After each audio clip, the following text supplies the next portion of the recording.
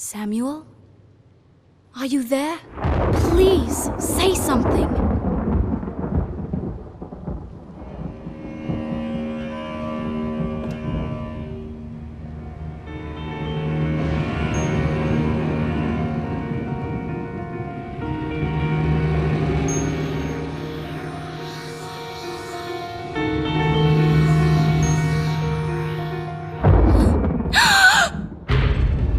There you are.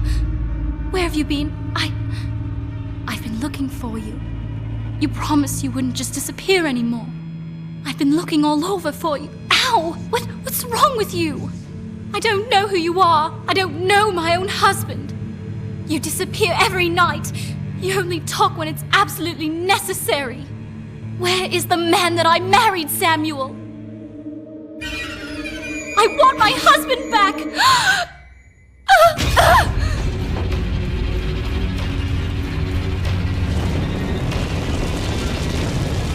What have I done? What the hell have I done? Oh no! I didn't want this! No! No! Oh! No!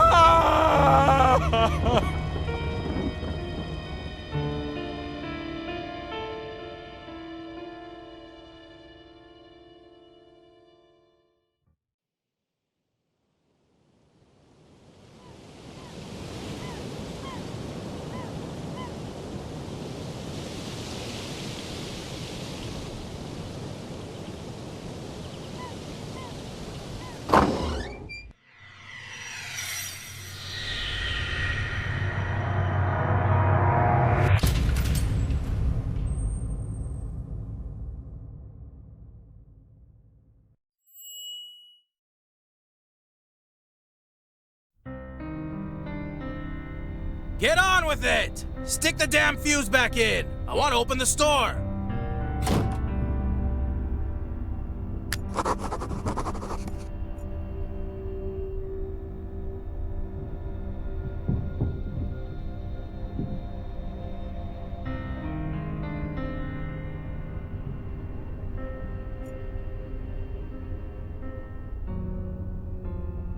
That rickety pallet is blocking my view of the lower shelves.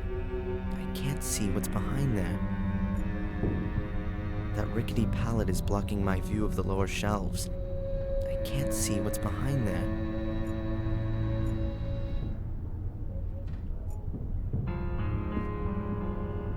Oh my god. Who would want to be photographed in front of that backdrop? Well, maybe it was the trend. Once. Oh my god. Who would want to be photographed in front of that backdrop? An old clothes dummy. Oh, judging by the smell, it's been damp at some point, and now it's just moldering away.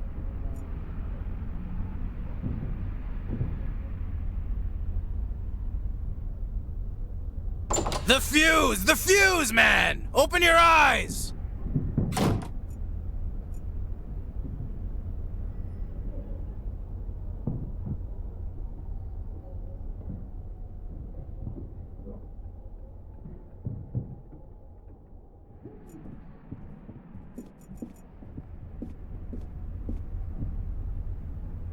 An old dust-encrusted fuse box. There are a lot of wires coming out of the top of it, which then run along the floor joists. Doesn't look exactly safe.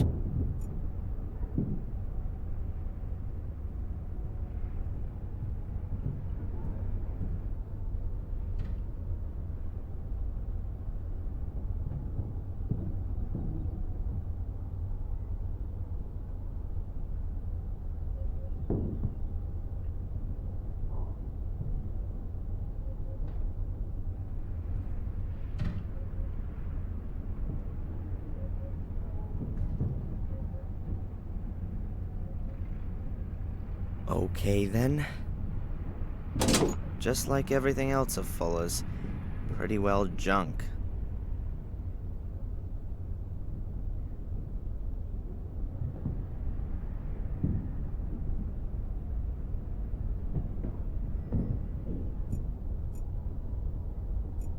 blown fuse must be under here. Huh, Fuller's already had a go at it, but again, he couldn't sort it out. That's the main switch. It won't do anything until I put a new fuse in there. The 3 other fuses look fine, but this one's had it. I should throw that away, otherwise I'll get mixed up.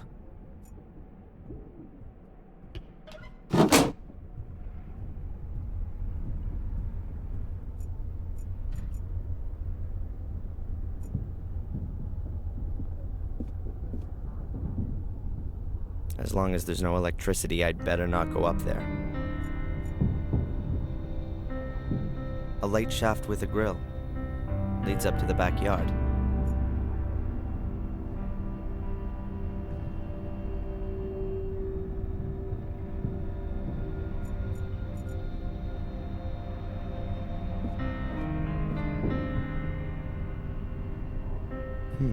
Let's see. A few plastic containers, bottles and boxes, light bulbs, cables, grease. And a small carton of fuses.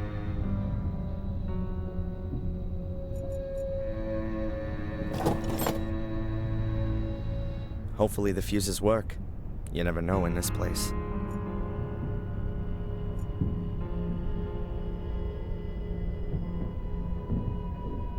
You think you'll be done today? How long does it take to install a new fuse?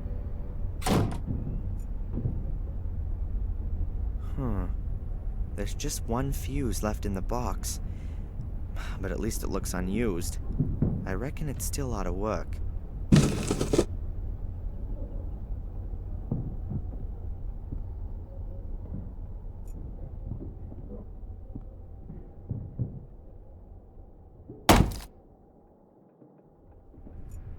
Photo developer.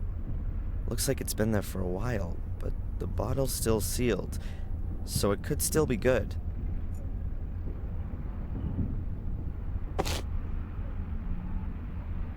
Fuller will hardly miss it, and even if, I can live with it.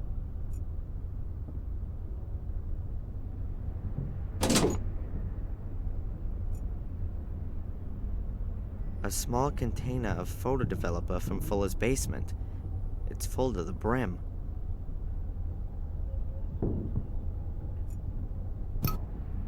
Well, that's that. Now all we need is some power. Okay, so let's have a look. Let there be light. Don't need this anymore.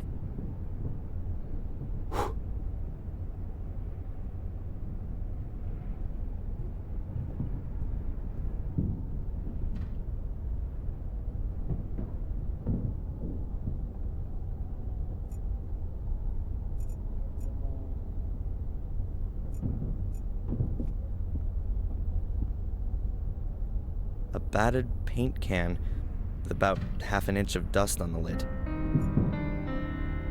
Dr. Rainbow's Finest Pearly White 85. I don't think I can recall having seen one pearly white thing in this whole building.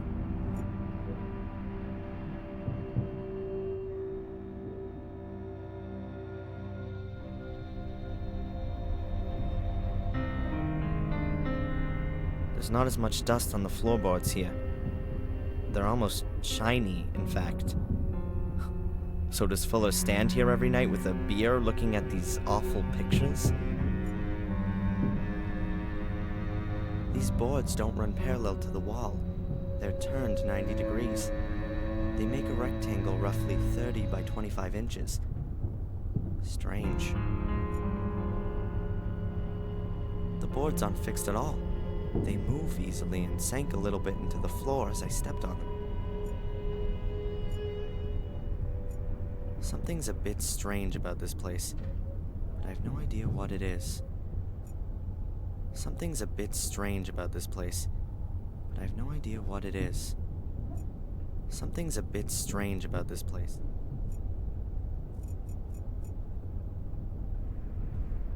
If I want to look at awful pictures, then I can do it upstairs in the store.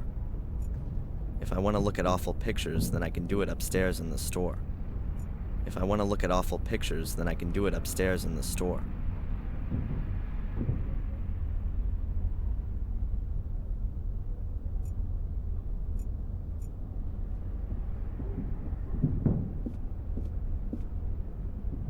I wouldn't accept it as a present, even if it didn't stink.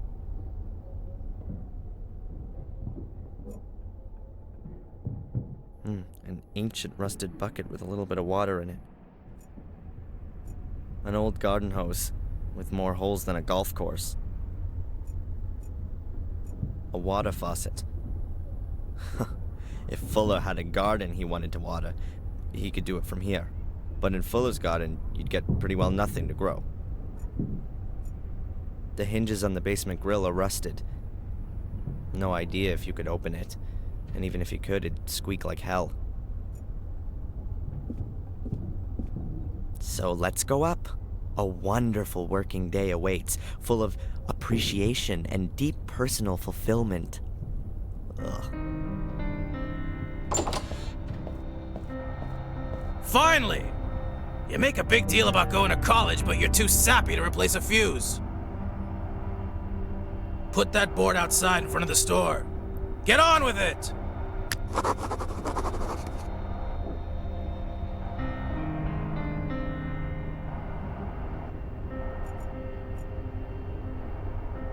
The picture frames could do with being a little more professionally presented.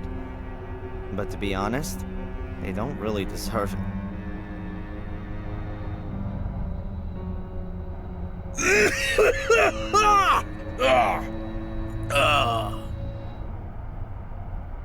Huh. Fuller. What can you say? A good reason to have doubts about humanity? I've only been working here a few days, and I've already given up hope that he might, just once, behave like a normal human being. This is probably the most stressful holiday job that I've ever had. Holiday job in a photo studio? Yeah, sure. Great stuff. Learn new things, earn some money. And the reality looks a little different. Fatter and more bald. Know what I'm saying?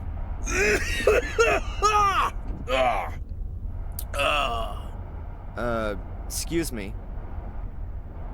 What do you want? The store's not doing too well, is it? What's that got to do with you? Nothing. Nothing at all. It's no doubt because of the vast competition here in Biddeford that nothing's going on here. I mean, what else could it be? This is the only photo studio here. That's what I thought. I've swapped out the fuse. Yeah? And now? Do you want a medal? I told you to take the damn sign outside.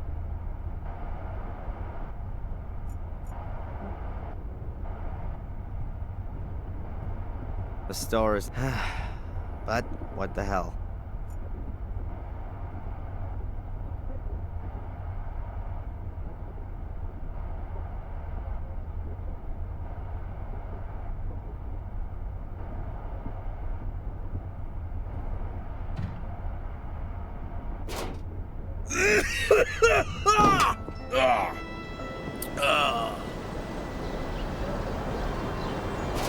Someone's willing to do it.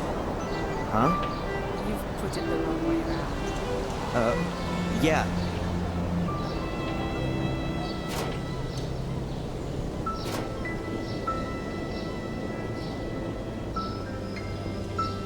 I'd like to get some portraits done. Some pretty black and white pictures. Have I come to the right place? Oh, yeah. You're at just the right place. Black and white photography is my specialty. Wonderful. So let's get started. My name's Angelina. Oh, I'm Darren. Let's go inside. Welcome to Fuller's Photography Store. What can I do for you? I wanted to get some portraits done. Ooh, very good. We can start right away, dear lady. But I thought Darren would... What? But he's just an errand boy. A pretty child like you deserves a real photographer. Here, go and pick up the post and take this letter to Mrs. Biba in the diner in the main square. I've got things to do.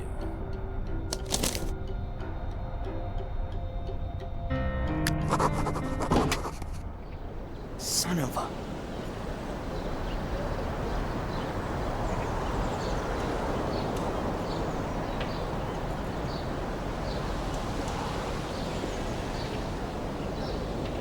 Most of the pictures here in the window weren't taken by Fuller. In some moment of blinding inspiration, he must have decided to get some proper photographers to promote his business.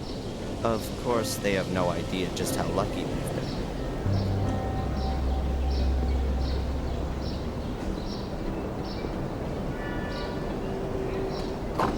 Well, come on. Come on in. Take a look around. Buy something. Thanks.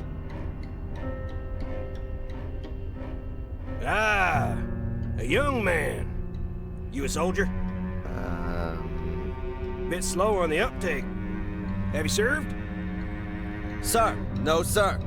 Ah, so you want to put me on, do you? Find something for yourself and then beat it.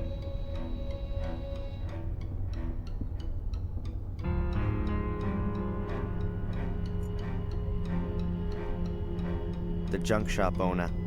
He appears to be blind. Maybe he's just putting it on. That would fit with the cliche.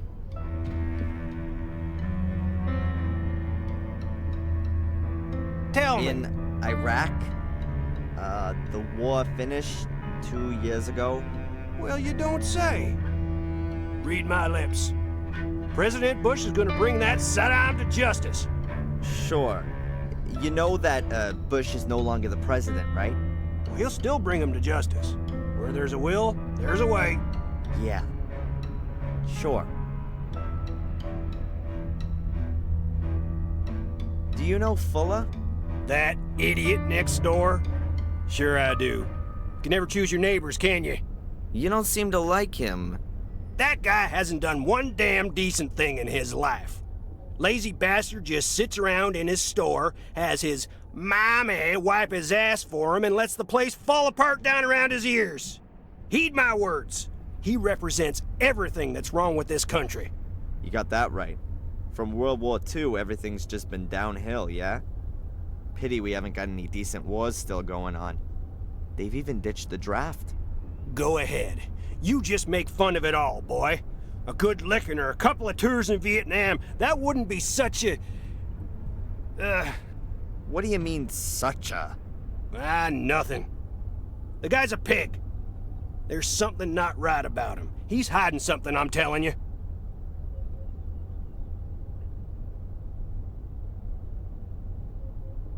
And who are you? Is this your shop? No! I just busted in here and you've surprised me, just as I was about to clear the place out. Oh, how amusing. How long you been waiting to roll that one out? Your generation lacks respect for its elders. I fought for you to live here. I spilt my blood for you. And I'll pay your pension. So we're quits, Mr... Edward D. Warren. Ed for short. Or Eddie to my friends. Hello, Eddie. I'm Darren. Nice shop you got here. In my time, it wasn't customary to speak to older folks using their first name. But we're living in my time now. Aren't we, Ed? I think you should find whatever it is you're after, and then scram. Just like I thought. Play the good citizen, but still chase after every dollar. Like the devil chases souls.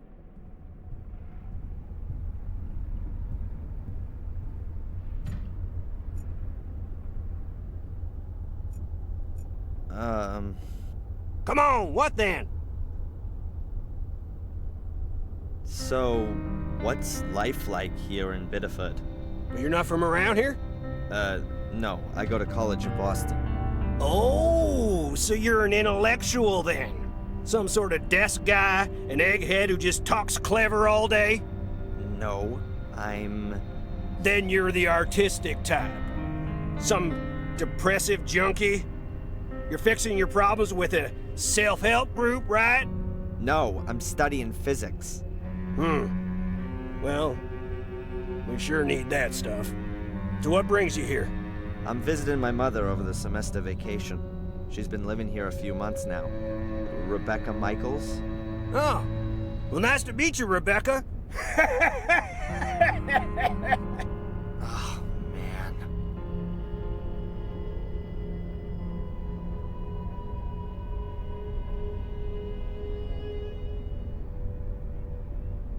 You know my mother by any chance? Nope. I don't get out much. What's she doing here? Fresh sea air and all that? You could say that, yeah. A quiet place to retire.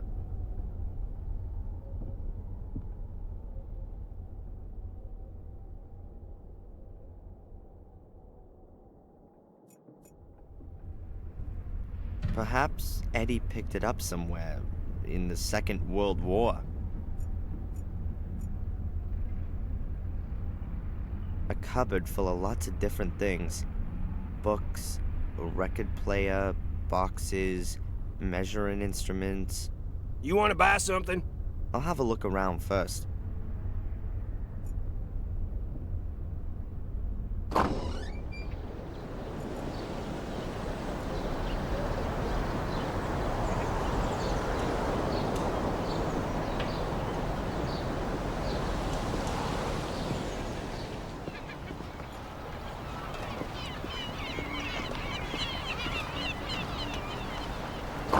And then I said to him, Jason, I need a new car, urgently.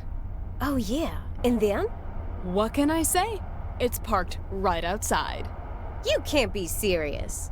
Sure, I'm being serious. A convertible. Totally cute. Girl, you're just gonna have to show me later. Oh, yes, there's no way I'm not going to do that.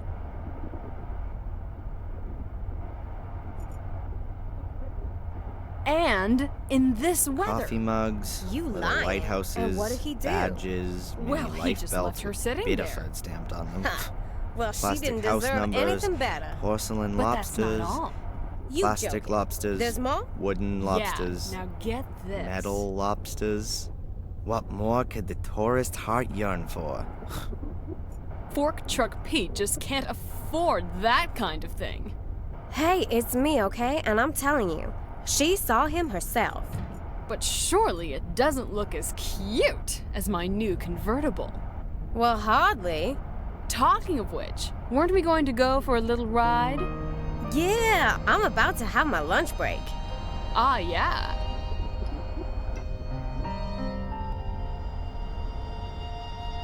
And what did your Jason say to that? He doesn't know a thing about it yet. You go, girl. Now don't you go telling anyone, okay? Girl, of course I won't. What are you thinking of? You're a There's a few darling, papers Rosie. here. What was that Some story sort of again with your new forms and car? a pad of blank collection notes. Where is it then? It's parked right outside the shop. Excuse me? Have you got something wrong with your ears? No, I just wanted a package. Something wrong with your eyes then? Huh? Listen, I'm talking here. Can't you see that? Yeah, I can see as clear as day, unfortunately. But I have to collect a package for Fuller at the photo store. There'll be no line jumping in this store. You're online, okay? Now wait until I'm ready. Ugh, the young kids today. Always. I'm always having a fight with them. Bad parents, that's what it is. Those are banners and So tell flags. me, Some what's very happening with your new stylish, car again? some A completely not. convertible. So I reckon the big cute. ones must be In for yachts. Beautiful red and all the best upholstery and everything. Oh, you earned it. Oh, you. We'll take.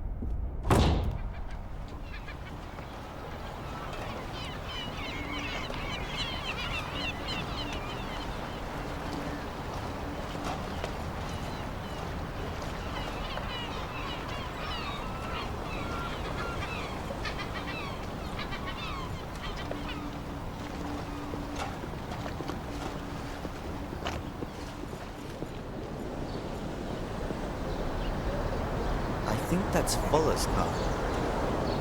I'm not one of those people who knows about such things. and goes into fits of ecstasy when they see a classic. Who knows?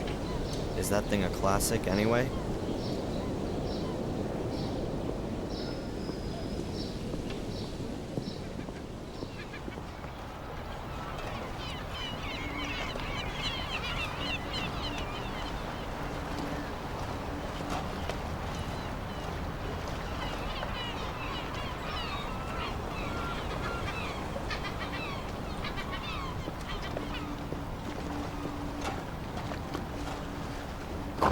Where is it then?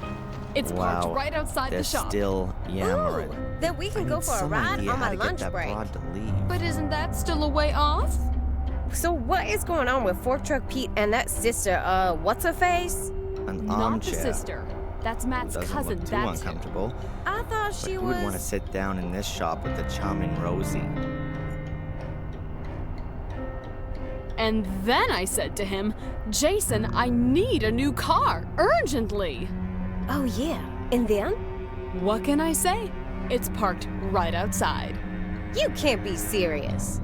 Sure, I'm being serious. A convertible. Totally cute. Girl, you're just gonna have to show me later. Oh, yes, there's no way I'm not going to do that.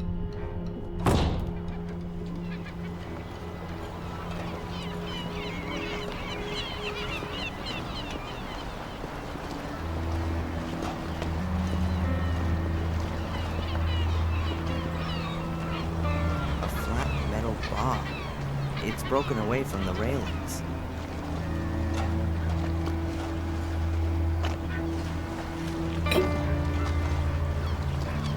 It's pretty heavy. A young woman. She looks sad. Everything okay? No, it's not actually. Carrie died here 2 years ago.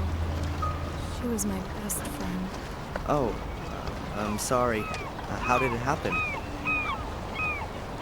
You're not from around here. No, I'm from Boston. I'm spending the semester break at my mother's. Yes. Well, Carrie committed suicide. No one knows why. Everyone loved her. She was intelligent and always happy. I think there's still a picture of her in old Fuller's display window. A young woman with dark hair and green eyes. Yes, I know that picture. A really pretty woman. She had so many plans. After studying, she wanted to open a kindergarten here in Bedford with her husband Jason. I just don't understand it. From one day to the next, she changed completely. Became really reclusive. She was depressed, melancholic all the time. No one could reach her anymore. Not even Jason. Even though they loved each other more than anything. Then one day, she just threw herself into the sea. And no one knows why? No one. Jason has never gotten over it. He couldn't help her. A few months later, he married that brainless bimbo with a convertible. He probably just felt so lonely. It's definitely got nothing to do with love. He must have been really lonely. Excuse me. I'd rather be alone right now. Of course. I'm sorry.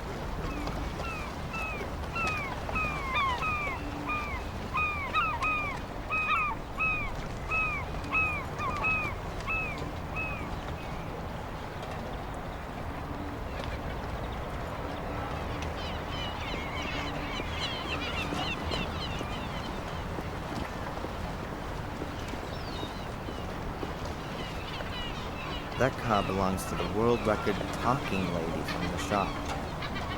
That could be useful.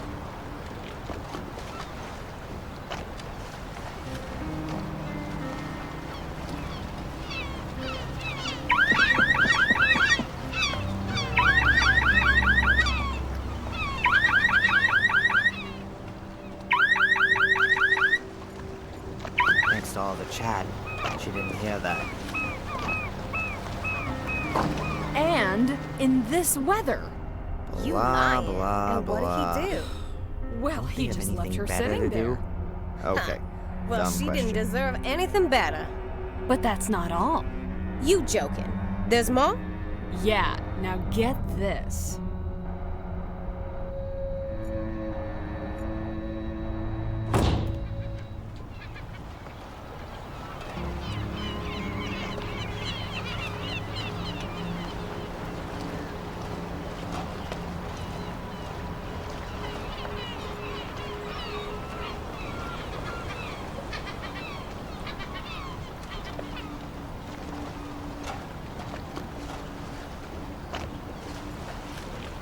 It's quite ugly enough, thanks.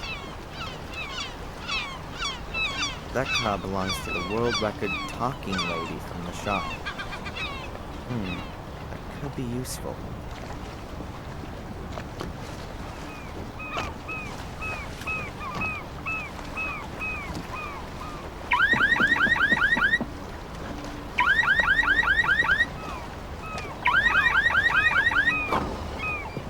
Oh, my convertible!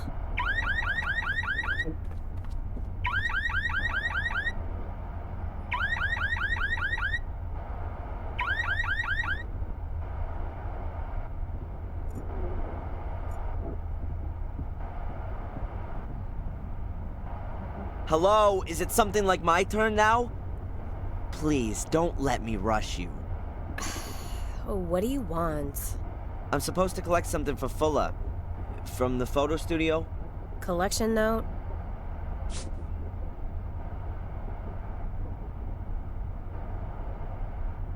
This is the one, right here. Have you still got another note? There's another package for Fuller here.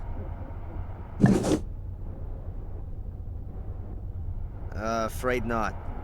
Can I take it anyway? I might turn a blind eye for nice customers. So you're not gonna give it to me then? Hell no! I would imagine that the enchanting Rosie might possibly have some objection to my palming a blank collection note.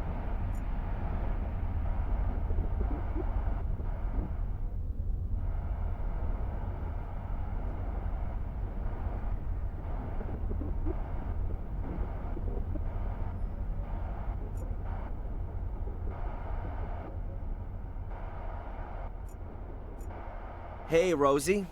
Hard at work, I see. What do you want? There's a really pretty young lady I've seen walking around here. Do you know her? You had a real good look at her, didn't you? Do you know her? Well, I wouldn't say no. She came in here and asked about a photo studio, so I sent her up to Fuller's. She interrupted a conversation I was having with a friend. Can you believe that? Ha! No way. I don't believe it. Hey, do you know Eddie from the junk shop? Yeah, sure. I know pretty well everybody here. So what's going on with him? He's single. Was never married before either, as far as I know. But hey, who could put up with him for long anyway? Those never-ending war stories. Can you imagine that? Is he really blind? I never heard different, but I wouldn't put money on it either. He's a chiseler. Maybe he's got disability just so he can make himself a few bucks. Is there maybe a package for me there, Darren Michaels?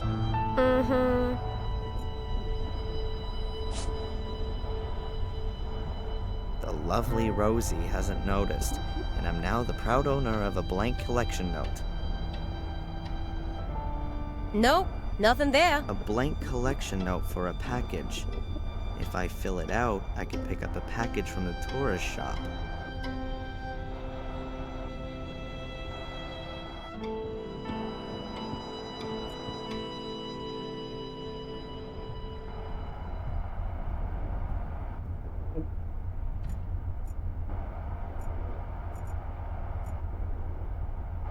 A stand displaying 1,000,000 travel guides. New England, Quebec, England and Wales, Holland, the national parks of the USA, Tuscany, Hong Kong, etc., etc.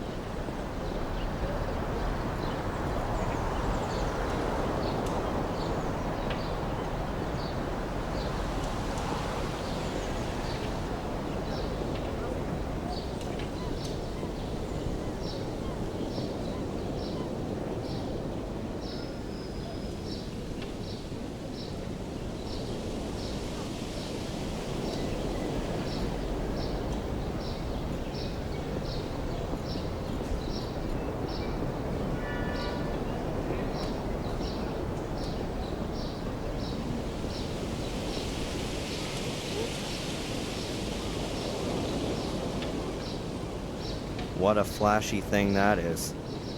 Probably some tourist's cool ride. Europeans in particular confuse New England with California and think they should be driving around in convertibles, Mustangs.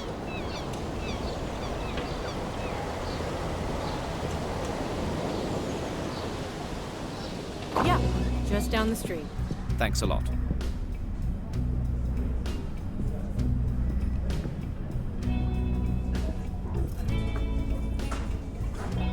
Some people.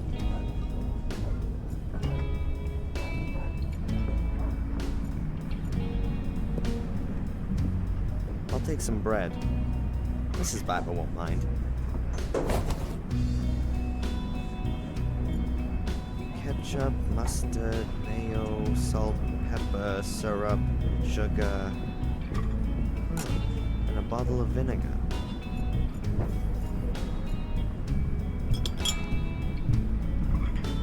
There's not much left. I don't think anyone will miss it. That's Mrs. Biber, I think. As far as I can understand it, she runs this place with a husband.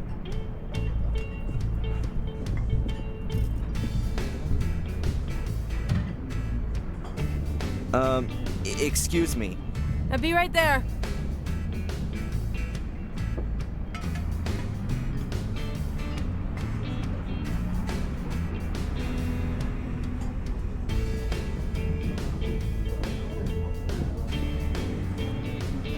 What can I get you, my boy? Actually, I'm here to give you something. It's from Fuller in the photo store. Psst. Hey, come over here.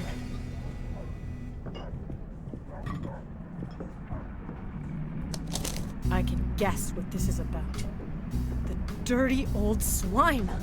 I should have known. Vermines. You better tell him yourself. Whatever it is, you... Claire! You gonna talk all day? The customers are waiting! Get out of here and tell your boss he can go to hell.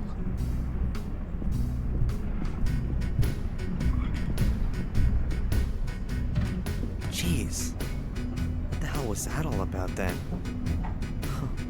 She shouldn't.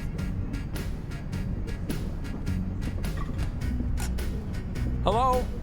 Young man! You're Darren Michaels, aren't you?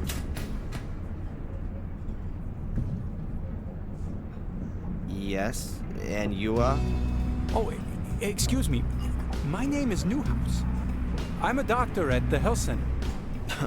At the health center? You mean at the hospital out there? Well, yes. We call it the Biddeford Health Center. We aren't just a hospital. We have yoga courses and cookery courses and... And what do you want from me? Yes. I know your mother, Darren. We had a date here this morning, to be more precise. Me and her. We wanted to hang up some pictures your mother painted in the health center. Yes. And? She's not there. She's normally always... She's always punctual, isn't she? This kind of thing never happens. Look, I don't have a lot of time right now. I'll give her a call, okay? As soon as I'm back in the store. Maybe she's forgotten about your little meeting, Doc. If you say so, but actually... I gotta go. I'll call Mom later and tell her that you're waiting for her in the health center. Goodbye. Goodbye.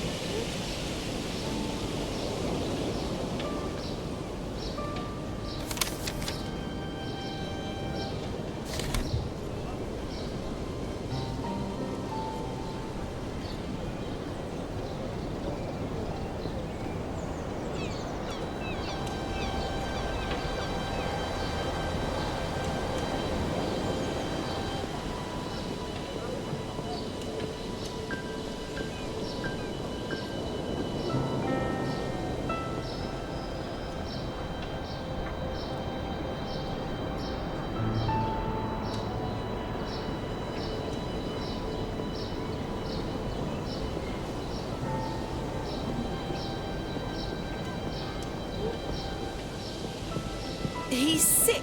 That disgusting pig. What's going on? Your lovely boss. Does he always try to grope his customers? No, only the women. That's not funny. No, of course not. What can I say? Fuller's an asshole. Well, he's never going to see me again. Would you bring the photos to the hotel? Of course. My pleasure. Thanks, Dad. That's really nice of you. I'm staying at the Wild Coast. No problem. You'll have them this afternoon. Thanks, my hero. See you later.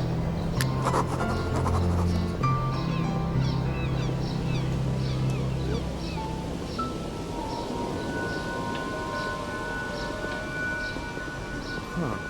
That's the guy from the diner. Is he following Angelina? Hey, you're gonna gawk her ass right off. Whatever the bitch said, it's all a dirty pack of lies. Sure.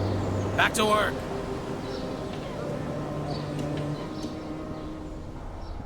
Hey, you got the package? Yep. Well then, give it to me. How'd the photo shoot go? Ah, shut up.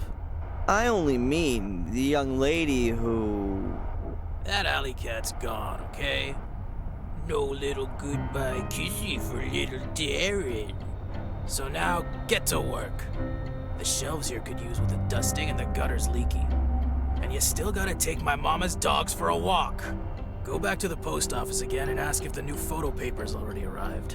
The mailman still hasn't brought a collection note. And the store could also do with a good sweeping. He's cranky. I guess Angelina did a number on his ego. Nice job. Okay then. But before I start with all that stuff, I'd better give Mom a quick call and remind her she was gonna take the pictures to the hospital. And somehow I've got to get a hold of the film so I can make some prints of Angelina's pictures without Fuller catching me doing it.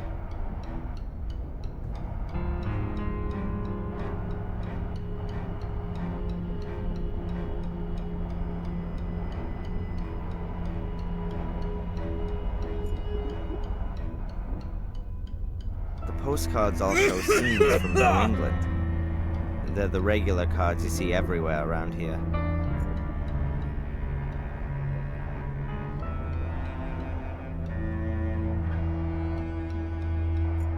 I really should call my mom first before I do those jobs for Fuller. It's really unusual for Mom to forget an appointment.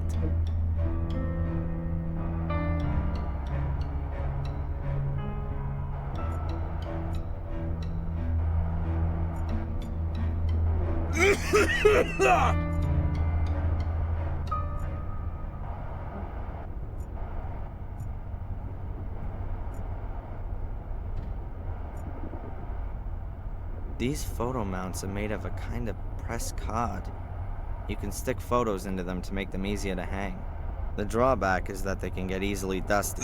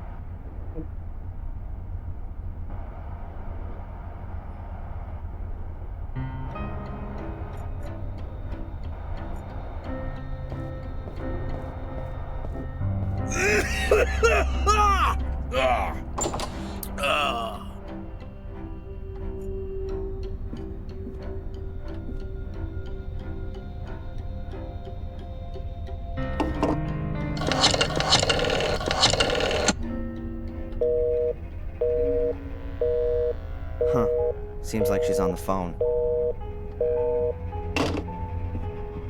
What the hell are you doing using my phone?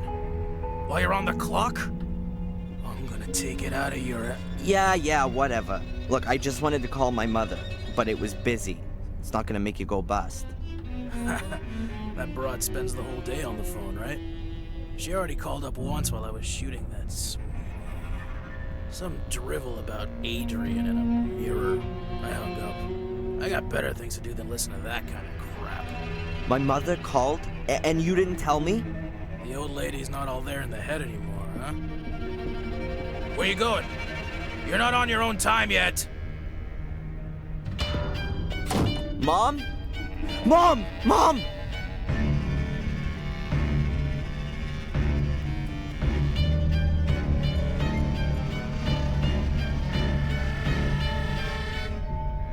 Her heart's beating. She's alive. Okay, think, Darren. I need an ambulance.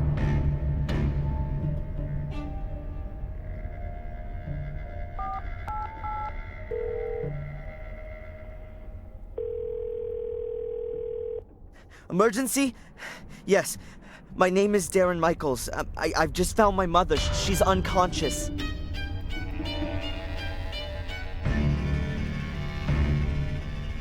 Take it to the hospital, but take it real easy. I'll be following in my car in a minute. How does it look? Difficult to say, Darren. She must have stumbled, and now she's got a serious head injury.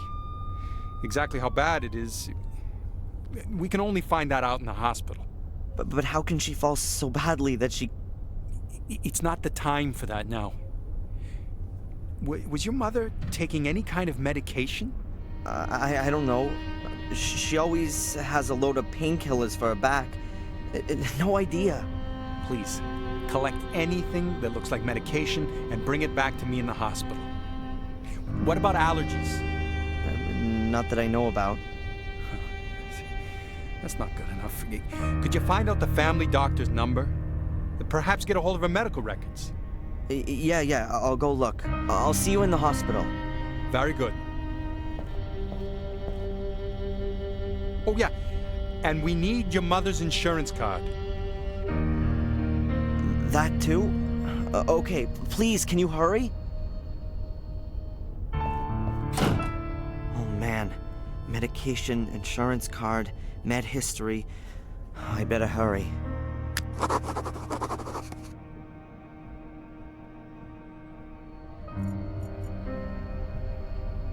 When I was a kid, we used to always argue about how long I was allowed to watch TV. I used to be able to sit in front of that thing for hours.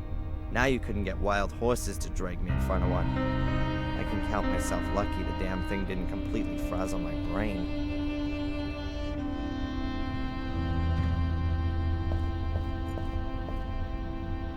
That's Mom's medicine dispenser. There's a box for every day of the week. She always used to joke about it. She said that because of her back, she consumed more pills a day than a whole old folks' home. But she never took as much as she was actually prescribed.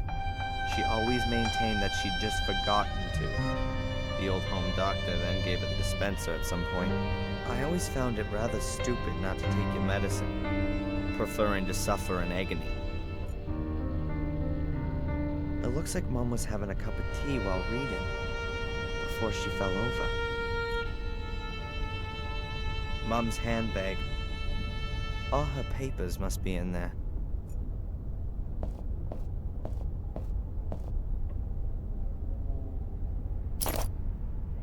All right, I found the insurance card.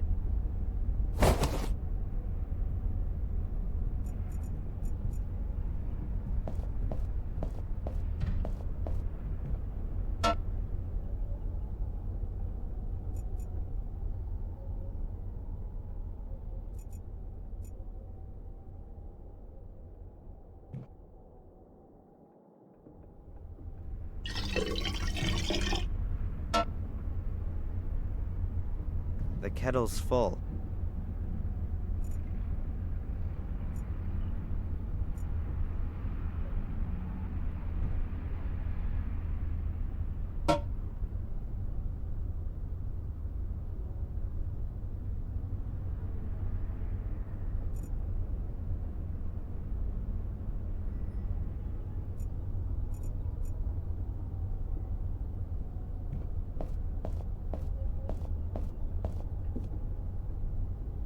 There are pictures of me and Mom in the cabinet.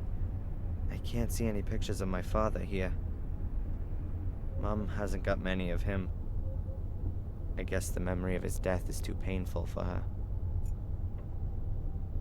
My mother keeps her pots and pans and that kind of stuff in these cupboards.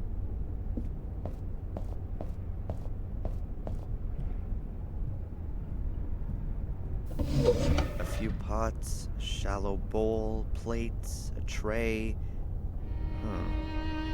I'll take the bowl.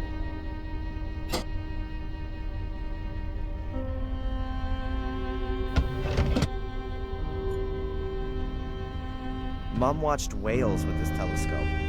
This is a whale region. The whales swim past here twice a year on their route between Mexico and Canada. A nice one. Quite classical. And it looks quite expensive for Mom's taste. You can swivel the telescope on the tripod, and hey, there's a compass attached to the top to show the direction you're looking. A nice one. Quite classical. And it looks quite expensive for Mom's taste. You can swivel the telescope on the tripod, and hey, there's a compass attached to the top to show the direction you're looking.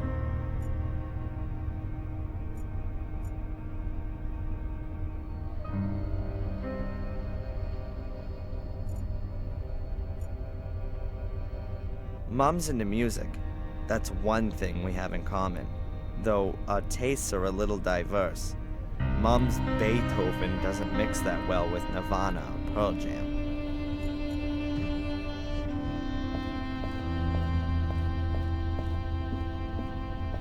Mom's bathroom. Like her old place, nothing special. We weren't poor, but my mother was always modest. And by the looks of it, so is this place.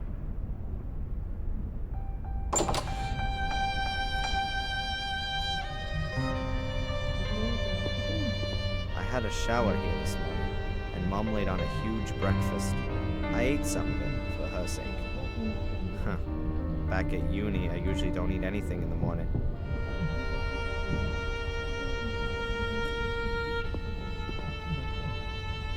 Aha, some medicines. Boxes, little bottles, tubes. I'll take it all with me. Even though that's quite a lot of drugs, I don't think it's everything. There must be more of her medication around here. Toothpaste, face cream, no other medication in here.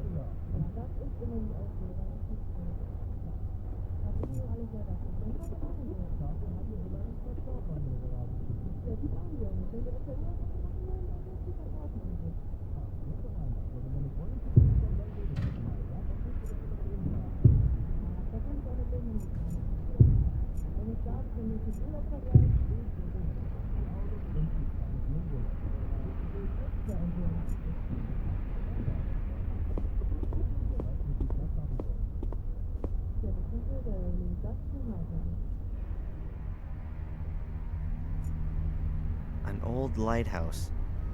Underneath's a sign with Willow Creek written on it.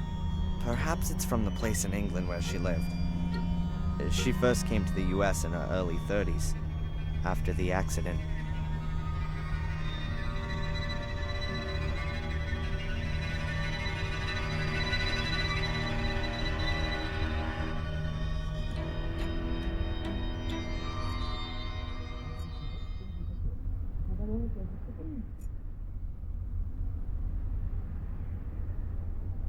My mother's old bureau.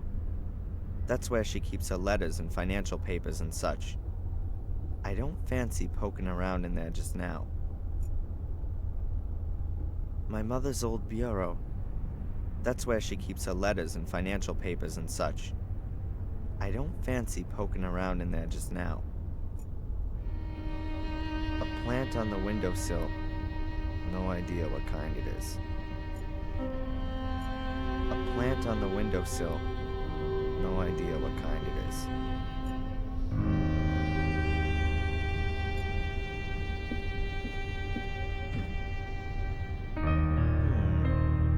Looks like there's something under the flower pot.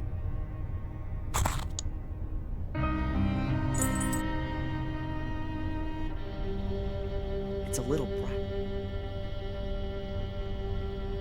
Mom likes thrillers and horror stories, mainly old stuff. Edgar Allan Poe and the like. Perhaps it has something to do with her time in England. She's often told me that she worked in a castle that could well have come straight out of one of these books. I think the furniture's still from her time in England. Quite old-fashioned, but stylish somehow.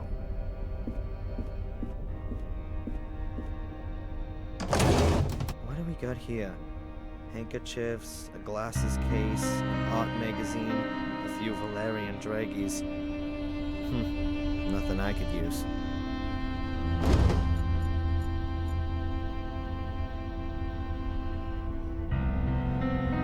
My mother's address book. I ought to find her doctor's number in there.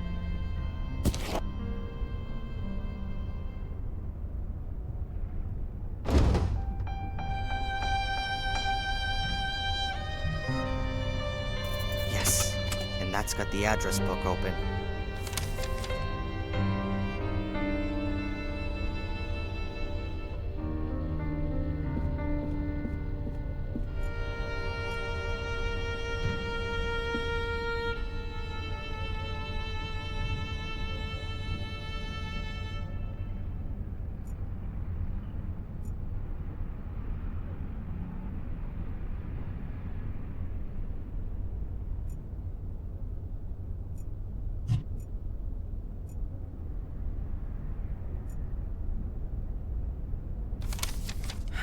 Now then, what was that doctor called?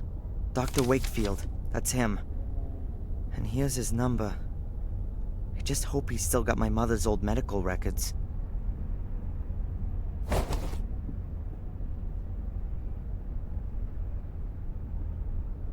Hopefully the number's still okay. Dr. Wakefield. 555... Dr. Wakefield's practice?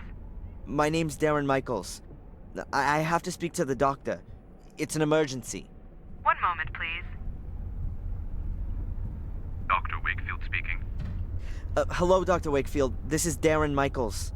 Darren, is there something wrong with your mother? Mandy said... Yes, she's been taken to the hospital. She's fallen over and taken a knock to the head. She's not responsive.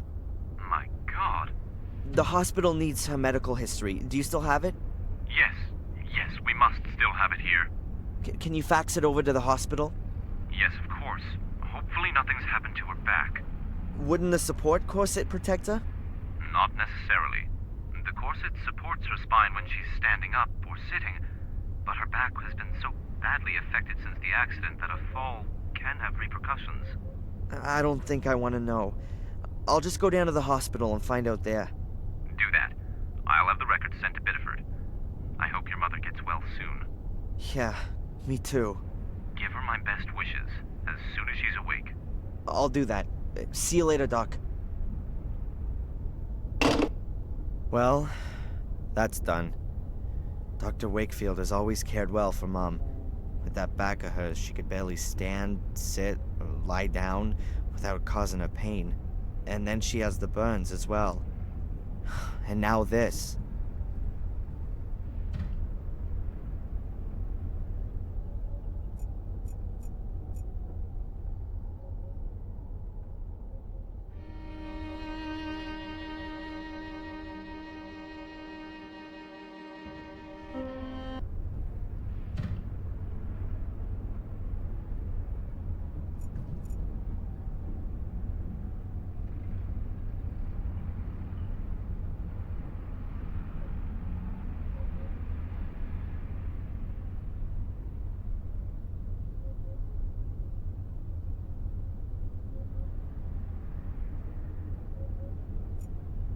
The people in the hospital must know what medication Mom was on.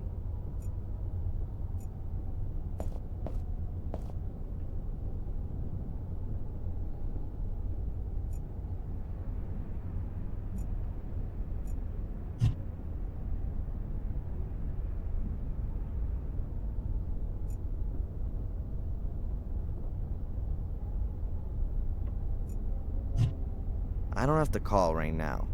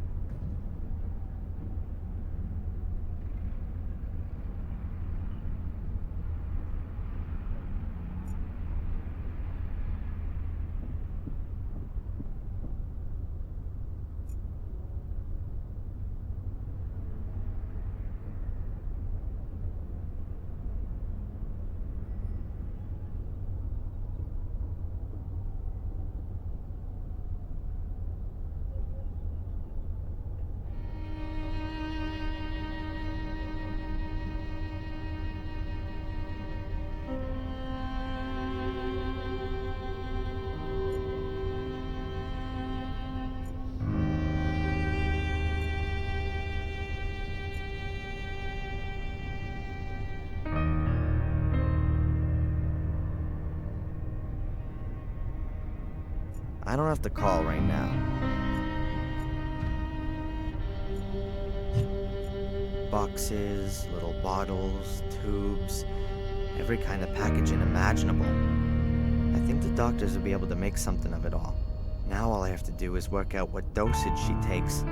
She must have some kind of a weekly medicine dispenser thing somewhere.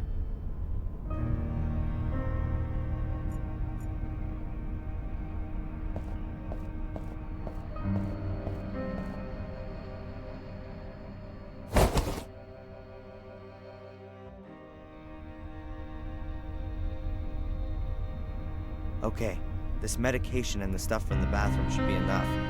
So, that's everything done.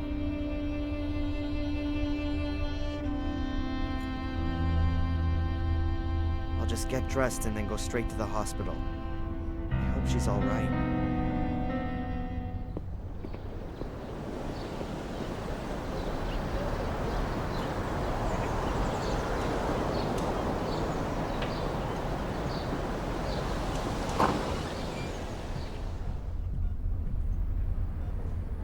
Hello, I'd like to see my mom, Rebecca Michaels. One moment. Your mother is still being examined. Have you got the medication with you? Yes, here. Oh, and I've also got the insurance stuff. When can I... Ah, thank you, thank you. I will tell Dr. Newhouse. Please take a seat for a moment. I will let you know when you can go in and see your mother.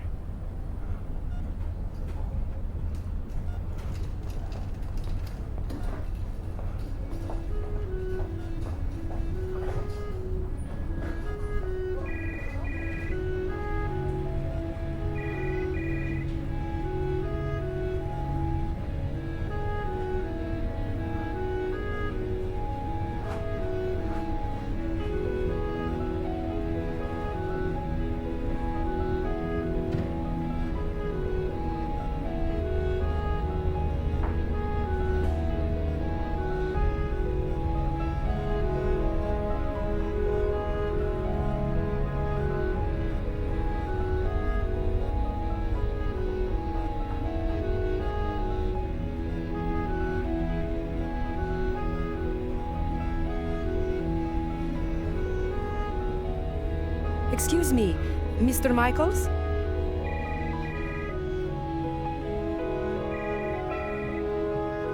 Yes? There is a problem with your mother's insurance card. It looks like she didn't make the last payment. I don't know anything about that, and I really don't give a damn. Obviously, it's a little unpleasant, but the insurance... Look, I don't give a damn about the insurance. What's happening with my mom? How long is this thing gonna take? I'm sure you'll be able to see her soon. But if we can't clear up this thing with the insurance, then we've got a problem here. You'll have to...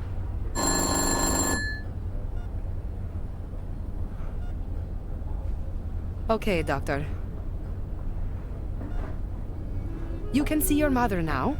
The room at the end on the right. Mr. Michaels? I can't help it if your mother hasn't paid, or if the bank hasn't made the transfer, or if the medical insurance won't cover the treatment. Here, take the card with you and sort it out. In the end, your mother will be back on her feet, but she won't have a roof over her head anymore.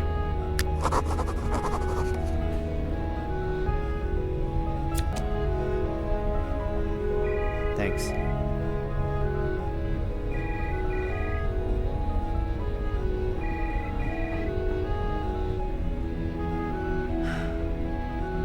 How is she? Not good, I'm afraid. The wounds to her head are quite severe. She must have fallen against the table with all the weight behind her. Is she going to... One should never give up hope. But your mother's in a coma, Darren. I'm sorry, but it's rather uncommon for someone to wake from a deep coma. Perhaps if she'd been discovered earlier, and there wouldn't have been so much bleeding in her skull. You're saying that if I'd gone to her straight after our talk, then she wouldn't be here now, lying in a coma? But my boy, you couldn't possibly have known. Yeah, how could I have known? Fuller. Sorry? Fuller! She phoned the photo store. She wanted to speak to me, and Fuller just hung up on her. Wait, no, that's completely... She was conscious and wanted help, but Fuller... Darren, get a grip. It was an accident. No one's to blame, and you should just... Just what? Simply sit here at the bedside and hope that she gets better? I can't barely believe that. Darren! You must... Thanks for your help.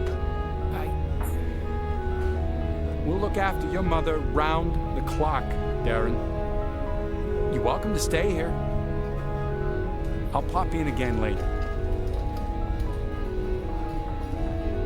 I'm not gonna stay here. I still have things to sort out. That fat bastard's gonna pay for this.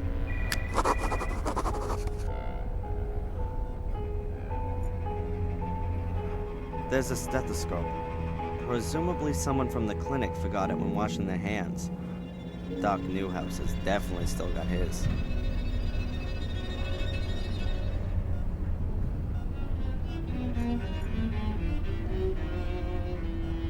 I'll take it with me. They ought to be able to rustle up another one here.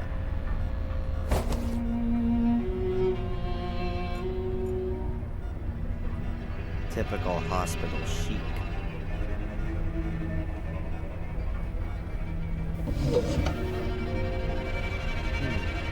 There's a little medicine bottle lying here. Perhaps it belonged to the patient who was here before my mother. Laxativa. A powerful laxative. Huh. Sounds useful.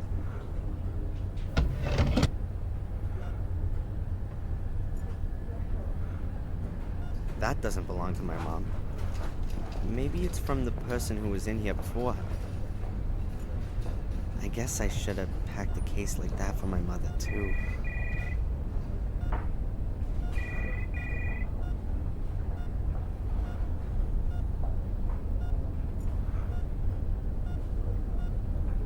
It seems to... She looks so weak. My mom always had a fighting spirit, and all this just because she tripped.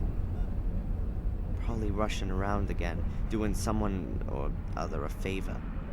And then that stupid cupboard. Oh, and Fuller. If he even... I'm gonna squeeze him dry for this.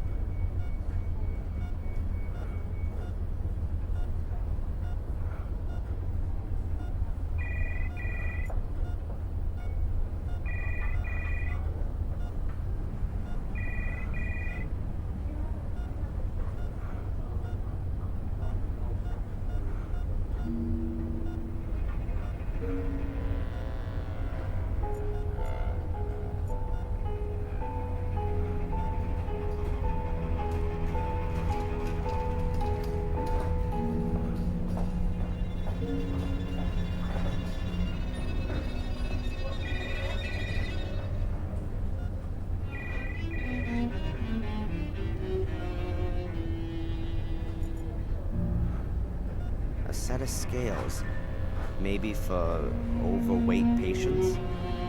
They certainly look a bit more solid than the ones you have in your bathroom at home.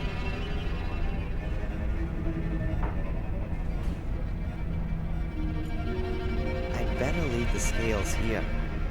What would I do with scales?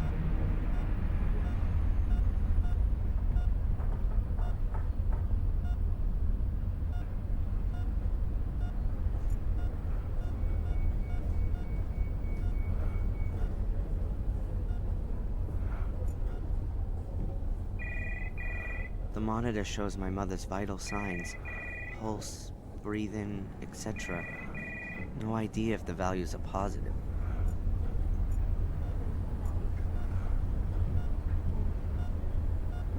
The mirror! Don't go through the mirror. Mom?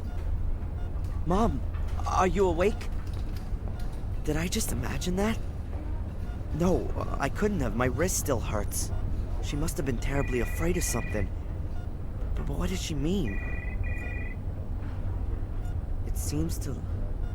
She looks so weak.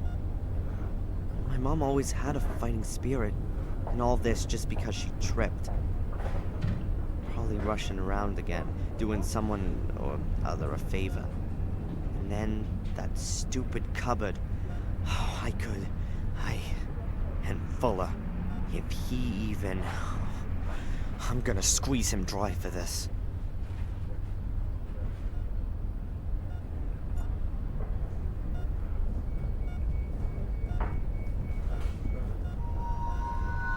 No, I can't tell you that.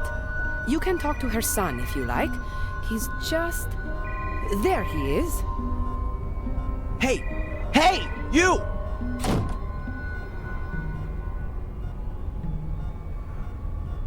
What the hell?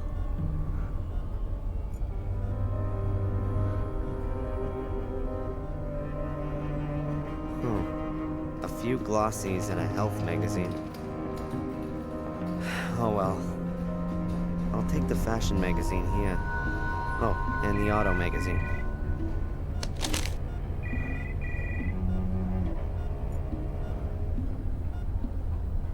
I don't want to just sit here and wait for some news. I can drop by at any time and ask how she's doing.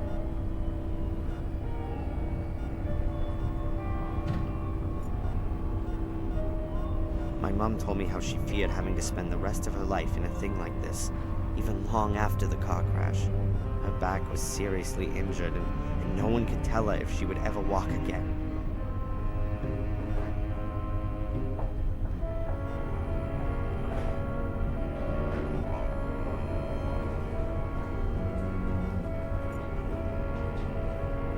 A soda machine chucks out various kinds of sugared water.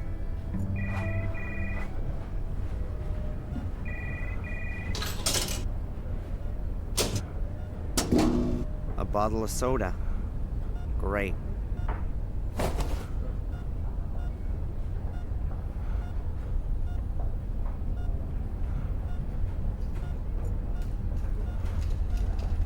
A nurse. And perhaps an administrator as well. They could well be one and the same nowadays. The way things look, it seems that healing the patients is a kind of secondary activity. Hi. Hello, Mr. Michaels. What can I do for you? What do you think? You reckon my mom's gonna be okay? Oh, you never can know. But for sure, there are people who come out of comas after much worse accidents than your mother's. And folks who die from much less serious accidents. You mustn't give up hope. Pray for your mother. Statistically speaking, that has no effect whatsoever. I'll save my time.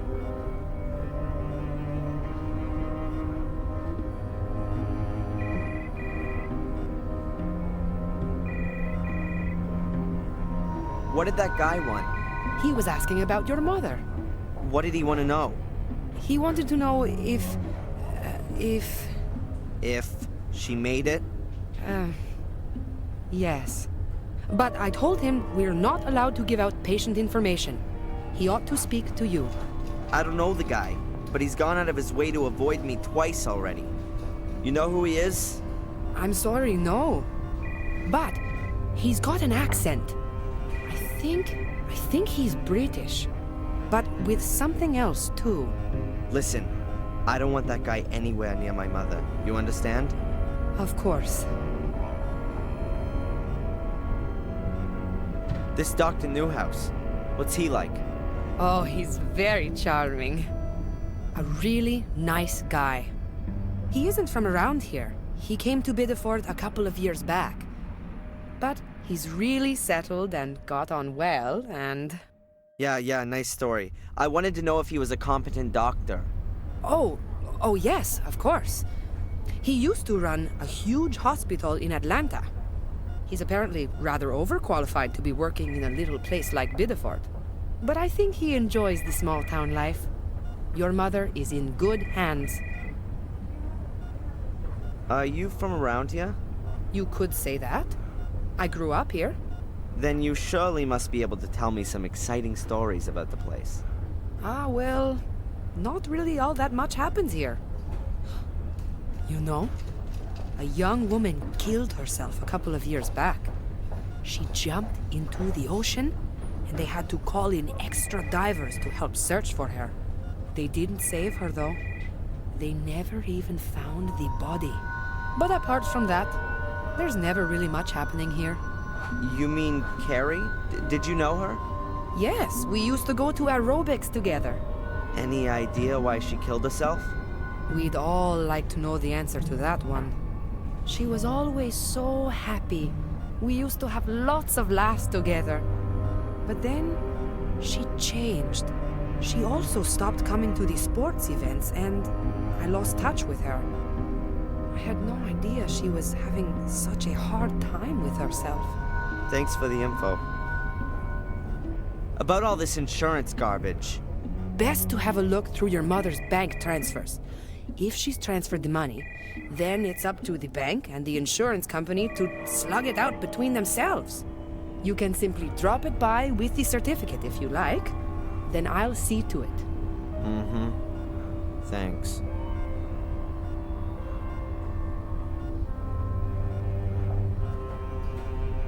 About all this insurance garbage.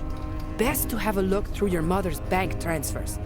If she's transferred the money, then it's up to the bank and the insurance company to slug it out between themselves.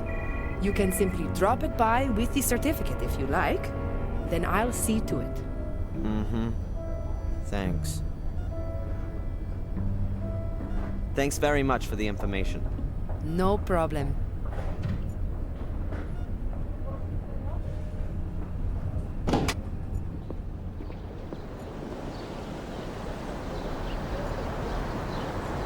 Jebediah Bitifa or something like that, I guess.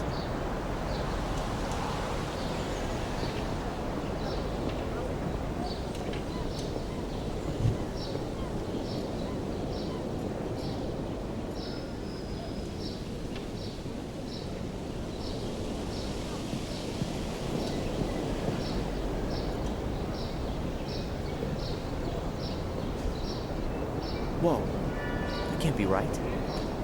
It's the guy from the hospital with Fuller. Who is that guy? And what's he got to do with Fuller? Now to listen in. I can still give Fuller a talking to afterwards.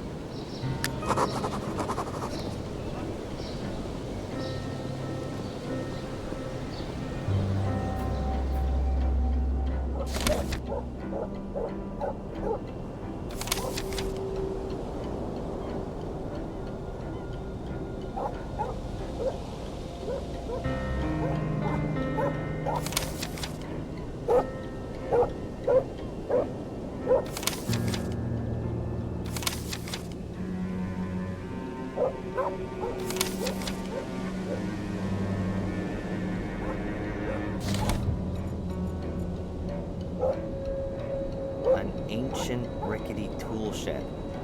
This is where Fuller keeps the junk that he doesn't just throw somewhere in the yard. So, not much.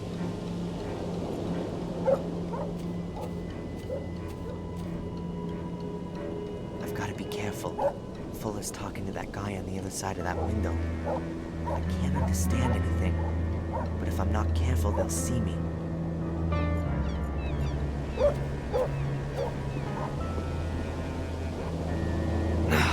Damn! Door is locked. There's a little hook that's keeping the door locked. I've got to reach it somehow.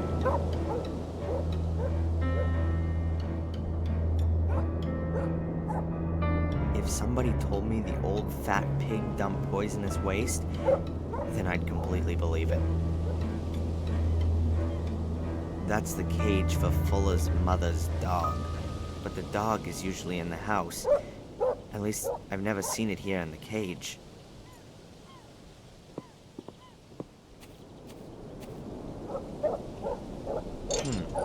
The water bowl is completely dry. Perhaps I can still use it.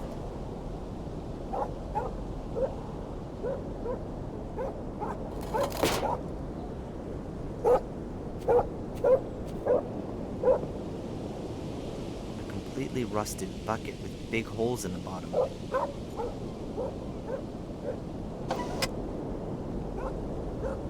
The handle's busted off.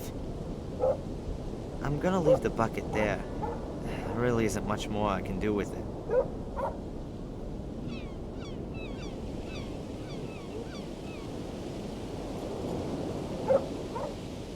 A length of tow rope, a bit more than 2 yards long, and in great condition.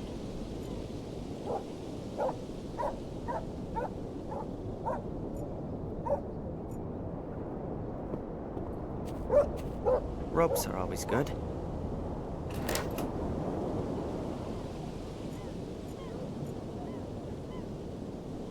Fuller hung out the laundry yesterday for him and his mother. I just found it somewhat surprising that a fat ass like him does the laundry for his mother. Alarming, even. The man is way past 40 and gets bossed around by his mother.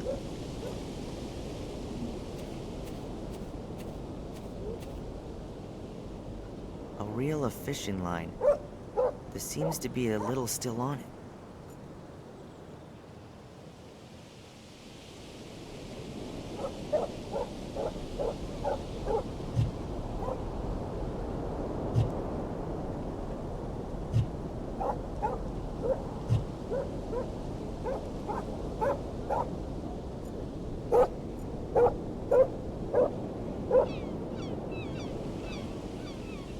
Only the line, I'm afraid. A reel with a few meters of fishing line on it, but no hook.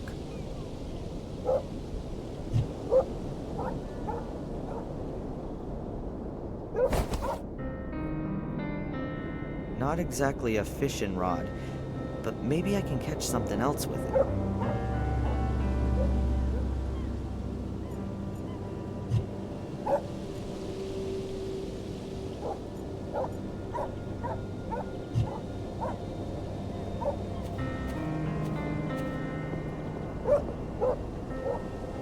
The door is locked from inside with that little hook. I've got to somehow pull it up.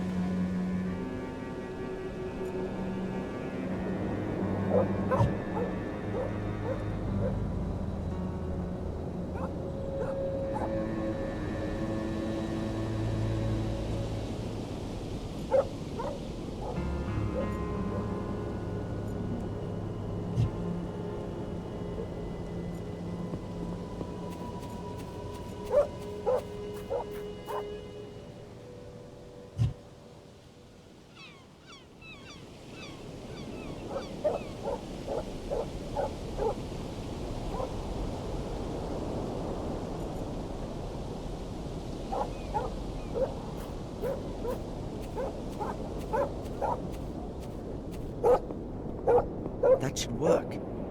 I've just got to be really quiet. If the handle hits against the door, they're both sure to hear it.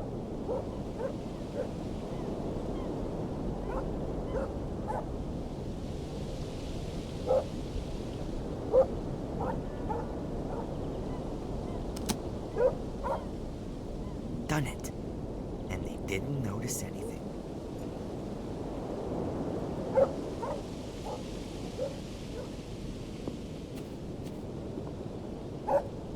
I'll never get those bars out of the wall. I can forget that. The door is open again. I can go in. I just hope it doesn't squeak. Yeah, Angelina. That might have been it. I wrote down the surname as well. For another $10, I might even remember where I put the note. Not necessary. I know her surname. And your assistant, what about him? What assistant? Oh, you mean Darren? That's my errand boy. He works here in the semester holidays. A good errand boy is worth a lot. What do you know about him? Why are you interested in him? You want to poach him from me? No problemo. For $100, I'll even write his notice straight away. What the hell? We'll say 50. Not interested. Do you know him well? What's with all the questions? His mother came in and asked if he could work here for a few weeks. He's a pussy! One of the eternally afflicted. Oh, I feel so bad, and the world is so unfair, and it all makes no sense. Boo-hoo. So you don't know him? And I've got no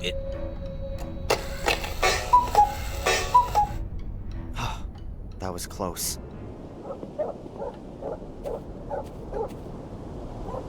They're both heading for the exit, and I'm none the wiser. Who is this guy following then? Me? Or Angelina? And why? I'm gonna ask Angelina about the man. She's British, and that guy's got a British accent. You never know, perhaps she knows him. But first, I've got unfinished business with Fuller.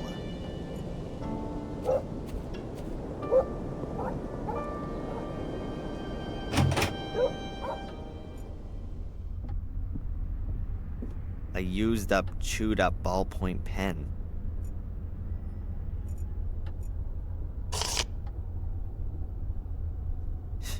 He definitely doesn't need it anymore. And if he does, well, even better. What have we got here? The US, Hawaii, something illegible, and Europe. Fuller smeared half of it with his filthy paws. A greasy map of the world. My World Tour is written next to it. A few places are marked. The USA around Utah, Arizona. Then over to Hawaii. Afterwards comes North Africa, possibly Egypt. Then China, and then Europe. Looks like somewhere in Germany. What have we got here? The US? A greasy map of the world. The USA around...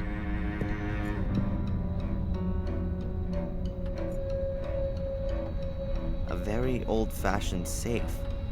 There's a logo on it. M.T. Schultz, Pittsburgh. Looks at least 100 years old. I find it hard to believe that Fuller hides anything of worth in there. He's more the paranoid type that wants to protect his telephone bill from prying eyes.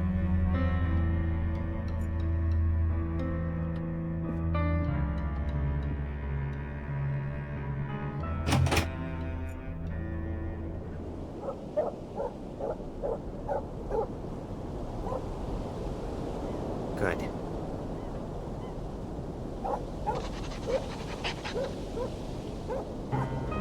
I filled it out. One package for Fuller at his address. I hope that does it.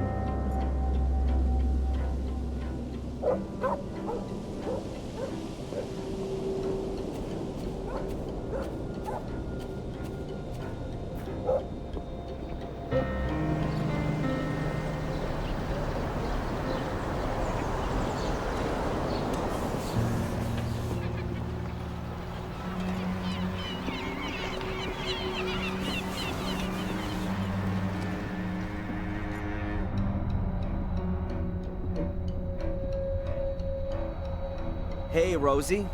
Hard at work, I see. What do you want? You know the Bibers? From the diner? Sure I do. What can you tell me about them? I don't gossip, but her marriage ain't exactly the best. Really? Yeah, she's apparently very nice, a little jaded and stressed out. Can't ever forget her work. But him, he's an asshole. Been boozing for 2 or 3 years and is a bit free with his fists. Why doesn't she leave him then? No idea. She's real dependent on him. The diner belongs to the both of them. And besides, where would she go? Nobody would take her. Does Fuller often get packages delivered here? Yeah, a few times a month. Why doesn't he have the packages delivered to his store? He does, but when he's not there, the mailman delivers them here and then Fuller picks them up for himself. Do you know what was inside the package that I picked up a little while back? How should I? Huh. I wanted to pick up Fuller's package with the photo paper. No, please. I can't accept that. Why not? It's not signed. Fuller has to sign the note? Stupid. The mailman, of course. Fuller should ask him tomorrow morning. He probably just forgot when he was posting the note through Fuller's door. It's not possible for me to wait till tomorrow. What can you tell me about Dr. Newhouse? The Newhouses? Well, they came here a few years back. He was a big cheese in Boston. Miss Newhouse has brought a good bit of style to this little town. I know her. My girlfriend Betty is her best friend. Really? She gossips as much too? We don't gossip, okay? You really want to know all this stuff? What brings someone like her, or maybe even you, here to Biddeford? Someone like me. You mean a fat woman in a state full of fitness freaks. You're one charming kind of guy, aren't you? No. I meant, why would someone as unfriendly as you work in a town tour shop of all places? Well, you ain't exactly a picture of politeness yourself. But I don't work in a tourist shop either. Okay, look. I grew up in New Jersey. My father didn't think the neighborhood was good for me or my brothers and sisters. So he got himself a job in a paper mill and dragged us all up here. Satisfied with that? And you just weren't able to get yourself a job in construction or driving a truck? Look, you shouldn't go trying to take on someone like me. You're punching way above your weight, son. Huh, I can't deny that. Hey, Rosie, did you know Carrie, Jason's first wife? Of course I knew her. I know everyone in Biddeford. At the end of the day, this is the only post office. And what was she like? What's that got to do with you? I just wanted to chat a little. Well, we never spoke too much. She was always so quiet. No comparison with Juliet. At least with her, you can have a decent conversation. Jason's so lucky he got her now. That really wasn't a life for a guy like Jason. With someone like that dragging him down? Now, at least he's got a life. Ah, so lucky. Just between you and me, one shouldn't speak ill of the dead. But that Carrie, she was always a little strange. Uh-huh. Thanks. Yeah.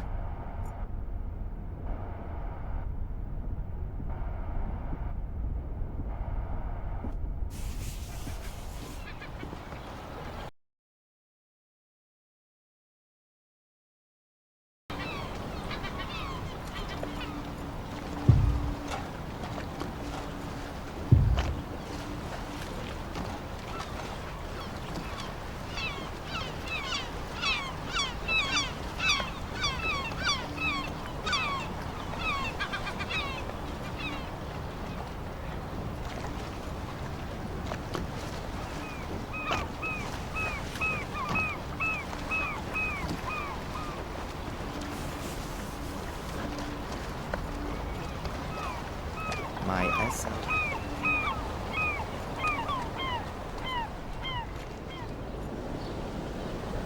I haven't seen such an old bubblegum machine for years. Belongs to the diner. They do that whole nostalgia thing in there too.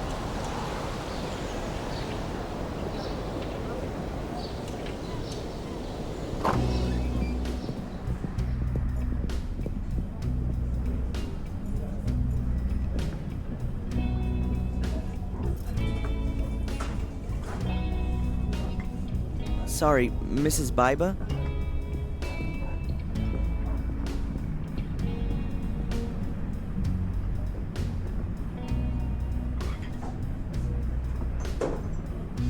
All right. What is it? I was just asking, what Fuller... Listen, I ain't got the time, nor do I want to talk about that scumball. Bug off. Mrs. Biba?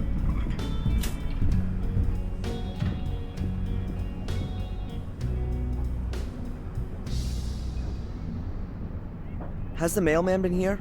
Yep. Puck was here taking his lunch break, but that's already some while back.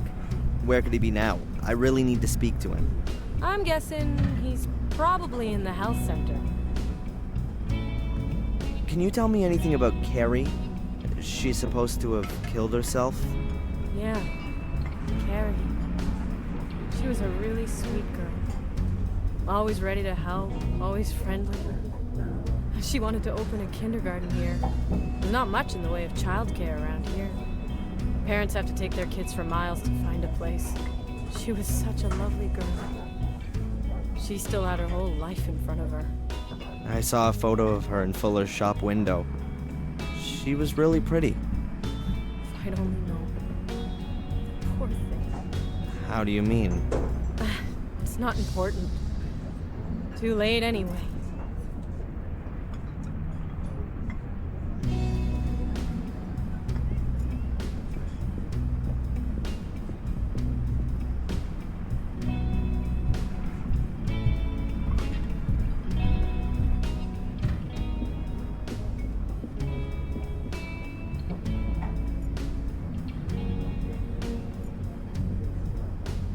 Guy in a uniform. Seems to be a security guard.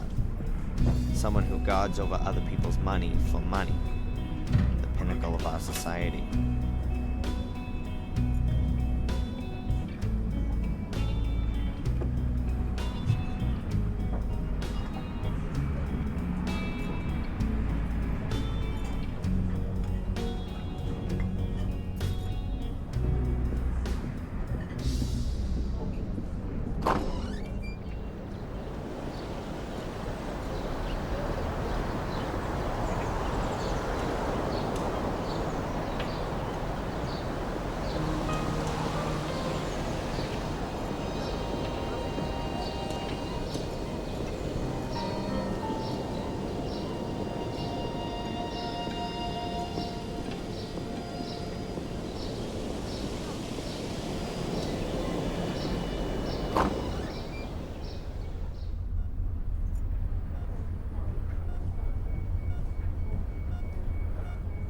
Hi. Hello, Mr. Michaels. What can I do for you? Have you seen the mailman by any chance? Yes, he was here earlier. He brought your mother some get well cards. Ah, okay. Thanks. See ya. Goodbye, Mr. Michaels.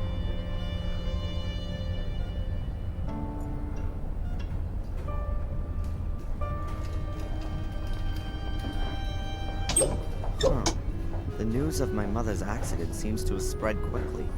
A couple of people have already sent flowers.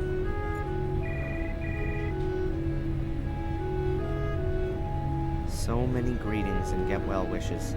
I think she's very active in the community, and she's probably got a lot of new friends here. Lots of different people have sent my mother cards. This one's signed P. Huck. Wait a minute. That's the mailman.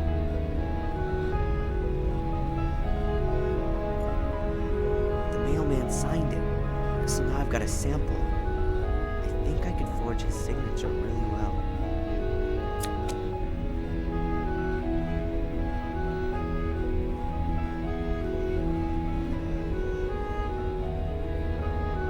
Okay, good. I've got the original. I guess the signature is kinda half decent.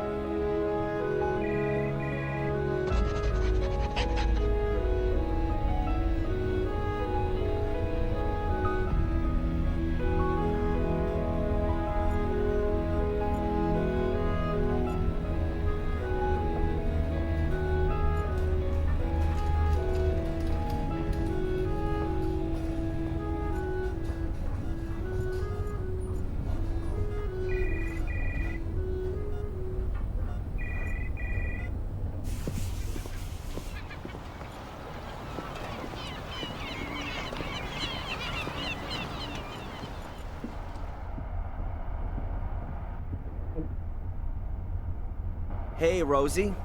Hard at work, I see. What do you want? I wanted to pick up Fuller's package with the photo paper. No, please. So how did you manage to scare up the old fart? Yeah, I bumped into him in the town. You were lucky. Here, Fuller's photo paper. Much obliged.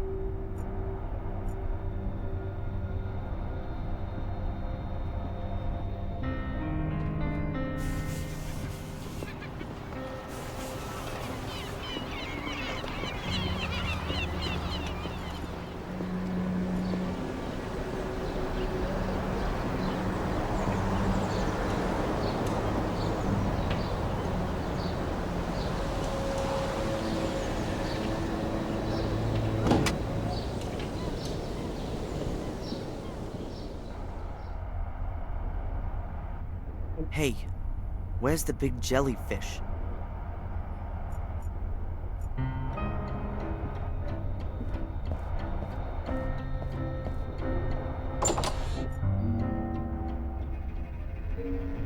What the heck? A secret door hidden behind the photo backdrops.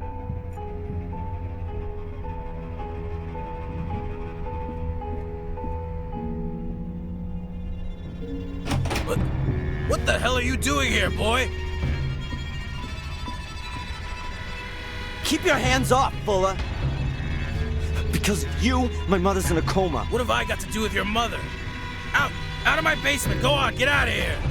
You should have told me that she called. It was obvious that something was wrong. I swear I'm gonna... You threatening me? You?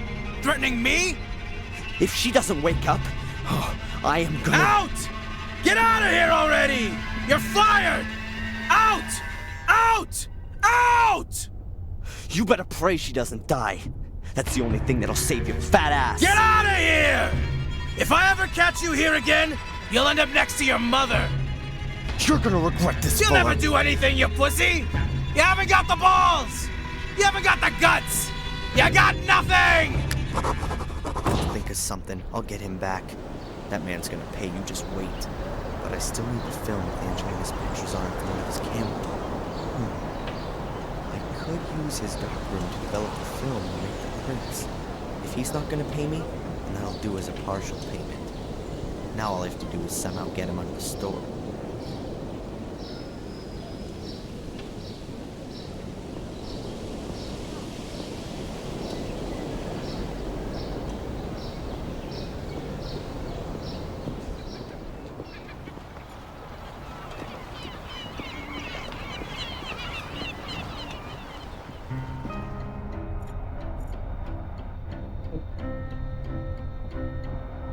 Hey, Rosie. Hard at work, I see. What do you want? Is that a girlfriend of yours? Yeah, one of my best ones. Does she sit about in this store the whole day? Excuse me? I wouldn't know what that would have to do with you. I just mean, has she got a job or not? She doesn't need one. Actually, her husband has plenty of dough. And even if he didn't, then she could easily earn good money working as a photo model. As a photo model, huh? That could maybe help me out some. Oh, really? Nothing. It's okay. Thanks. Yeah. Huh. The bimbo reads fashion magazines. Why is she doing that here? Excuse me, ma'am. Oh, it's you, the hoodlum from this morning. Yeah, well, I was in a rush. An important job to do. No reason to be impolite. Of course not. I've noticed you're really into those fashion magazines. Are you a model? Me? No. You're joking. You must have at least thought about becoming a photo model. Actually, I have been approached. Oh, well, that goes without saying. You see, I work for a magazine from down south. Ladies in Chrome. I've never heard of it. It's the high society magazine in the south. The magazine for the top 10,000. I'm working on a piece about life and style in the far north. Really? How exciting. Maybe you have some recent photos. I'd love to show our readers what fine taste people up here in the north have. This is your stylish convertible, right? It is! and I'd be happy to be at your disposal for your story. But I don't have any photos. That shouldn't be any problem.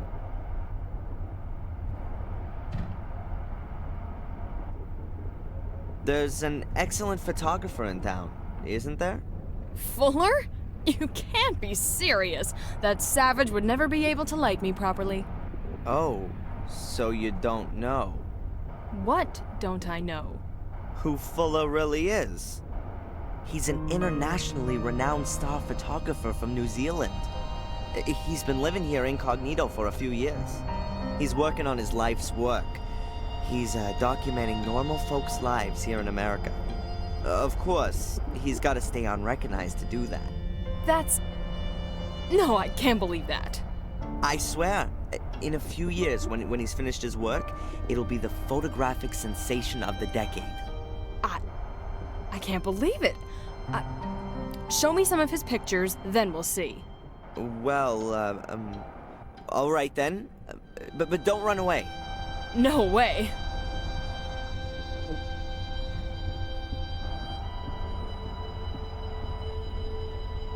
My God, what a lame story. But vanity has always been the biggest weakness for those kind of folks. If I can show her a few reasonable photos, then perhaps she'll lure Fuller out of the shop for me.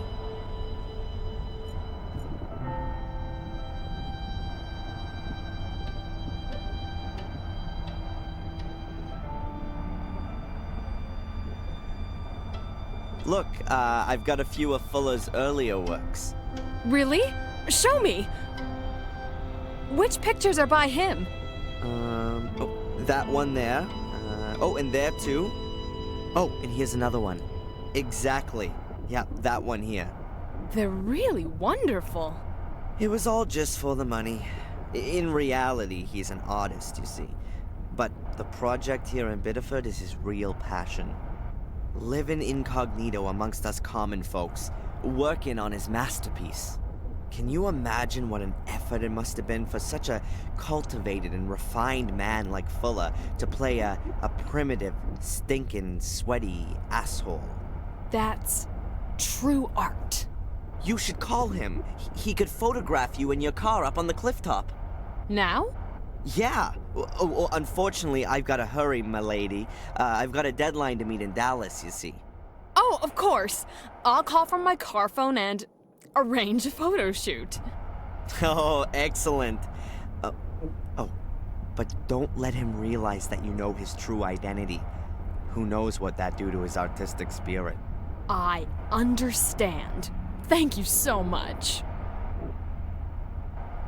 Oh, no problem.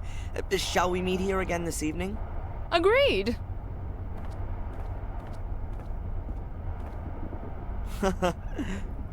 Unbelievable. And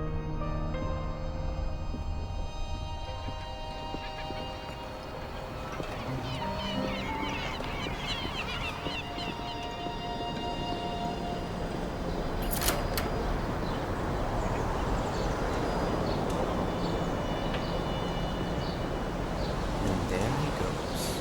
Now I ought to have a few hours to get Angelina's film and develop some pictures in the darkroom.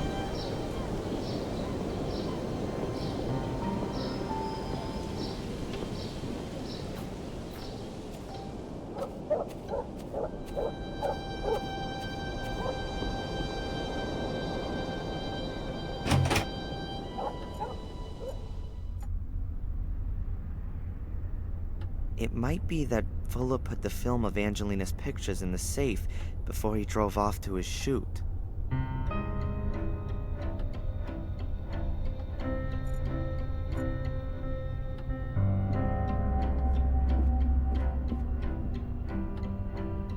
All right, let's see. But I need to get a move on. Fuller's had a clock built into it, so there's a time limit.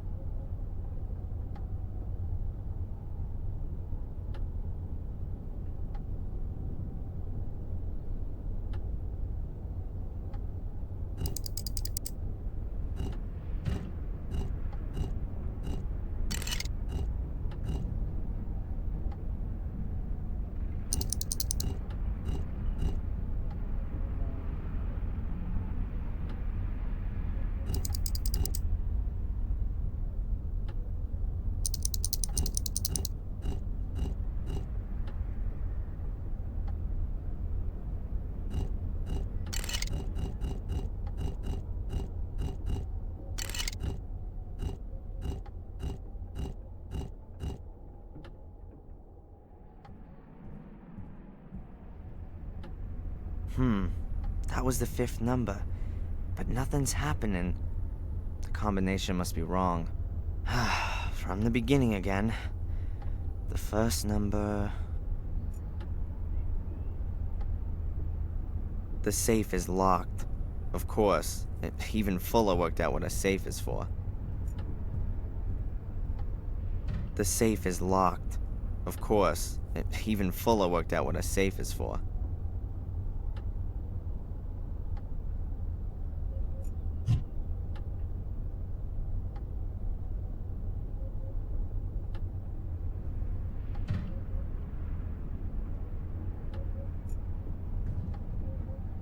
The safe is locked. Of course. Even Fuller worked out what a safe is for.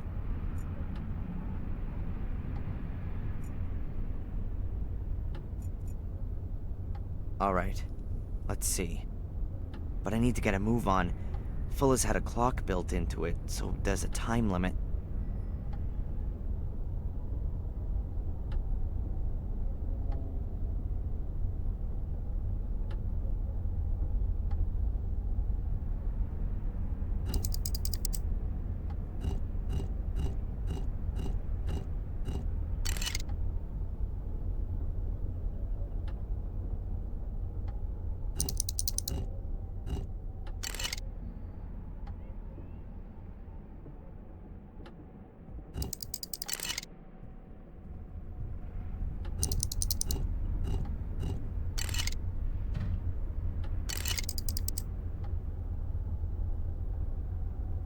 Hey, that sounds good.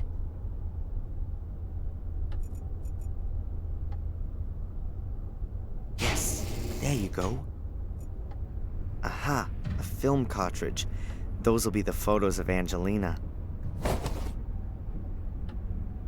Well, apart from that, there's just a few papers, a folder, and, Whoa, a pistol. I'd better leave everything where it is. As soon as I've developed the pictures and made copies, I'll pay Angelina a visit in the hotel. I could really do with a bit of a distraction.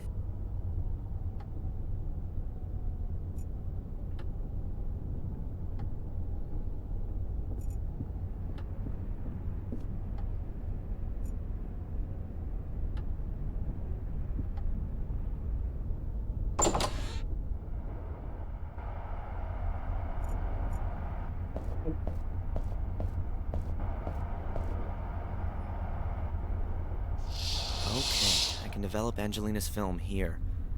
And then make some prints. Let's see, what do I need to develop the film? The film with Angelina's pictures on it, and developer fluid. There ought to be some fixer around here, and the developing drum is there on the table.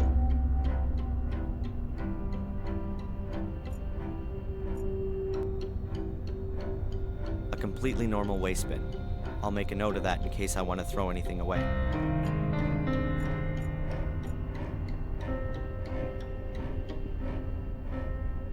The undeveloped film is placed in this container. Then the developer fluid is added, and after a short while, the film is developed.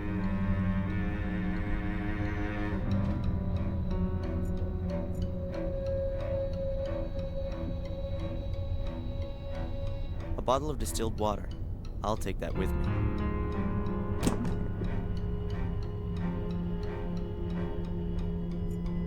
An old, rather battered locker. Water and all sorts of other liquids have splashed on its door and left their mark.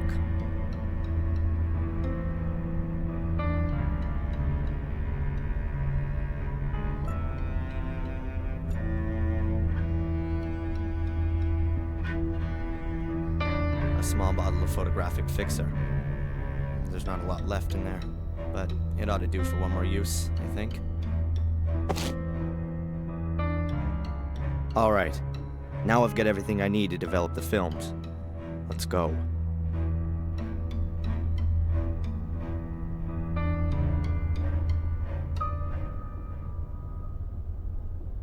The undeveloped film with Angelina's pictures on it. I've got to develop it and then make prints from the nags.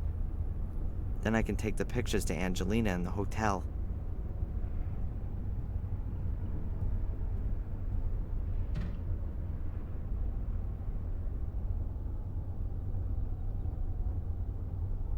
A small container of photo developer from Fuller's basement. It's full to the brim.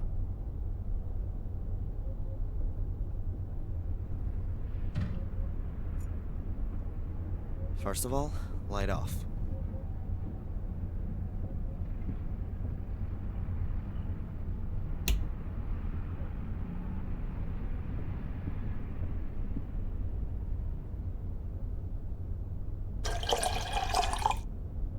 That's enough.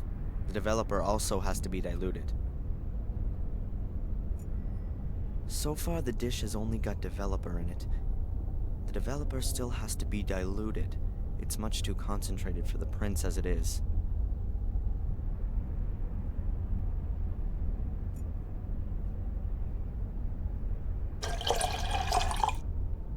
Great. Just as it should be. A dish with about half an inch of diluted developer.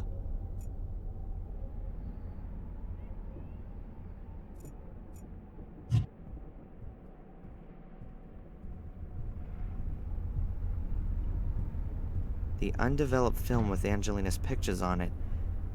I've got to develop it and then make prints from the nags. Then I can take the pictures to Angelina in the hotel.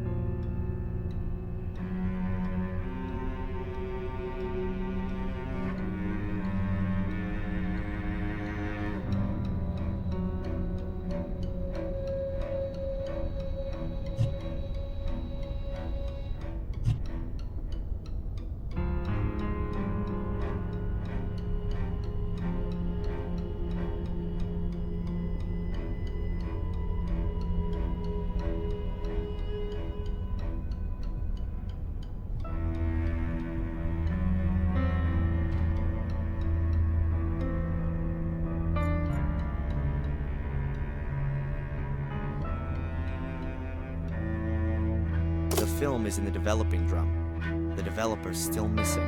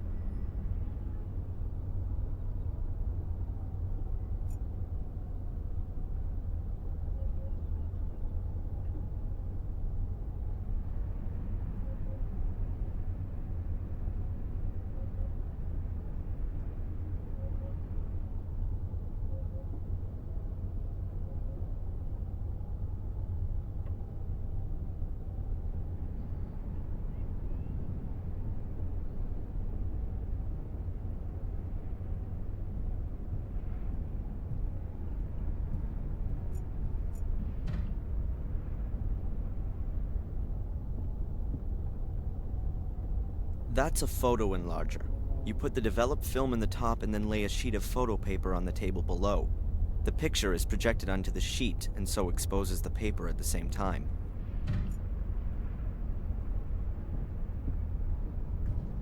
The film is in the container. I made sure that it wasn't too tightly rolled so that the film is in the container. I made sure that it wasn't too tightly rolled so that the developer fluid can reach all parts of the film's surface.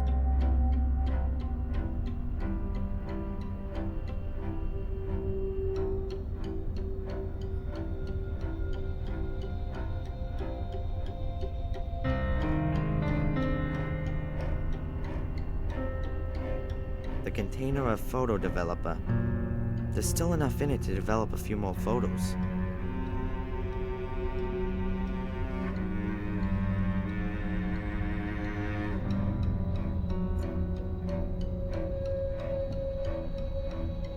No, the dilution's fine.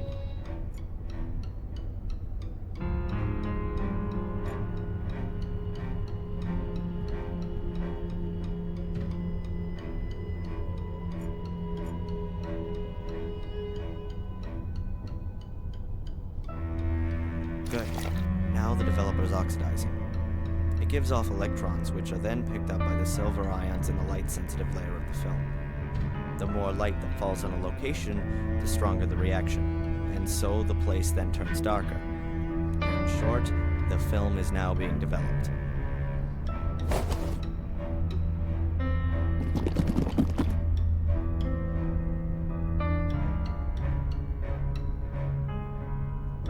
Okay, I guess the film has to be developed now.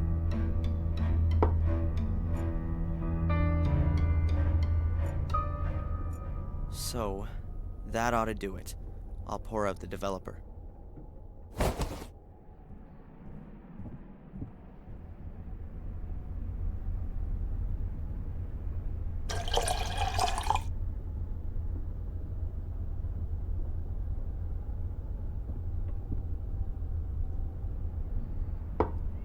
Now the fixer's gotta go in to stop the film from keeping on developing. The film's developed, but the development process will keep going until I pour in the fixer. The film will be ruined if I don't hurry up.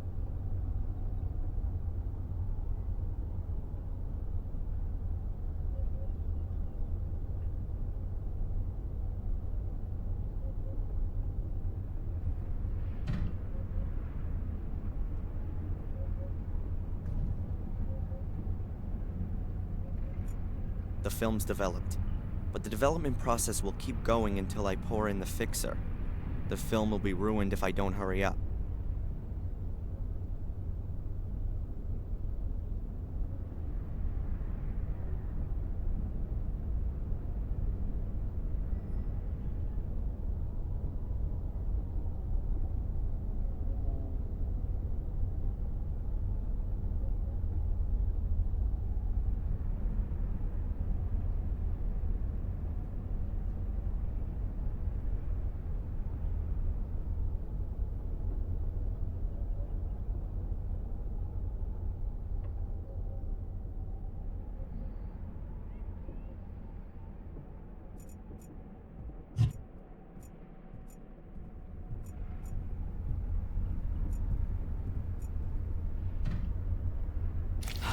Oh well, that's the end of the fixer. But what was left ought to have stopped the development process. I hope everything's worked.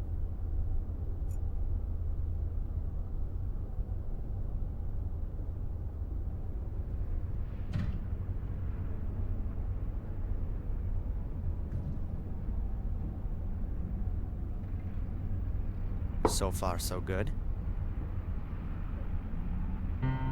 The film's developed. That's the first step. Now I have to make the prints. Let's see. I need photo paper and an enlarger. That's over there. Then I need developer. There's still enough in the bottle. An A4. Ah, nice. 50 sheets of top quality photo paper.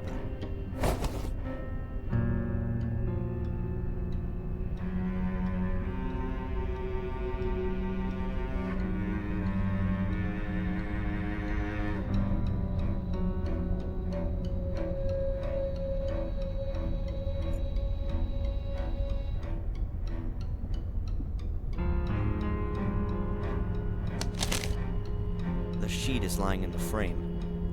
The distance of the lens from the paper seems fine for the picture to be projected properly.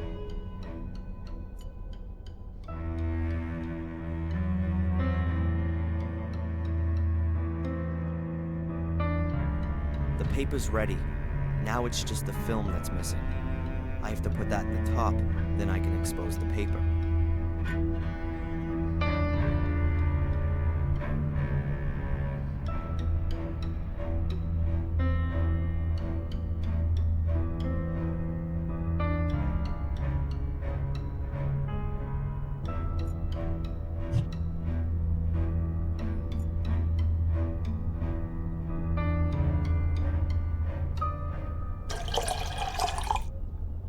that would be the stop bath.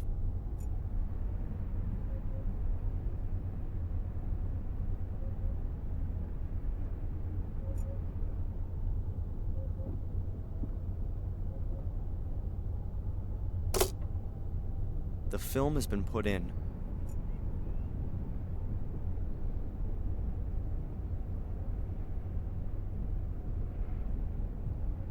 Then let's have a go.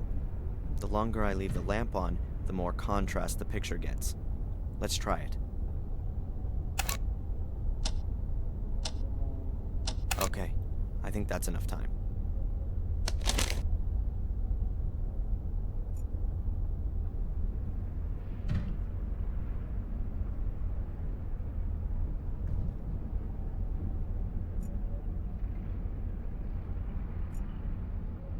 The exposed picture has to be developed first.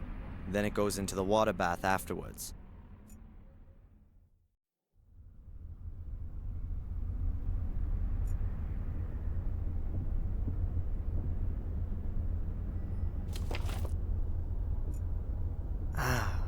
Here we go. I have to take the sheet out as soon as it has the correct brightness. Too early, it stays too light. Too late, it'll get too dark.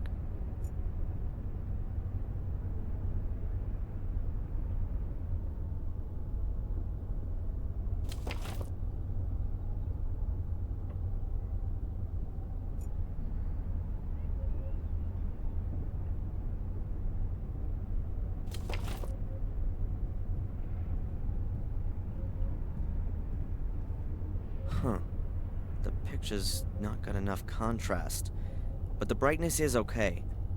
I just have to expose the paper for longer the next time.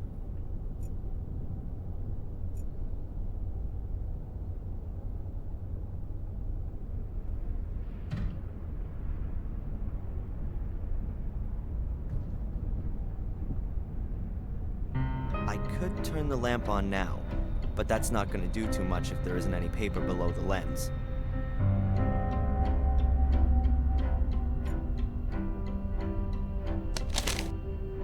The sheet is lying in the frame. The distance of the lens from the paper seems fine for the picture to be projected properly.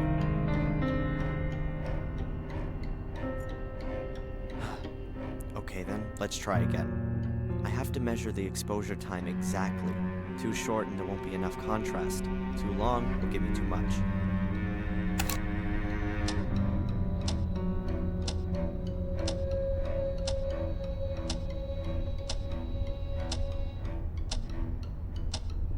Okay, I think that's enough time.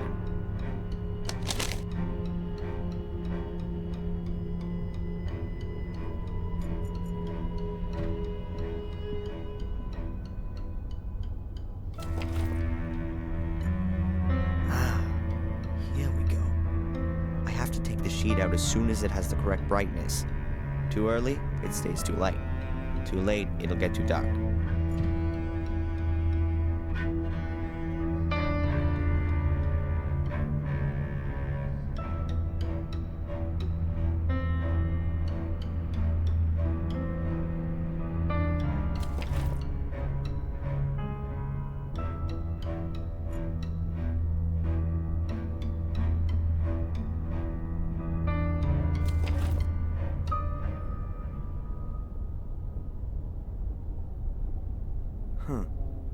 The picture's got too much contrast and is too dark.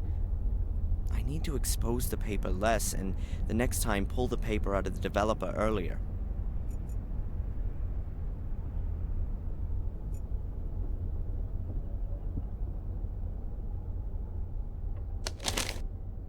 The sheet is lying in the frame. The distance of the lens from the paper seems fine for the picture to be projected properly. Okay then, let's try again. I have to measure the exposure time exactly. Too short and there won't be enough contrast. Too long will give me too much.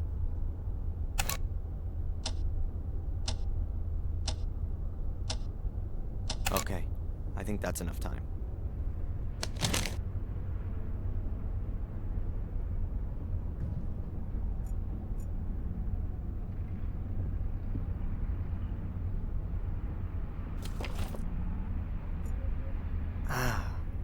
here we go. I have to take the sheet out as soon as it has the correct brightness.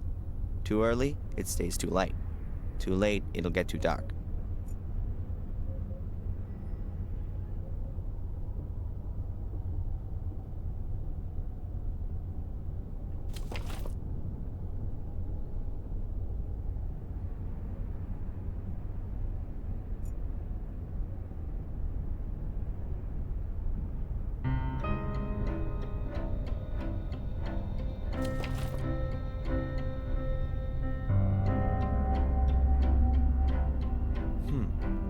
Contrast is good, but the picture's too dark. I can't let the paper stay so long in the developer the next time.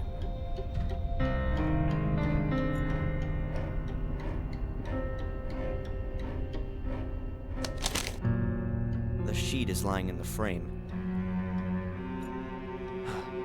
Okay then, let's try again. I have to measure the exposure time exactly. Too short and there won't be enough contrast. Too long will give me too much.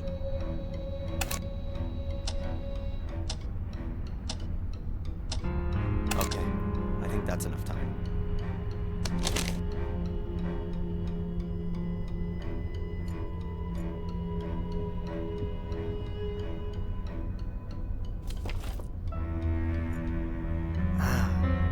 Here we go. I have to take the sheet out as soon as it has the correct brightness. Too early, it stays too light. Too late, it'll get too dark.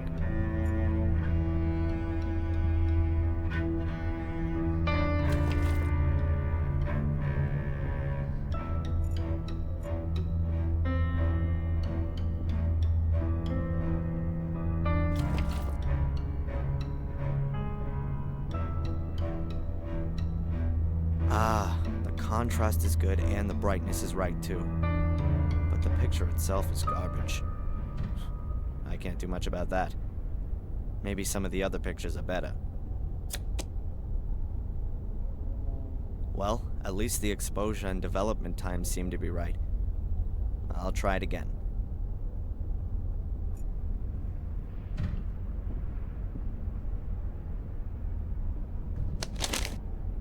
The sheet is lying in the frame. The distance of the lens from the paper seems fine for the picture to be projected properly. Okay then, let's try again. I have to measure the exposure time exactly. Too short and there won't be enough contrast. Too long will give me too much.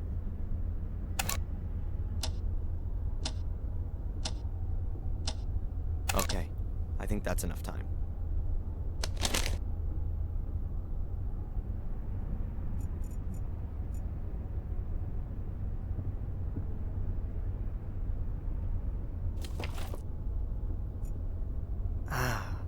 Here we go.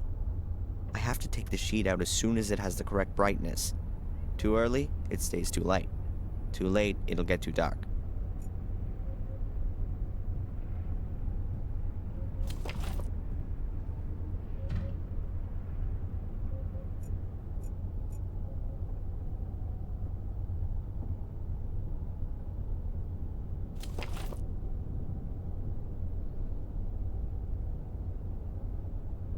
Yes, I've really got it now.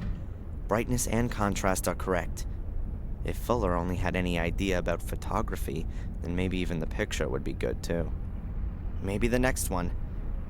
This could well take some time. 36 pictures and not one of them actually any good. How can a guy take a beautiful woman like Angelina and then photograph her so badly?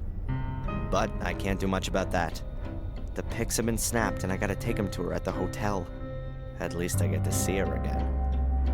And it's also not my fault that the pictures are bad. What the?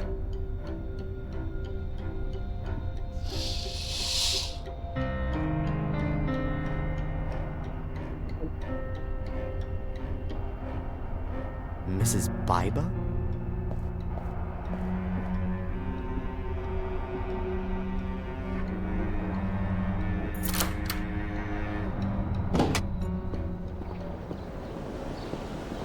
Can I help you, Mrs. Biba? Is Fuller there? No, not at the moment. Then can you give him this? Give it to him personally. As soon as he gets back. I gotta go.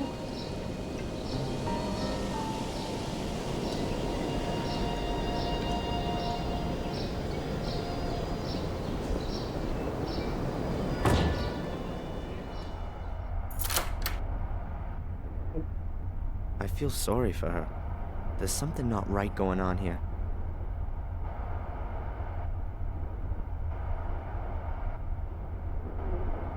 Could it help me get one over on Fuller? Huh. But I can't put Mrs. Biber in danger. She gives the impression she can't take much more. If I could secretly open the envelope, then I could look at what's inside and put the envelope in the mailbox later. That would keep Mrs. Biber out of trouble. But how can I open the envelope and close it again without Fuller noticing?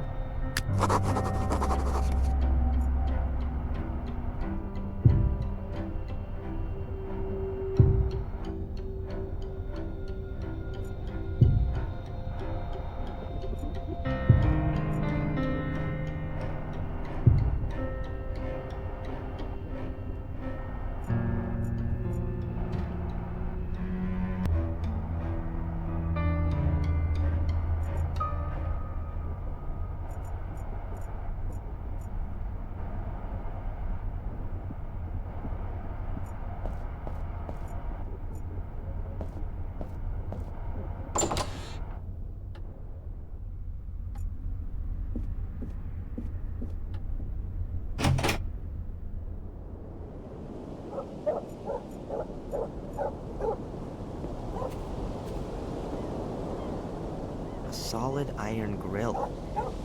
It's across the light shaft that leads up from the basement.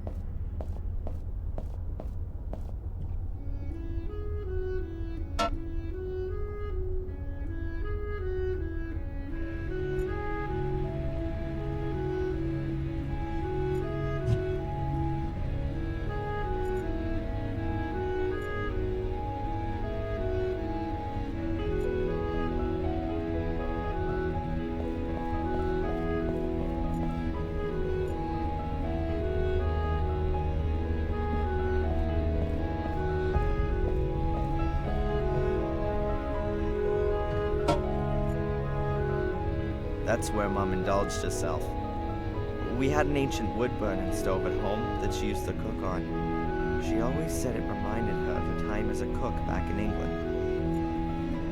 Hey, the steam could undo the glue. Let's try. It's steaming.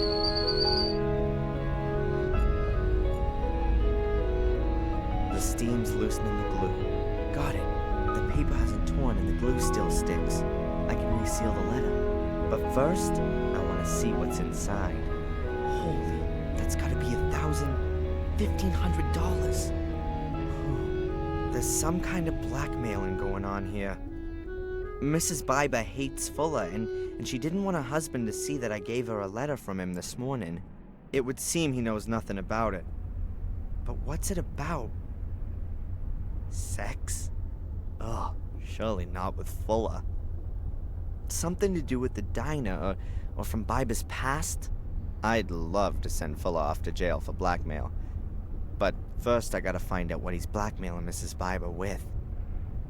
But tomorrow's another day. I'll put the letter in Fuller's mailbox and get myself ready for my date with Angelina.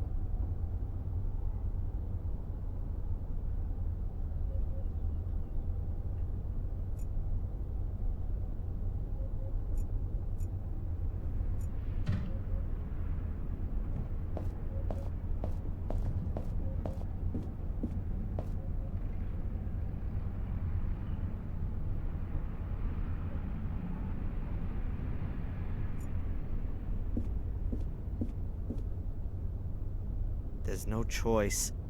I can't believe I've got to scrabble around in my mother's private things so the damn insurance company doesn't let her die.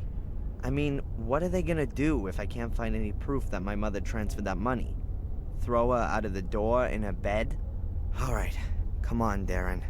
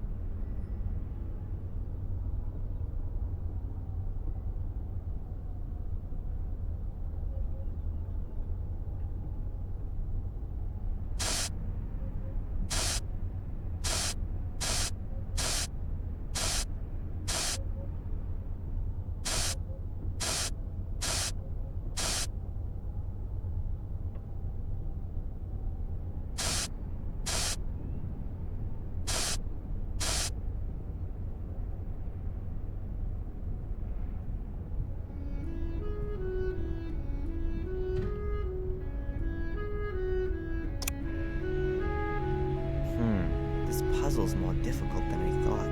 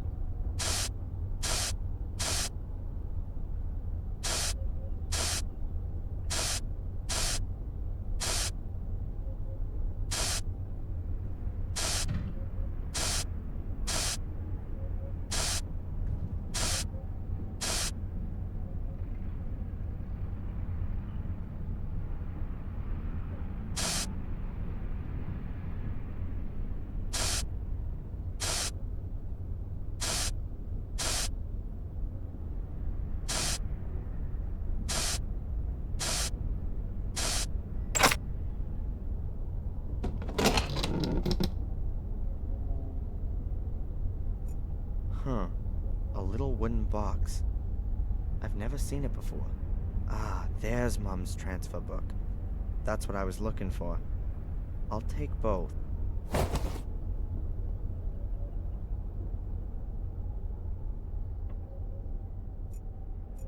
Pencils. Run-of-the-mill pencils.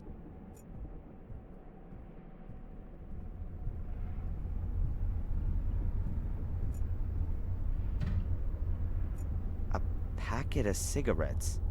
Is Mom a secret smoker?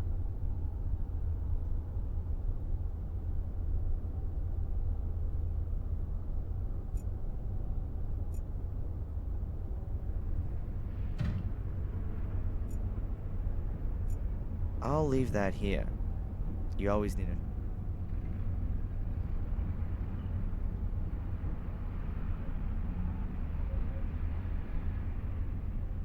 The little wooden box I found in my mother's bedroom.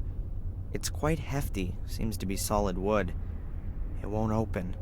There are some kind of symbols on the lid, but I can't even begin to work out what they are.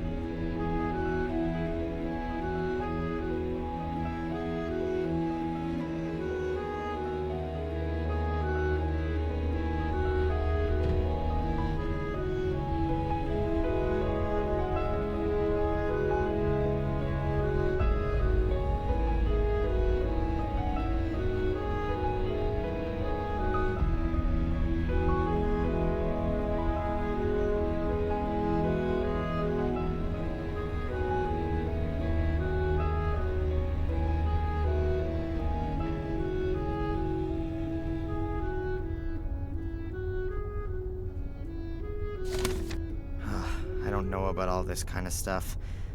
Let's see. I reckon that these are my mom's account transactions. This is the rent, and here's 18 bucks, 45 to the phone company. Aha, and here's the transfer to the insurance company. That's from last month, so she has paid. Those guys need to kick up the butt. What's this? A letter? Dear Rebecca, I have received your letter and am pleased that you're well. Of course, I will furthermore send you the full amount.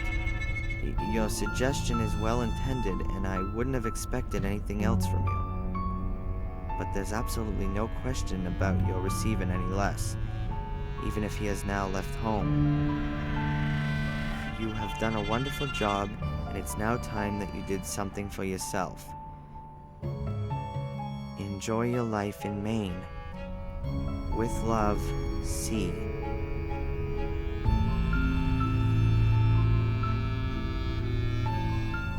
Strange. The full amount.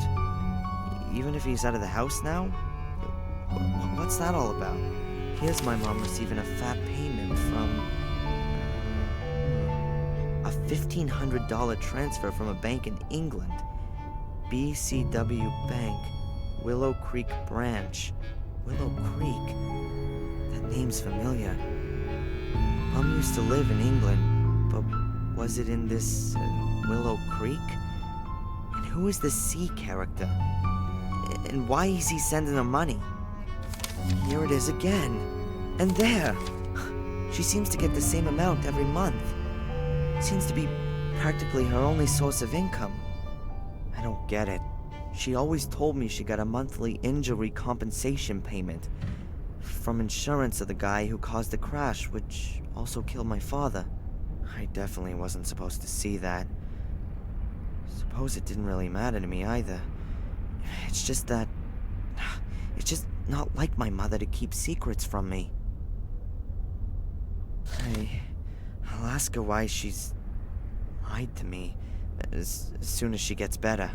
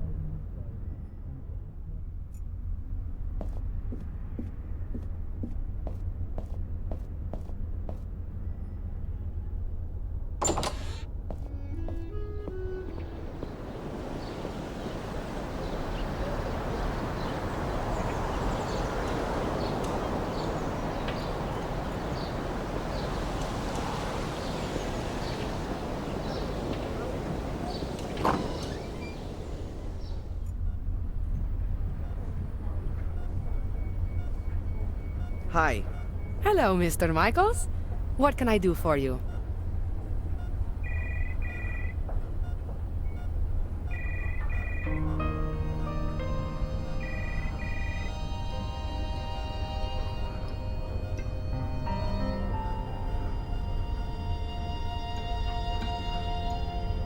I have my mother's bank transfers here. She's already paid for the damn insurance.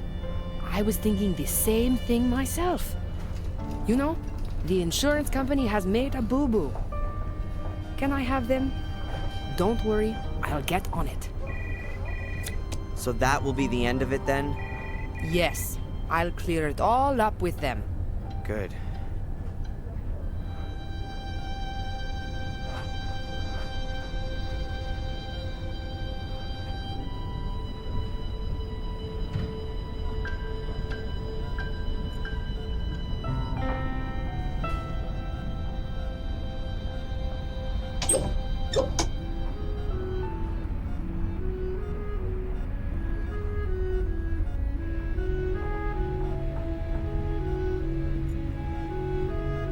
Excuse me, Dr. Newhouse.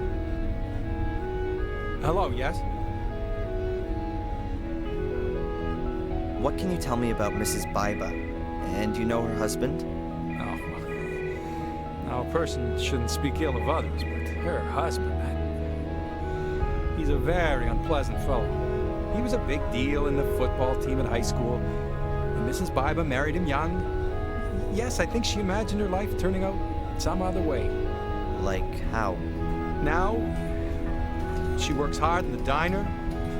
She probably does the work of about 3 people, but I don't think it makes a great deal of money. And her husband, well, let's leave it at that. They certainly don't have a lot of money, just a lot of work. And no love. Uh-huh.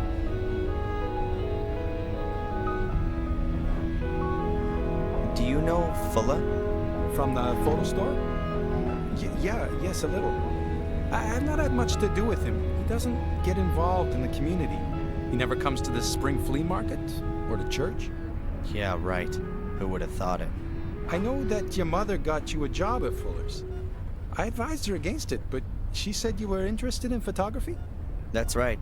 Only my job there doesn't have much to do with photography. So, a crazy good-time guy like yourself can surely tell me where all the action is here in Biddeford? Dear me, no. You got me wrong there. I could perhaps give you a few tips on which are the most interesting evening courses at the community center. No thanks. I'll pass on that one. I thought you might. Hey, we do put on a disco for young folks every 2 weeks.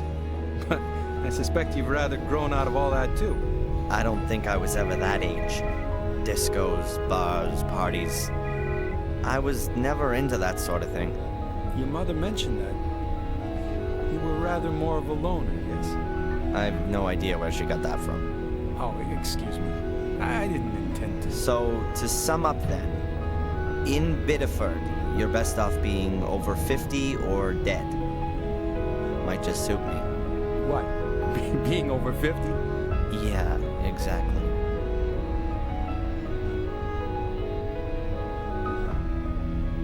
How is she? No change. But she's a strong woman. That's what everyone says.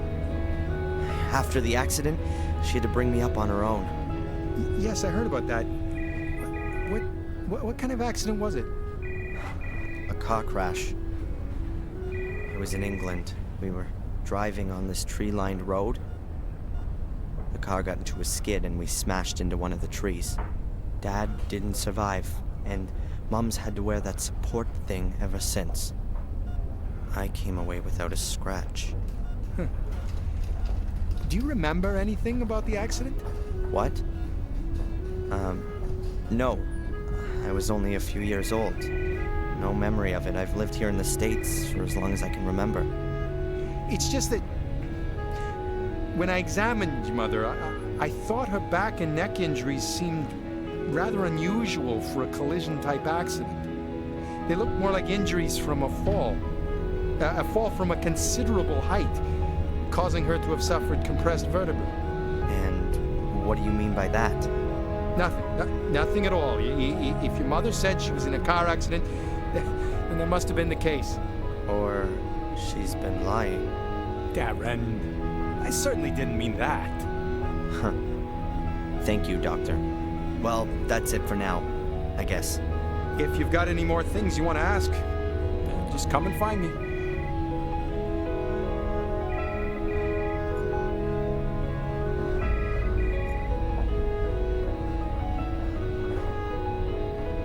Monthly payments from England from someone called C. Instead of compensation from the insurance. And a back injury that was more likely caused by a fall than a car accident. What's going on here, Mom? Why did you lie to me?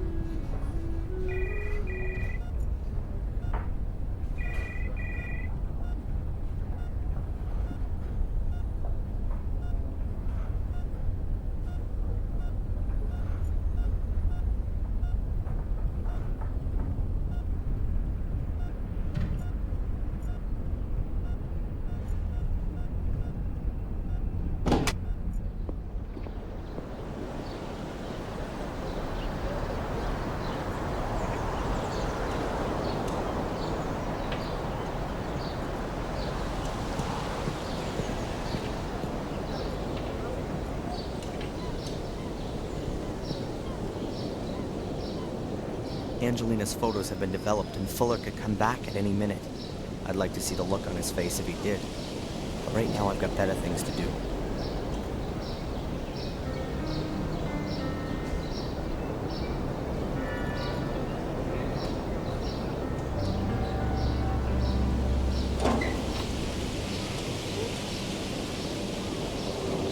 Hopefully he doesn't take too much pleasure in it.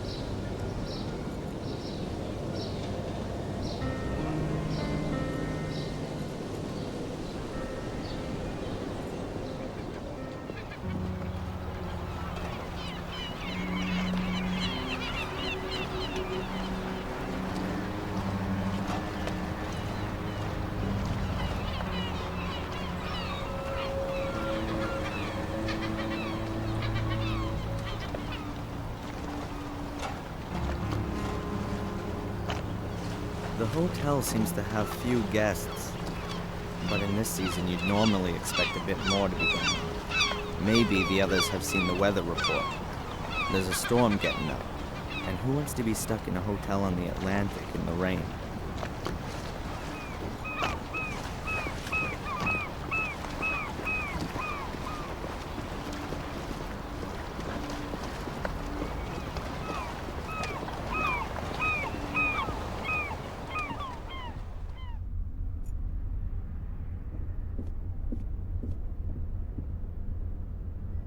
Excuse me. Yes, please.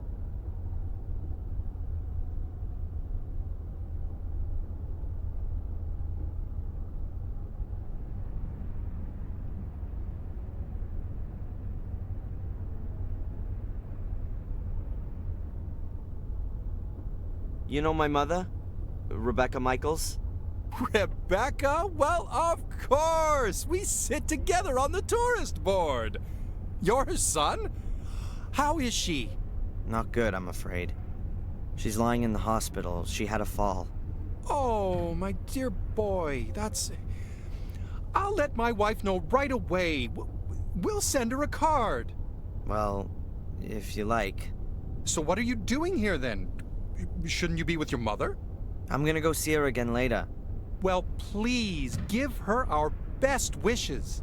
Yes, of course. Does the hotel belong to you? It sure does. My grandfather built it, and I've been running it for the past 15 years. Do you live here with your family? It's like this. The guests value the quiet family atmosphere here. It really is something quite special to stay in a small, family-run hotel. I can't bear those awful tower block hotels in the holiday resorts. And at some point your children will take over the running of it? Yes, I hope so. My daughter's studying to be a hotelier in Switzerland. I only hope that our hotel here doesn't end up being too small and provincial for her. My son, well, he's got rather different interests. What's he doing then? Now, he's a musician. Really? Yes.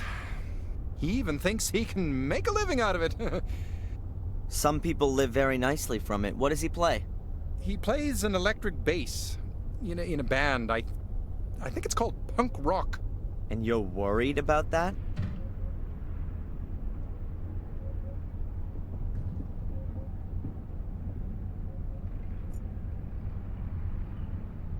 I should be looking after my mother or beating the crap out of Fuller's fat face.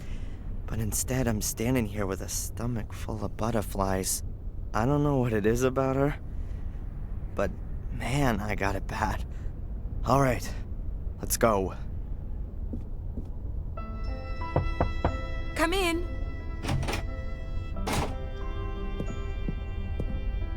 Hello, Angelina. Have I come at a bad time? No, come in. I've got the pictures with me.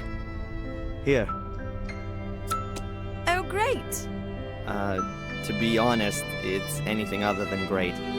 The wrong lighting, pathetic composition. Fuller has really no idea what he's doing. I thought that might be the case. I'm sure they would have been better if you'd taken them. How would you take my picture? Well, your face should, well, Just do it. Huh? Don't tell me that you, the would-be star photographer, haven't got a camera with you. Sure, of course. Come on, then. I still need a present for my parents' wedding anniversary. Very nice. The light is perfect. Have you been living here long? Oh, I don't live here at all. I study in Boston. My mom just bought a house here a few months ago. What brings you here? Look over that way. Yeah, like that. Are you an actress or something like that? You got it. I'm a famous English actress on my way to Hollywood. No, but seriously.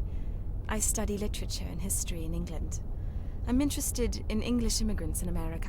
Their aspirations, their dreams, their reality. Wow, that's interesting. If you say so, we'll see. I wanted to drift a bit, collect some life stories. I don't yet know exactly how I should organize the work. My mother's from England, too. She came over here more than 20 years ago.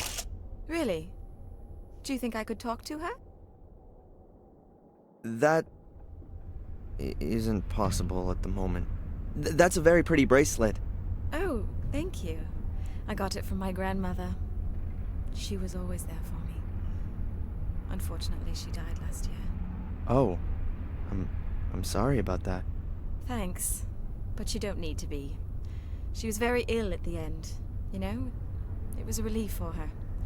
She gave me this bracelet shortly before she died. I'm sure you'll find it silly, but I always have the feeling that she's near me and looks after me. Perhaps we could do a few more special pictures? For your portfolio. I always wanted to have a few photos of myself as a model. Oh, sure. I don't know, what did you have in mind?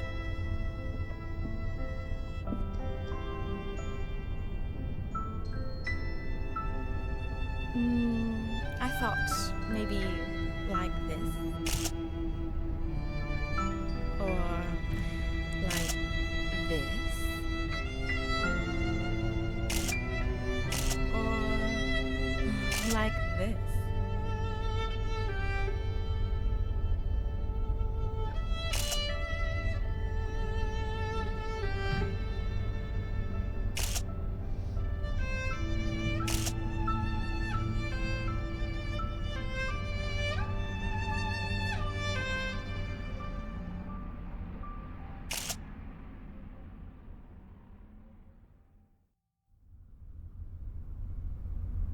That's it. The film is full. Oh, shame. I was just getting warmed up. What do you say we go for a meal? Actually, I'm not hungry yet, but... Tonight. In the diner. I'll pay. In return for the photos, okay? Yes. Sure. Sounds good. All right then. See you tonight. Can you develop the pictures by then? Yeah, yeah, no problem. I'm looking forward to it.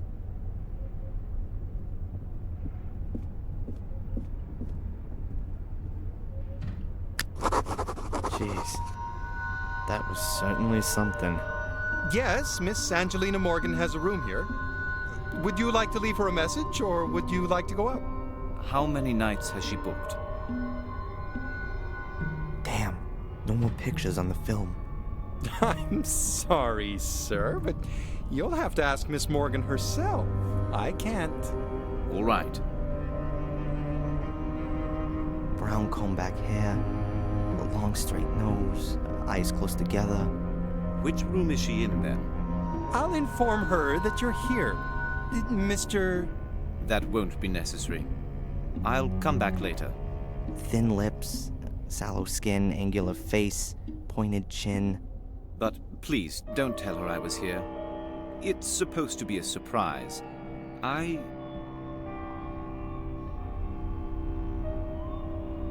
Hello? What's wrong? Sir? And he's gone. What does this guy want?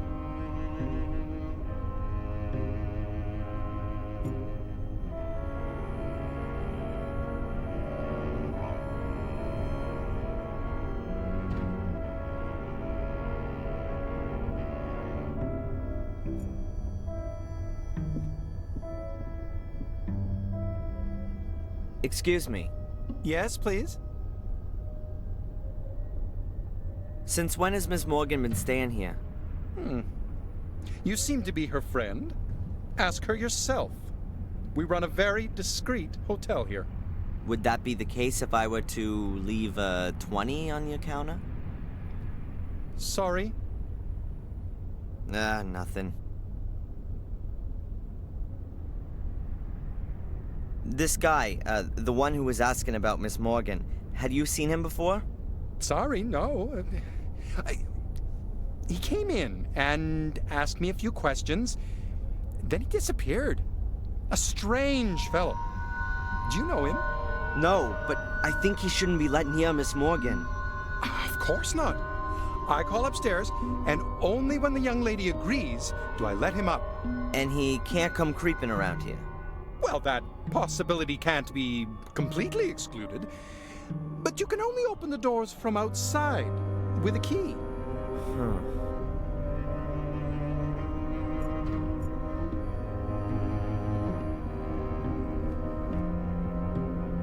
Well, great. I need to develop the pictures before my date, but I can't get into Fuller's darkroom anymore. So I'll have to get by with just domestic items. Mom's bathroom will make a great substitute darkroom. I've still got the remains of the photo paper. And I've got developer. I need a red light, 2 flat dishes, and a little acid to use as a fixer. And something to do the exposing with. A projector, for example. I'll write everything down so I don't forget anything. What a day.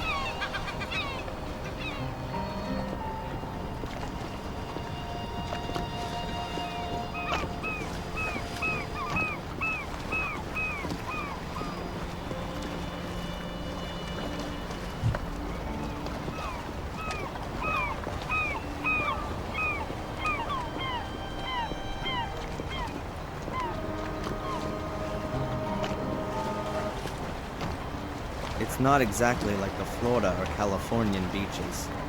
The water here is way too cold to swim in it for long.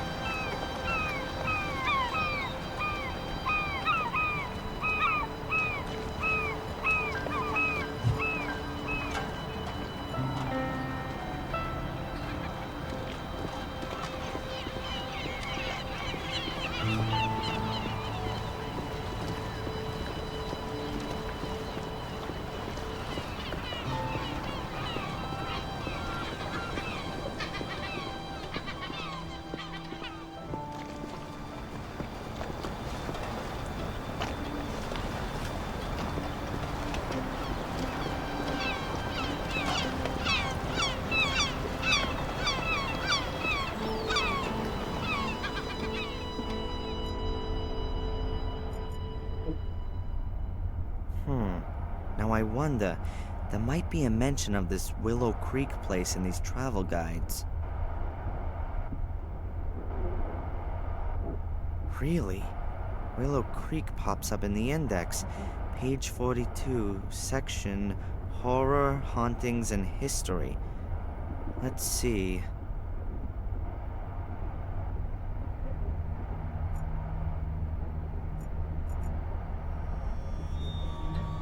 There it is. Only a small box. Willow Creek on the trail of the killer. Willow Creek on the trail of a killer. Fans of the macabre will certainly get their money's worth in Willow Creek, for in this sleepy little English town is where you can wander in the footsteps of Samuel Gordon, the Worcestershire Ripper, the scion of one of England's oldest families. The Gordon's castle lies close to the town, but is unfortunately not open for guided tours. Murdered 5 people in 1981. Among these was Victor Valley, who was just 12 years old. The Willow Creek Museum awaits the horror-friendly visitor with a permanent display relating to the murders, as well as guided tours from April through to October. Charming little town. And from this horror resort is where my mom gets her monthly payments. Wonderful.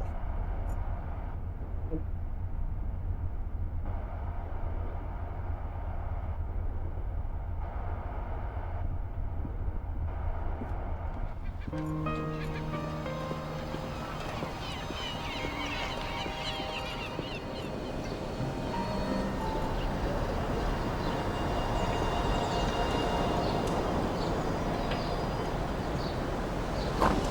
on in. Come on. Oh, it's you.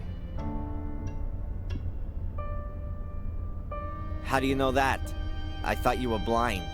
You stink of perfume, like a whorehouse I once visited in Lille.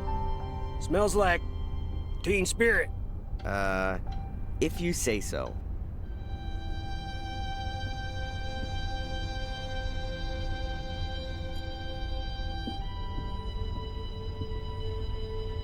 A pair of wire cutters for cutting cable. I'd like to buy these wire cutters. $2. What? You don't want to negotiate?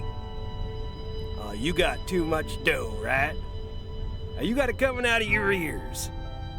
Never worked a hard day in your life, and you got no idea on the value of $1, I bet. $2 is $2. In your time, it might have been a meal out and a movie for 2. For me, it's half a burger.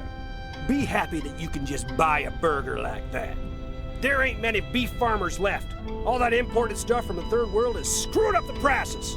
And pretty soon you won't be seeing a single lonesome cowboy herding steers across the prairie and singing those old trail songs around the campfire. Oh. Yeah. Typical youth humor.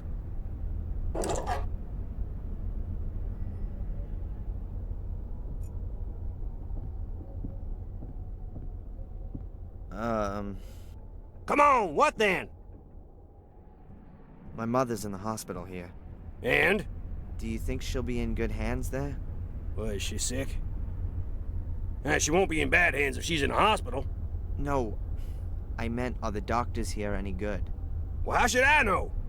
You think just 'cause I'm old I run off to the doctor and complain every day? I haven't been to see no quack in years. I'm as fit as a fiddle.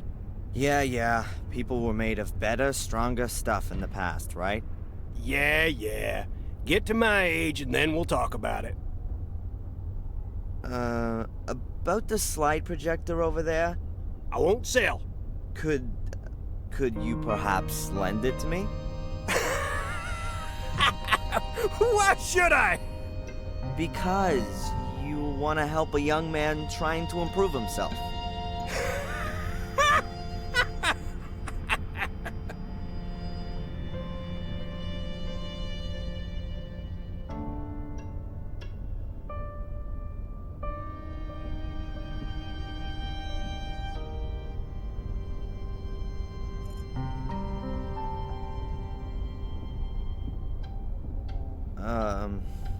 Come on, what then?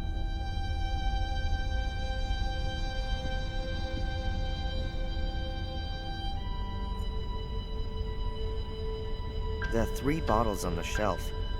I guess it's hard liquor. Bourbon.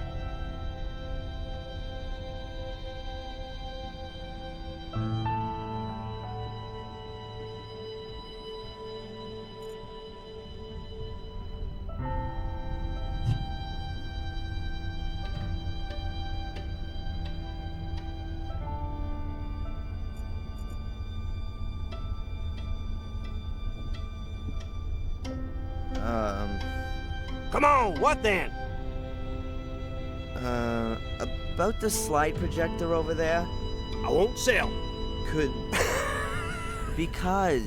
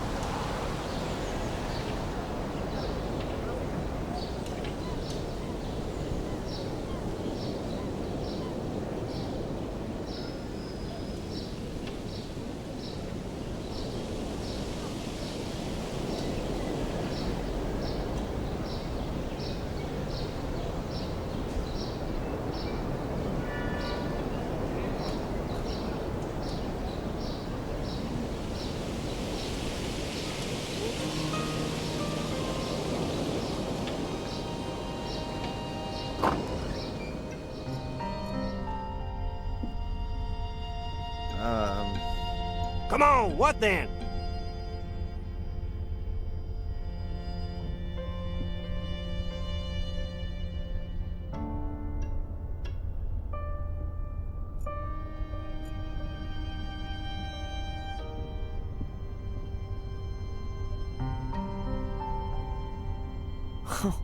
They look like bazookas.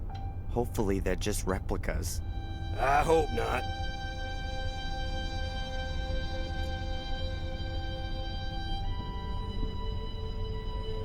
An old radio. Looks like a piece of pro equipment. Are you a radio hobbyist?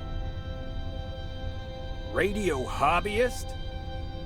You mean one of those idiots who thinks it's Nito Mosquito when they have another idiot on the air who only lives 2 blocks away? I was a wireless operator with the Hells Devils, 8th Infantry Regiment of the 4th U.S. Infantry Division.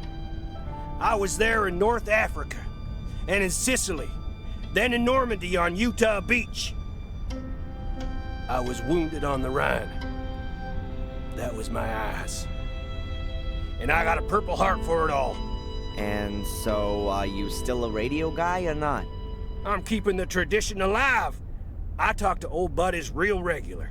Can reach him anywhere. I'd say I'm kind of an expert. Keep my things in good working order. Always prepared. Ah, okay. Good to know.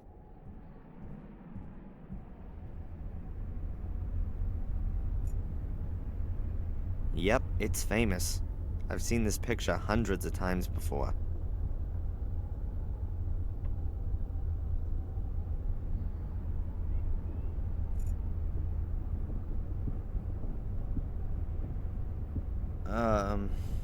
Come on, what then?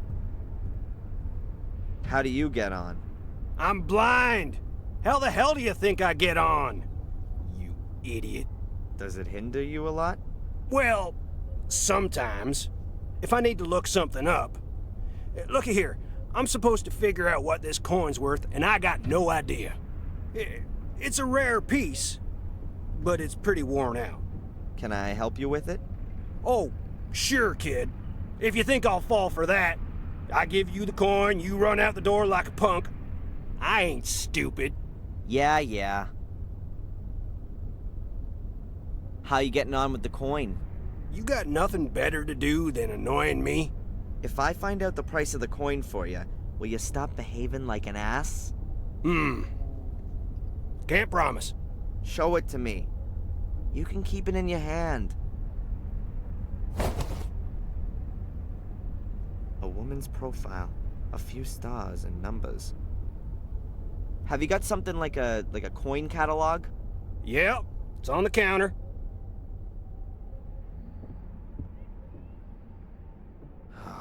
Boy.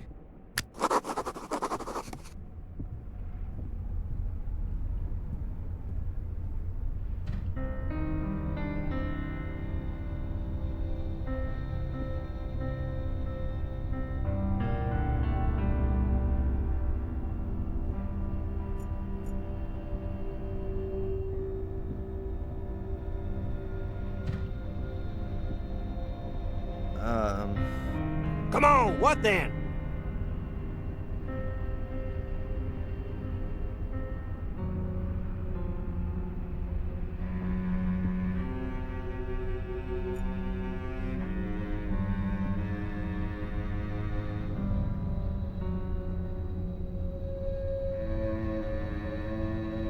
That's a flowing... Not bad. Thanks. I owe you one. Oh, I'm happy to help old, disabled people. Put one over on the other folks. You're welcome. Perhaps, you could do me another favor right away. I lost my cane. You've done what? How can you lose a cane? Not how you think. I was playing poker and, had a slam dunk hand. But how could I know that that idiot from the hotel had a straight flush? You bet your cane and lost. Yeah. Who's got it now? The owner of the Wild Coast Hotel. Alright then. I gotta pass by there anyway, so I'll ask him. Thanks. You know, maybe you ain't so much of a idiot as I thought.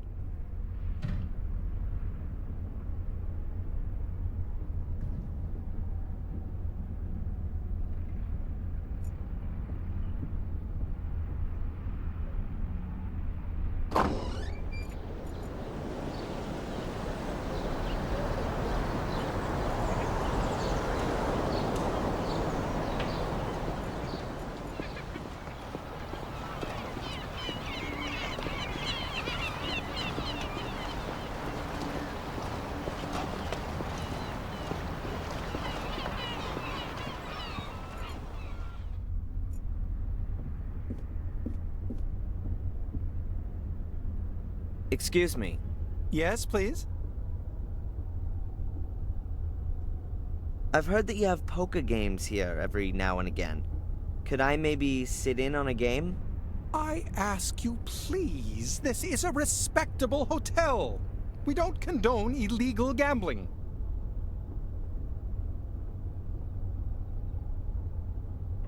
I'd like to get back into playing poker. I'd be interested in a blind man's white cane as a bet. Yes, nice. We sometimes play a little game or two of poker here, but nothing public, quite private. Never for high stakes. Wouldn't you say that for a blind man, a white cane would be quite a high stake? He wanted to bet with it.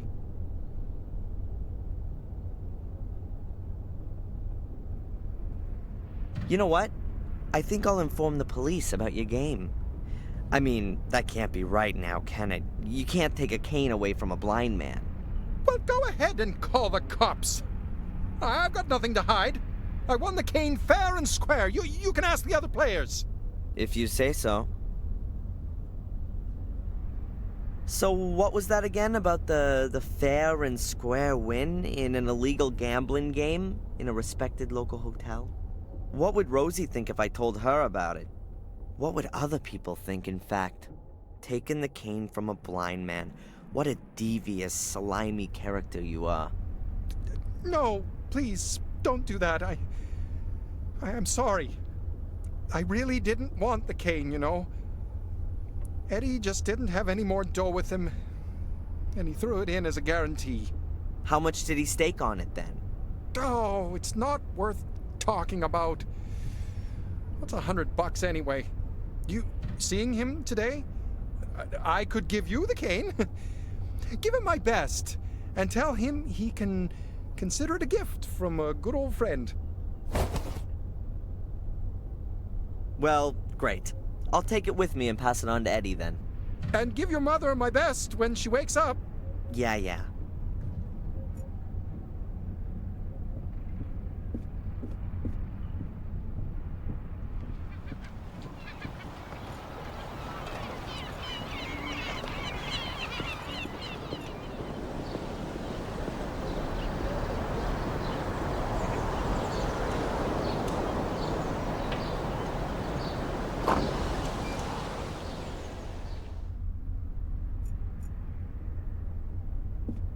Your blind man's cane.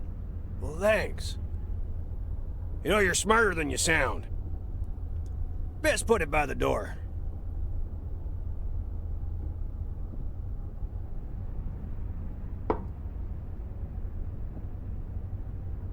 Hey, listen, if I can help you out in any way, you just ask. About the slide projector. It ain't for sale. I don't want to buy it. I just need it for a while. I want to borrow it. I did help you with the coin and got your blind man's cane back. That's true.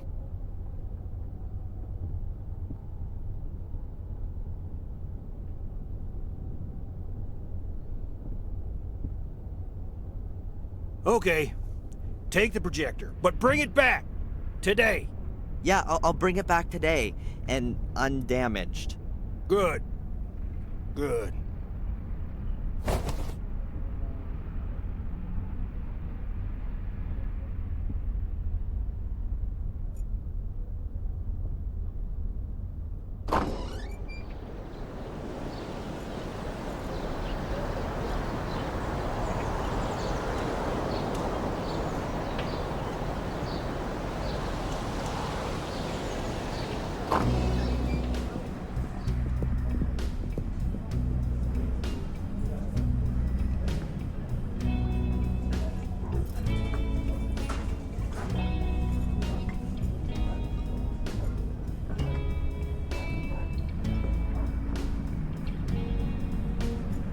A big, ugly plastic lobster.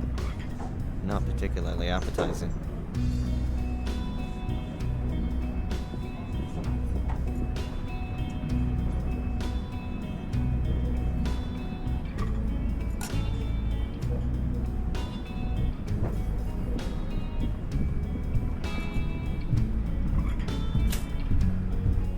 What would a 50s bar be without a jukebox? The world's just wonderful, and aren't we all so very happy type music? It just isn't my thing.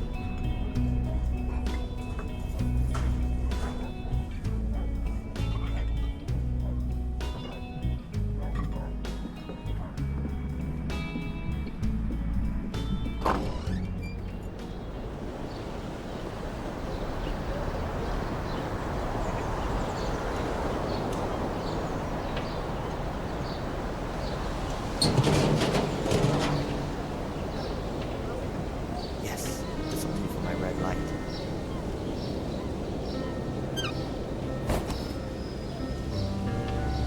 This chain of lights is gonna stay dark tonight.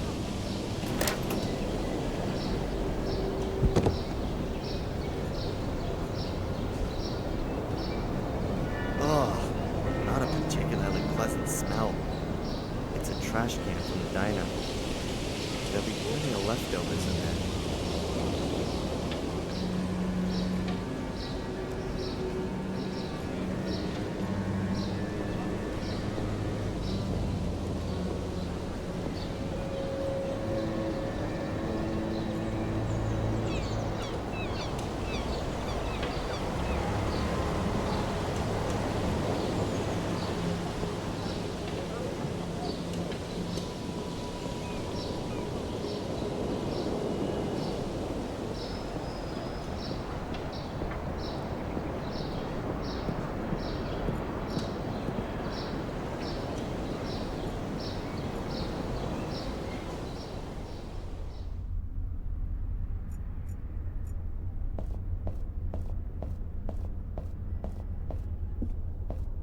Alright. I've got everything I need to develop the pictures. It's gonna take a bit of time, so let's get going.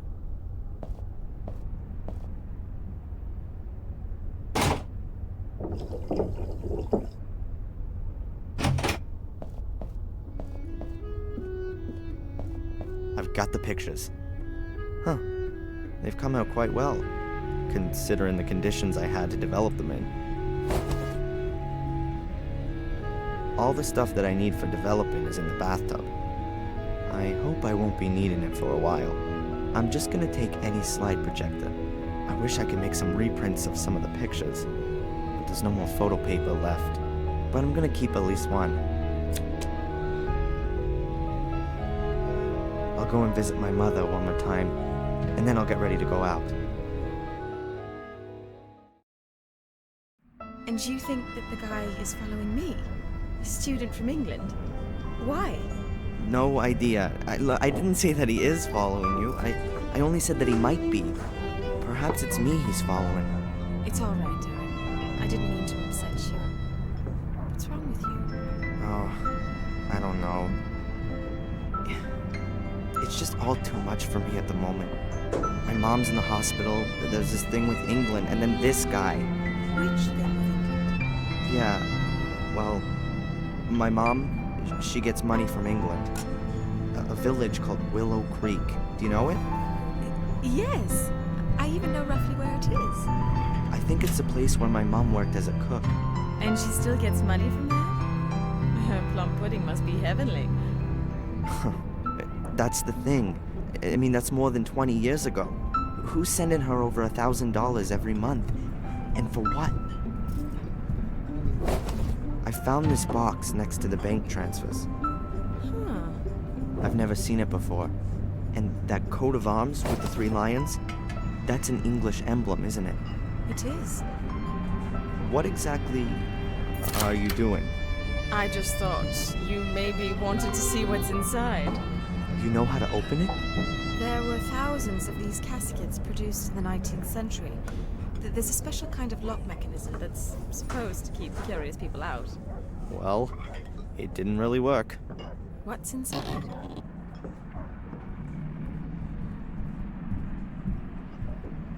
A photo.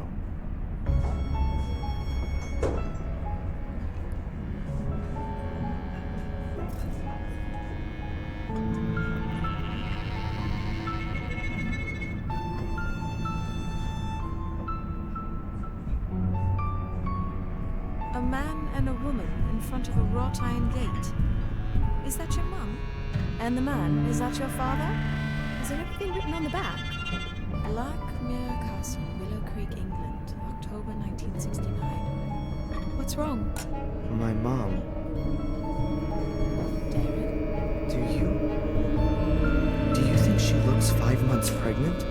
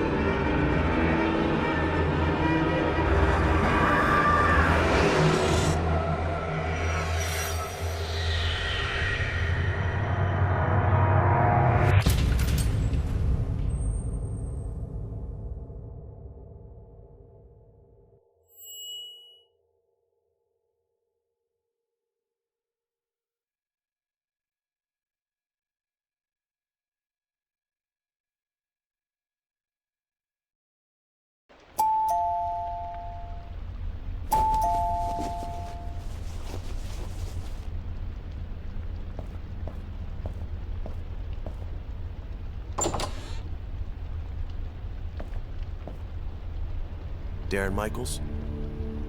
My name's Conley. I'm captain of the local police department. Are you gonna arrest me? No, we're not. But we need to talk to you. May I come in? Sure.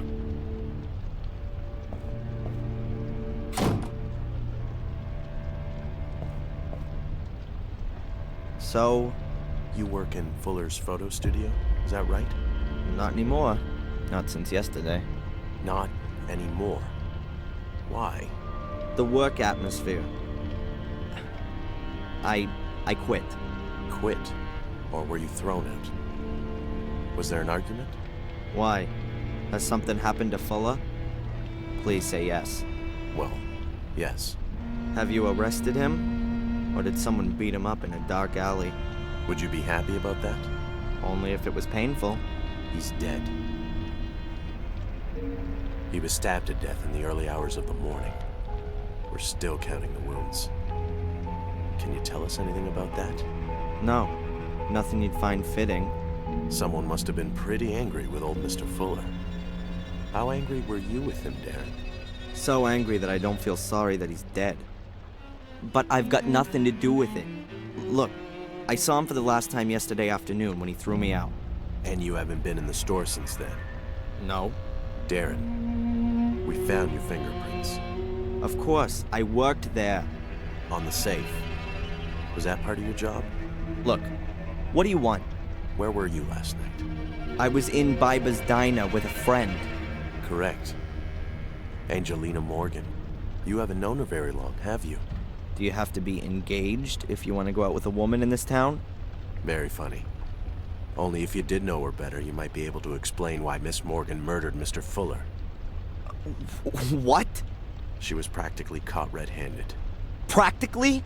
She was standing over Mr. Fuller's corpse, covered in blood. The whole thing could have only been clearer if we had a notarized, certified video of the murder. That's crazy.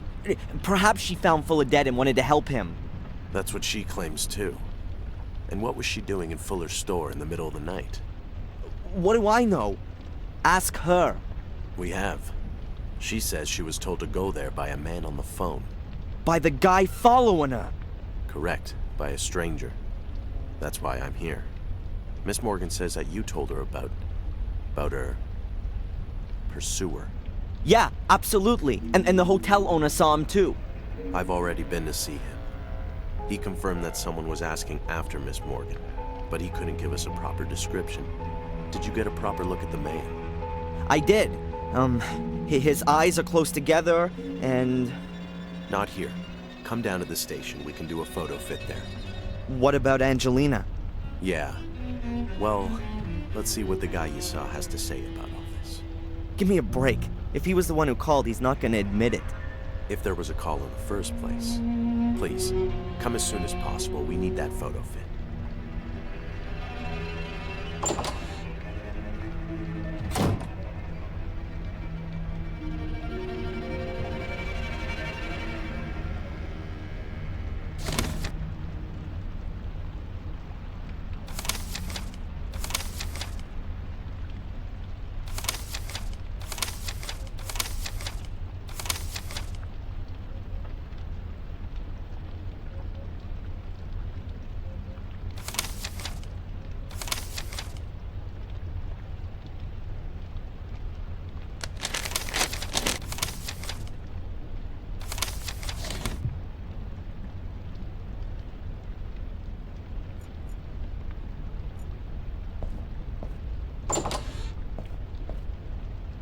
No, that's not him. The hairline was higher.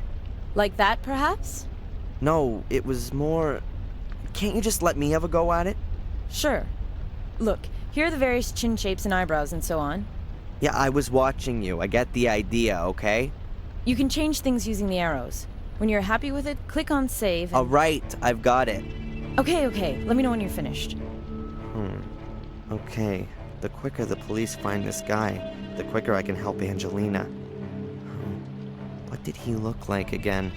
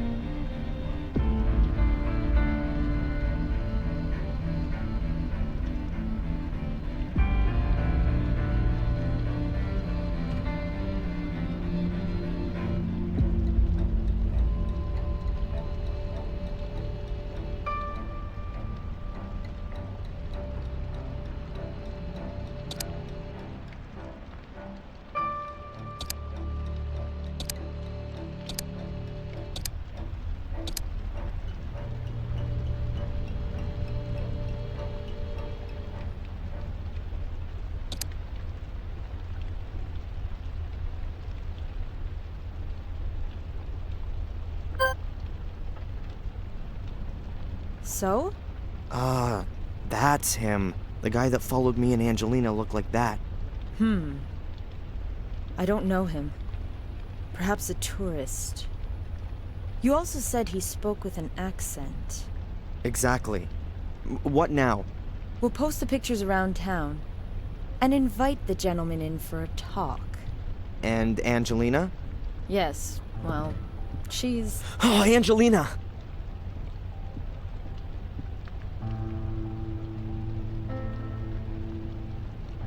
Darren! It wasn't me! You've got to get me out of here. They want to pin this on me. I know, but we'll get this sorted out. They want to charge me this afternoon. You've got to somehow... Come on, Miss Morgan. Darren! I'll get you out of here. I'll think of something. Come on, Darren. Leave me alone. I'm gonna find out what's going on here. She is innocent. What was her motive? That's the thing. We don't know. Look, others had a motive. Fuller blackmailed people. Is that so? Mrs. Biber from the diner, she paid Fuller. Lots of money. How do you know that? Is that important? She had a motive. And what about that guy? He was at Fuller's yesterday. We didn't find any money in Fuller's store, and this gentleman's a witness. Nothing else. As far as the alleged blackmailing is concerned, have you any evidence? Evidence? Ask Mrs. Biber. And she's gonna tell us if she was blackmailed by Fuller? She put her under pressure. Based on your speculation? No, that's not enough. We need evidence. Or at least something that would suggest blackmail before we can move on it. And until then, our only suspect is over there behind bars. Fine, then I'll get a hold of the evidence.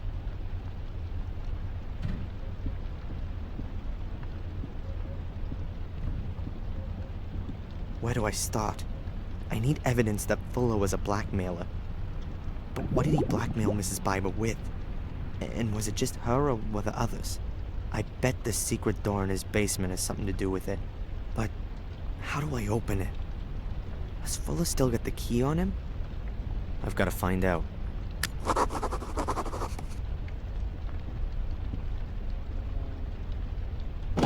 What piss-awful weather. Suppose it's fitting somehow.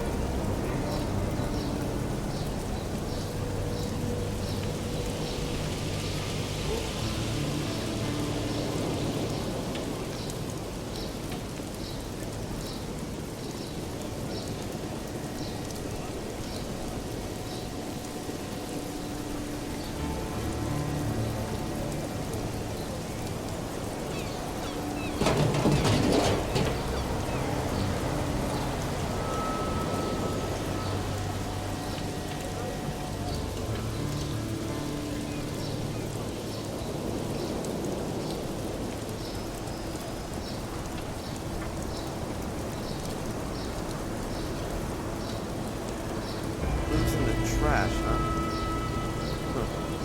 It's worth trying. Oh, man, that stinks. So, what we got here? Trash bags with leftovers, packaging, paper towels, and... Hey, some torn up pieces of paper.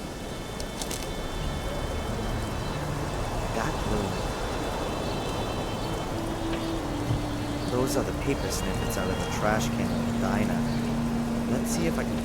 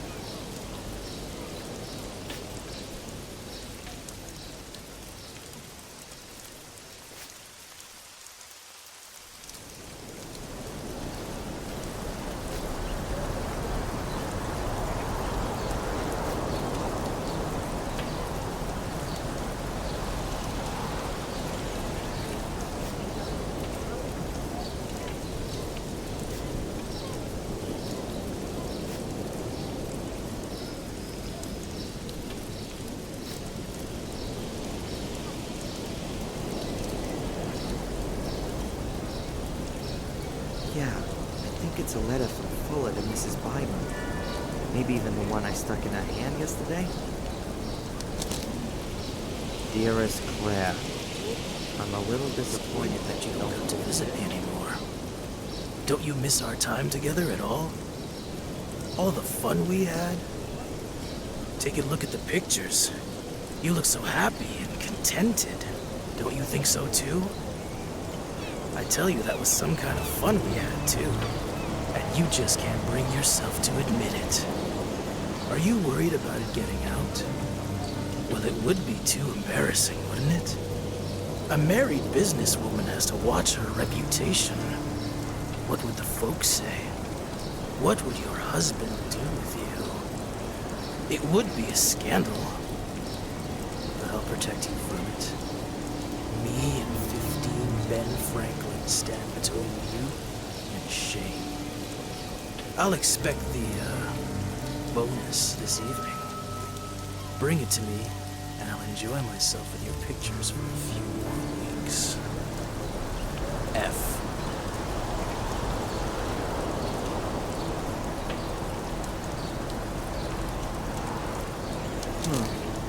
That's at least evidence that Fuller was blackmailing Mrs. Biber. 15 Ben Franklins is $1,500. But is that going to be enough for the cops? They're going to ask her what he was blackmailing her with. If they ask her, Biber will deny everything. I've got to find out what Fuller was using to blackmail her. I'm sure that the answer is behind that secret door.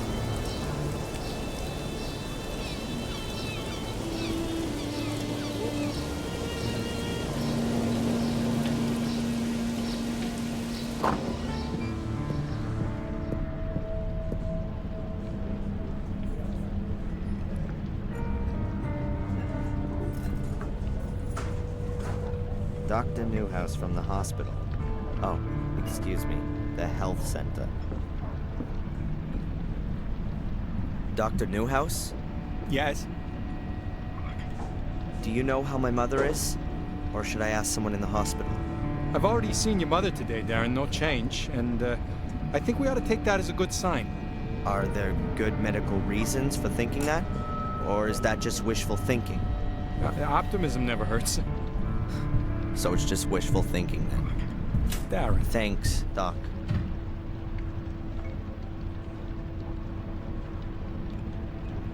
Have you ever seen this guy? He was in the hospital yesterday. In the hospital? I don't think I saw him. Why did you ask the nursing sister? He was here in the diner, too. That's right. I think he was talking to Mrs. Biber. Did you notice anything else? Afraid not. So how was old Fuller killed then? Oh, I'm afraid I'm not allowed to tell you anything. They're still investigating. What? You think I'd tell the press? I did used to work for him, and I'd like to know what happened. Well, okay then. He was stabbed.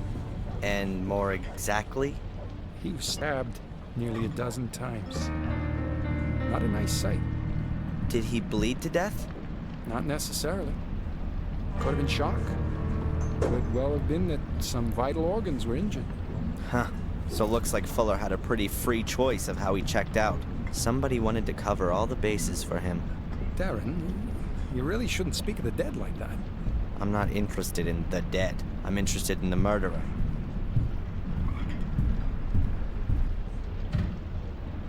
As I understand it, there's also a department in the health center for the less mobile. Morgue. Yes, that's right. This is a small town. We doctors at the health center are also responsible for checking corpses. So don't you have to have special training for that? If there's even just the slightest sign of a crime, then we get an experienced pathologist over from Portland. So that means that Fuller still hasn't been looked at. Right now, we're waiting for the pathologist. We've only prepared him. Do the nurses sometimes stick their fingers in the deceased's personal effects? Outrageous! Of course not. These things are properly stored away in the morgue, as they should be. Thank you. So, are the crops in Biddeford any good? How do you mean that? Do you trust them to find the killer? I'm sure they'll do their best. Oh, right. We've never had a case like this before. Oh, so you don't reckon it's such a bad thing if they've got the wrong person, since they still have to practice? I'm sure that the captain will solve the case. Well, that's it for now, I guess. If you've got any more things you want to ask, just come and find me.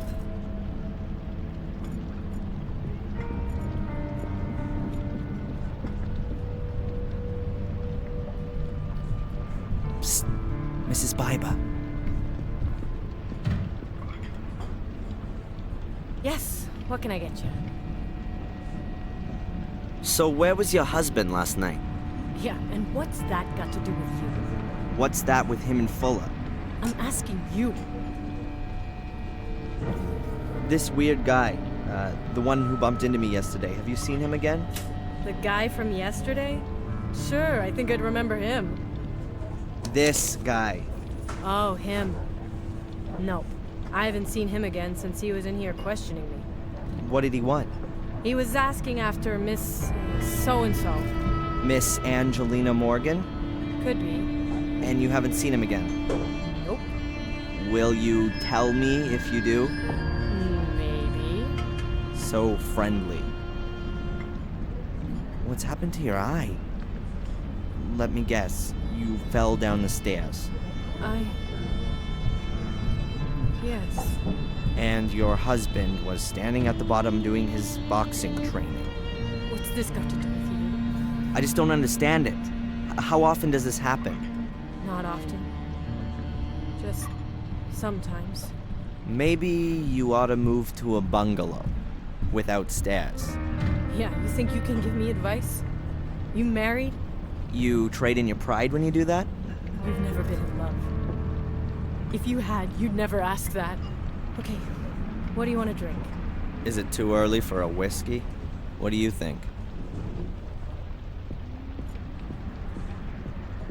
Mrs. Biber?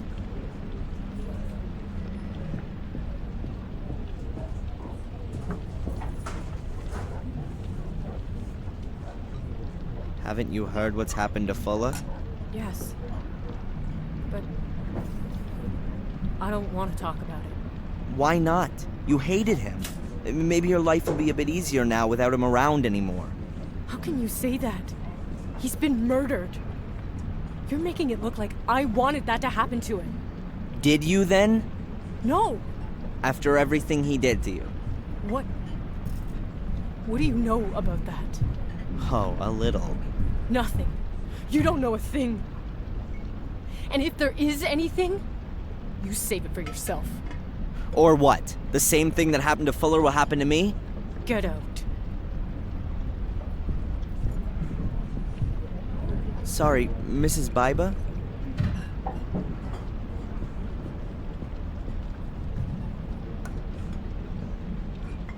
A girl I know is being suspected of having killed Fuller.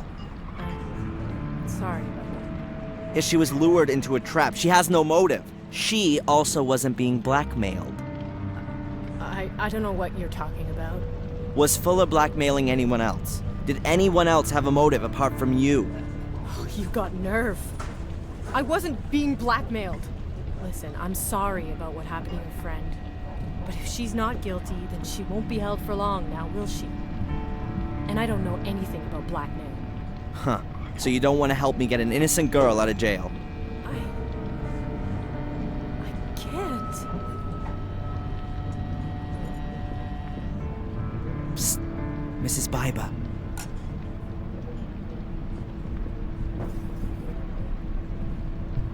Yes, what can I get you? So, are 15 Ben Franklins enough of a motive for murder? What? The $1,500 you had to pay Fuller. Get out of here. You just can't. You don't.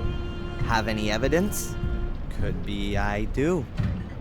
It's about time the truth got shook out. I didn't murder Fuller. Where were you when it happened? So now you're a cop.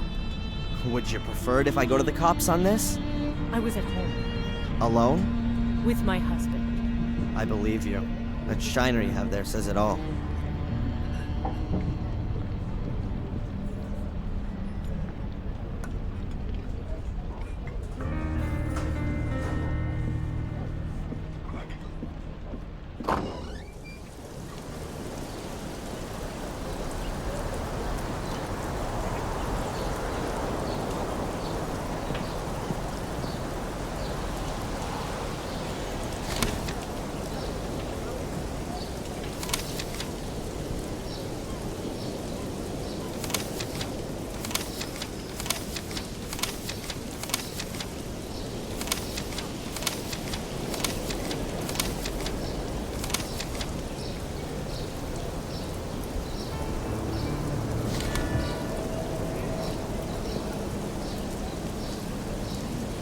should have guessed. The police have sealed the door. Gotta find another way.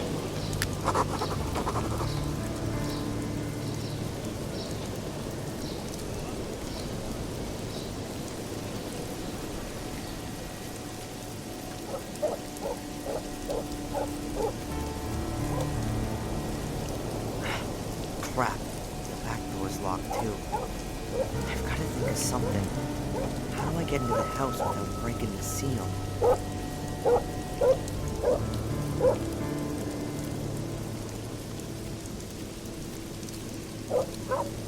Yep, that could be my way into the house. I can get into the basement through the light well. I've just got to get rid of this grill first. It looks very heavy and it's rusted into the concrete. The window's barred. The bars seem pretty strong and are bricked into the wall.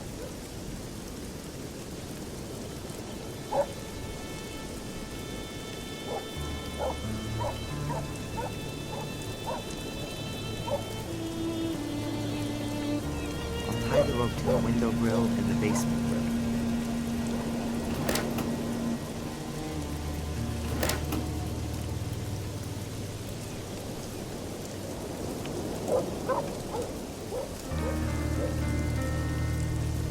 Hey, if it worked in ancient Egypt, it should work here.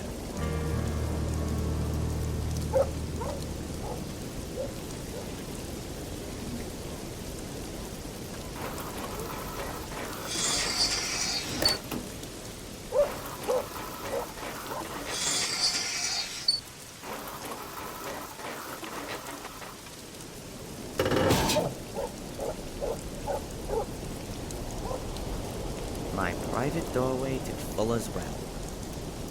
Beaten by a centuries-old technique. Shame on you.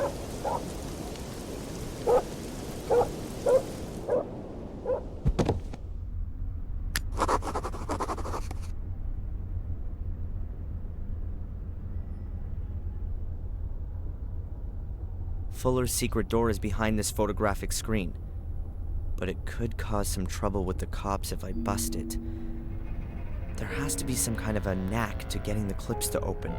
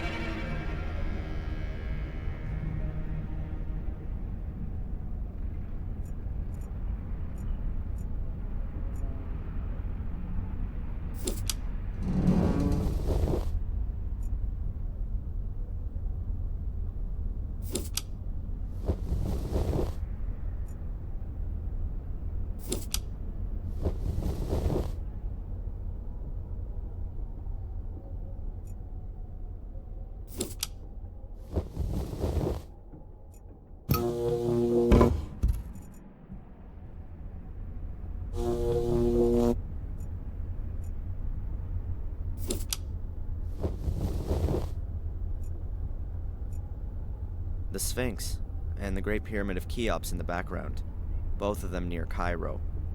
The pyramids are the oldest of the 7 wonders of the world, the only one which still exists.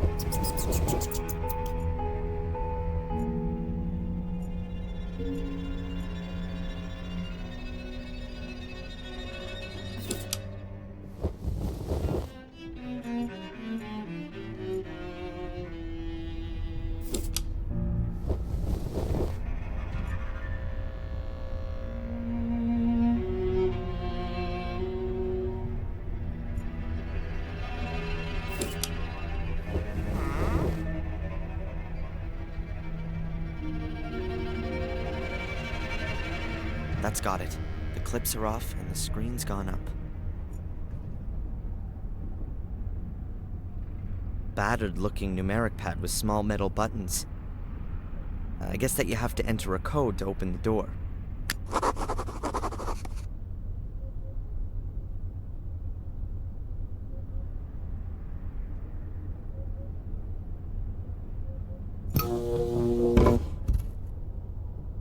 When you stand here, it feels like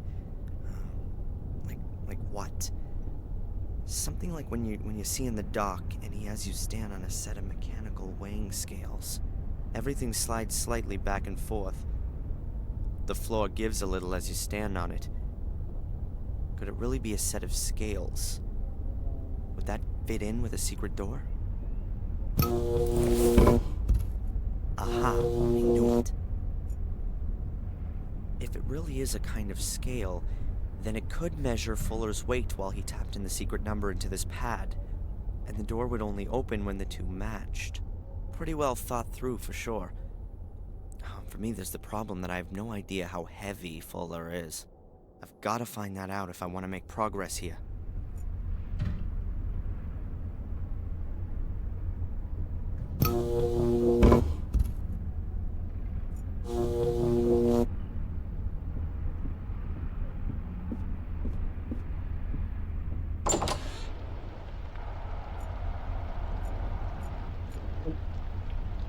I don't think I'll find anything that the police missed. They've examined this area carefully.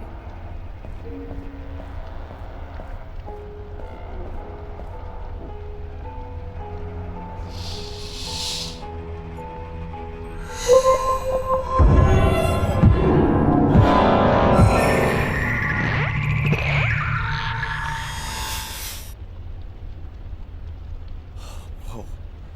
I think I need more sleep.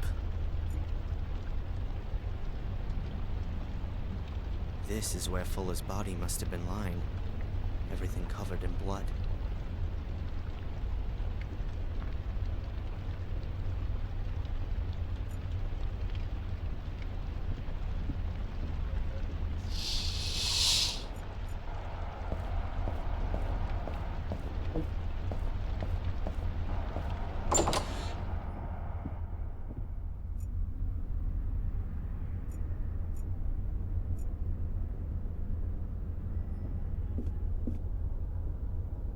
A beer crate with 24 bottles.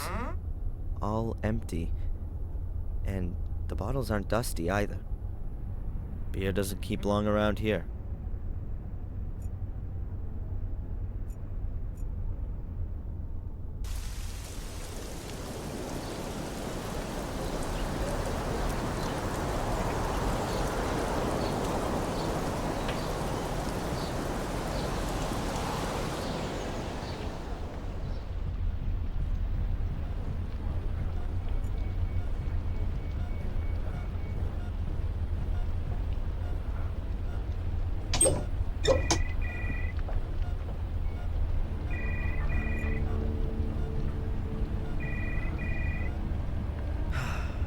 All right then, I'll take that heavy thing with me.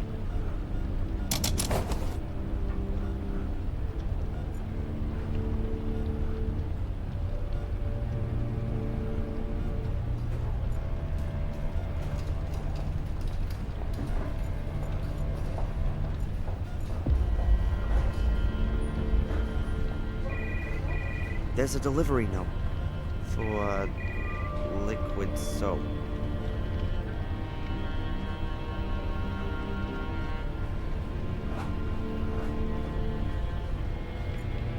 I can't take anything. The nurse will notice.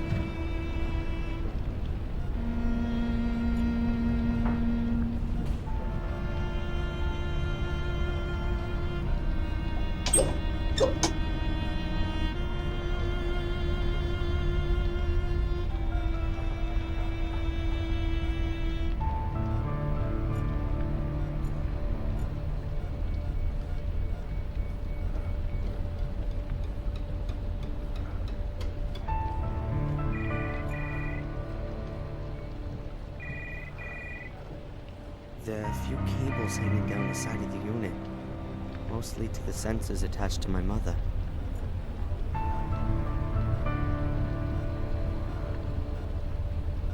The machine only monitors my mom's vital functions, so it doesn't matter if I loosen a cable here.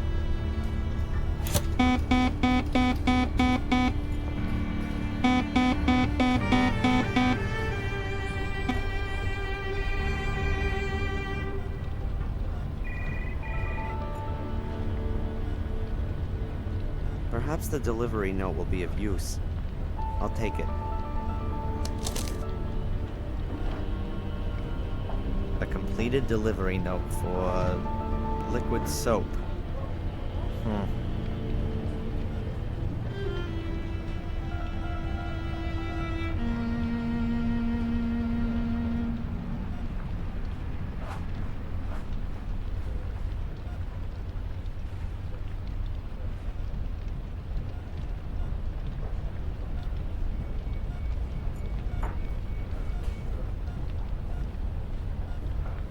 Yes. Hello. Are you delivering something? Yes. Delivery note. Whatever. I'll be off then. Hey, not so fast. What you delivering then? Liquid soap? So, where is it? Huh? Where is the package? Oh, what a klutz. I left it in the car. Man, unbelievable. In my day, I would have never gotten away with that kind of thing. Oh, no. Does that mean I'll never be able to become a security guy now? I'll get the box.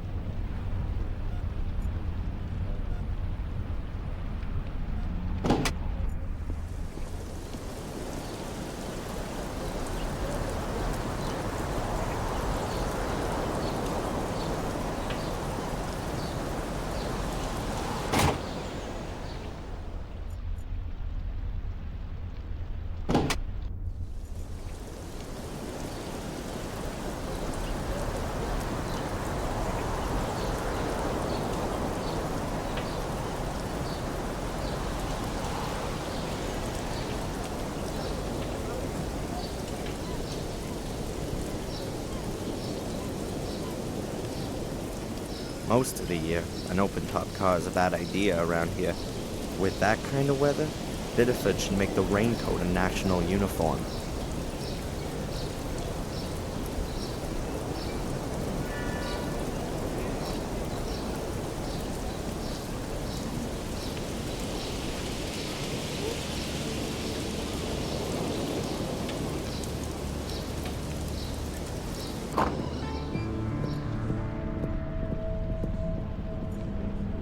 I can't think of anything I should talk to him about. I don't want to bother her while she's working.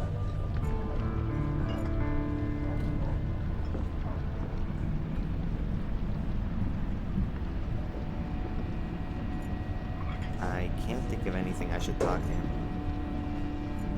If there was maybe a Pearl Jam track on it, then I'd give it a play.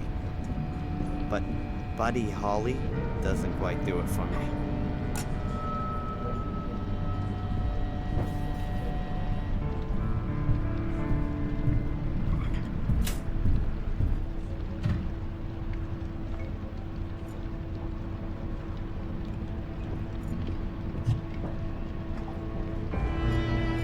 I can't think of anything I should talk to.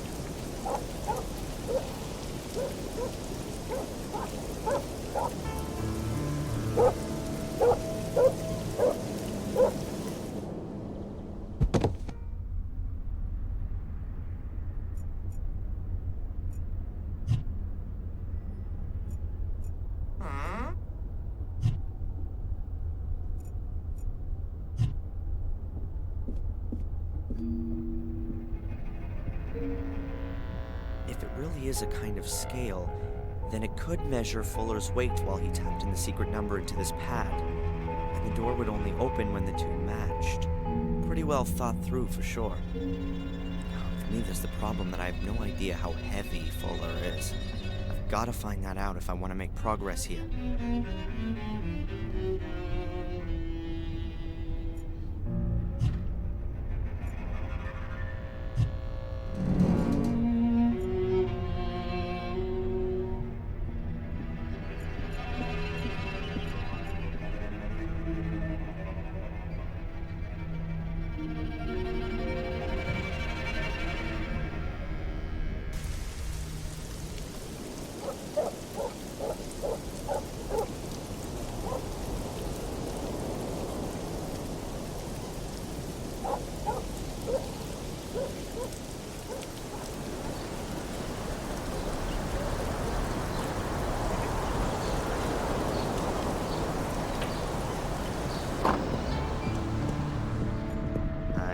Think of anything I should talk to him about. I don't want to bother her while she's working.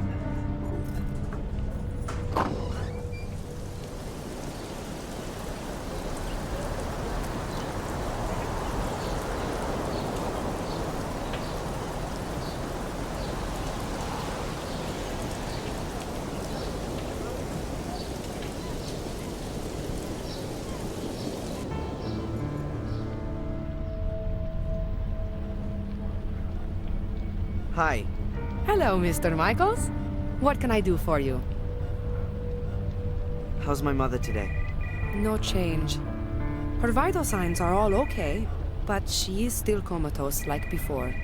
So we can only wait. It looks that way. Has the guy who inquired about my mother been here again? No, at least not on my shift. And please, can you tell the other nurses that they should keep an eye out for this guy? The police are looking for him. I know. The police faxed through a photo fit picture. Good. You heard what happened to Fuller? Oh, yes. Beatrix told me. They brought him in here this morning, covered in blood. Did you know Fuller? Not personally. What do you mean by that? I'd heard of him. Okay, listen. I'll tell you. As a woman, it wasn't an especially good idea to have your picture taken by him. Why not? He was a creep. And was not supposed to be able to keep his hands to himself. That sort of thing gets around, of course. What's up with your security guy? Does he think he's guarding a bank or something? Oh, him. If you ask me, he's not all quite there. Back there is the morgue, a few storage rooms, the laundry, and the garage. Don't know why it has to be so secure. This here is Biddeford. Nothing gets stolen here. Oh, just a few people get butchered, that's all. But only extremely rarely. Oh, sorry. We shouldn't joke about it. You don't seem to be too worried. I'm not scared. That was the first murder here for years. I don't think such a thing will happen again quite so soon. That's reasonable. Who's allowed access to the morgue? Hospital employees, of course. And the police. And how does the security guy recognize the employees? You want to sneak in there? You got no chance. Good old Dick knows everyone here. Oh, it's impossible for him to know everybody who comes through these doors. Well, okay. Not the delivery guys. But he knows the employees better than they know themselves. I get the feeling he's taken a peek in the personnel files. Thanks very much for the information. No problem.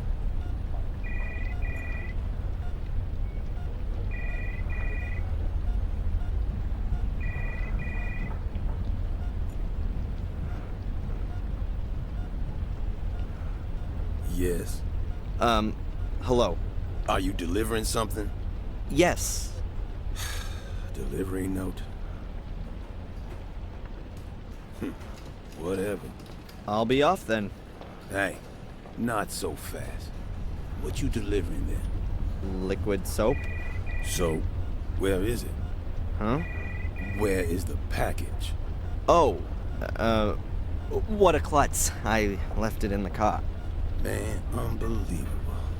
In my day, I would have never gotten away with that kind of thing. Oh, no. I'll get the box.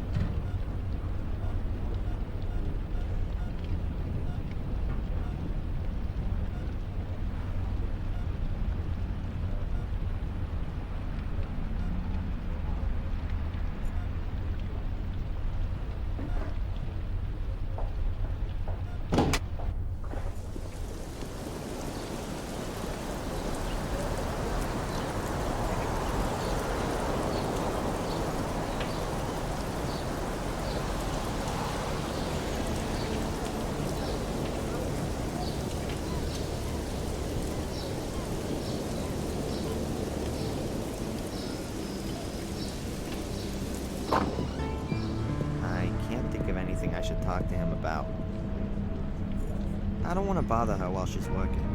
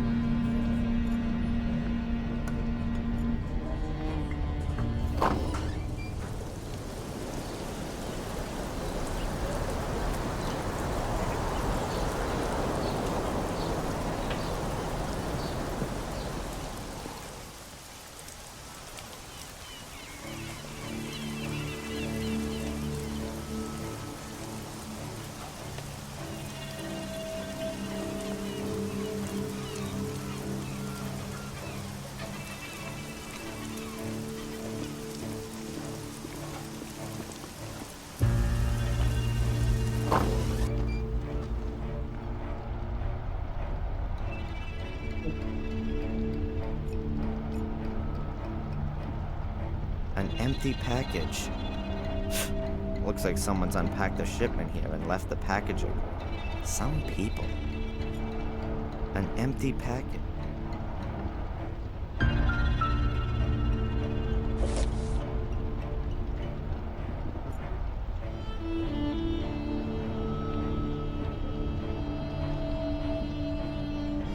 Hey, Rosie. Hard at work, I see. What do you want? Do you know this man? Has he got something to do with the Fuller murder? Of course. I can see it now. That's a real criminal face. You know him or not? Never seen him. Then not.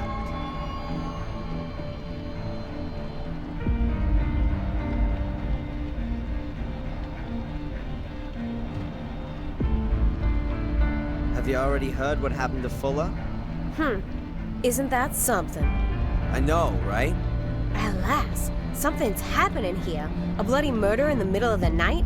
A suspicious foreign lady? Who knows what's gonna come out of all this? Maybe the suspicious foreign woman is innocent and has been wrongly arrested. Oh yeah, and the killer is still on the loose and is gonna kill again. Oh yeah, maybe a souvenir shop employee. That's not funny. You shouldn't joke about that. What can you tell me about the hotel down the coast? The Wild Coast? Belongs to an old town family. Been there for about 100 years. It's a well-run place. Doesn't do badly. Bit boring, though. No scandals? The owner doesn't get on too well with his son. He's hanging out in Portland. Some kind of musician. But exactly what? I don't know. And anything else? There's an illegal card game up there sometimes. The cops don't bother with it, though. Why'd they do that? How should I know? The chief probably plays with them. Along with all the tourist stuff and the mail, you're the local travel agent too, aren't you? Have you got anything about a place called Willow Creek in England? Course we do. Take a look back there on the flyers. Thanks. Yeah.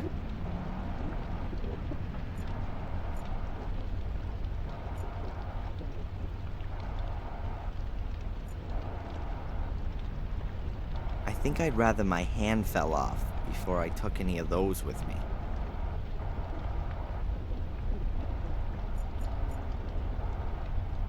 An old ship's wheel. It's supposed to endow a certain maritime charm, I guess. A stand displaying 1 million travel guides. New England, Quebec, England and Wales, Holland, the national parks of the USA, Tuscany, Hong Kong, etc., etc.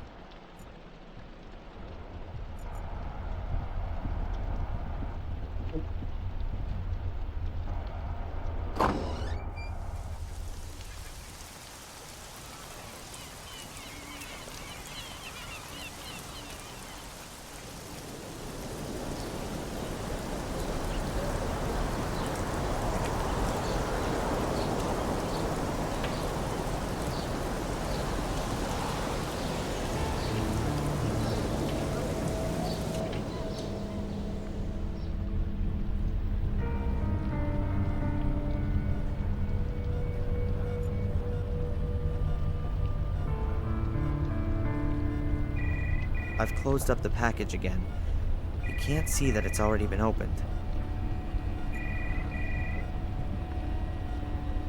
Yes. Hello. Are you delivering something? Yes. Delivery note. Whatever. The package? I've got it here. Okay. Can I go in now? No, you can't. Where's your pass? My what? Your visitor's pass? You have to get a visitor's pass back there. Oh, come on. What is this garbage? I just want to take my package to the mortuary. And you need a pass to do that. You're enjoying this, aren't you? You could say so. I'd think about that if I were you.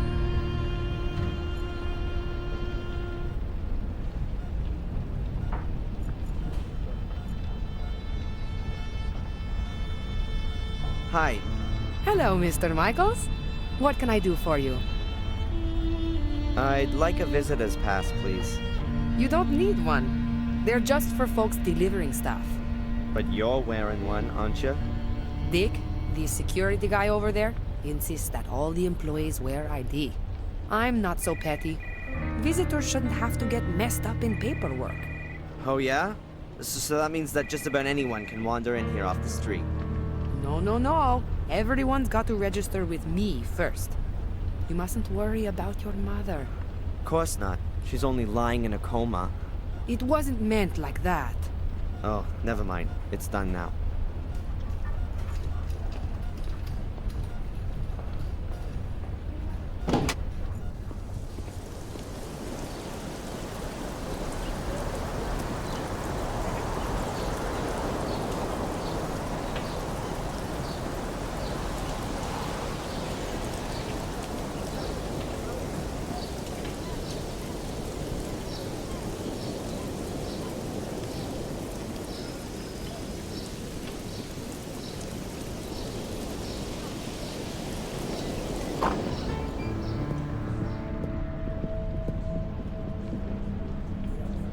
Excuse me, Dr. Newhouse.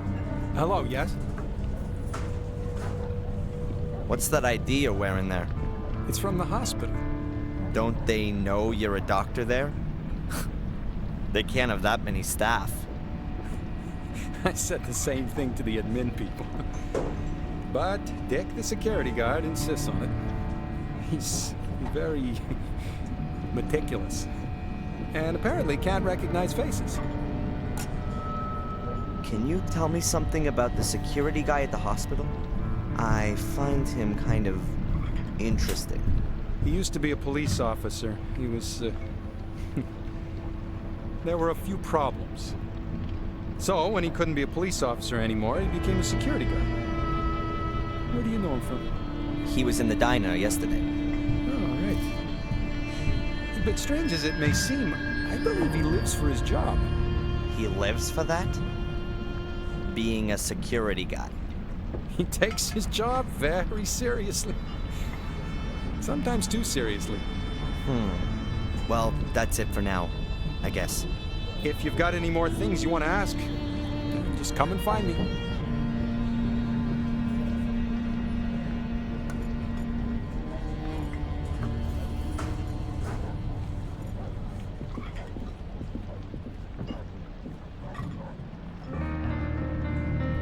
Psst, Mrs. Biber.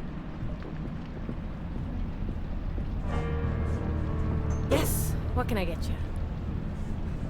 Hey, can I get a pot of coffee? On its way.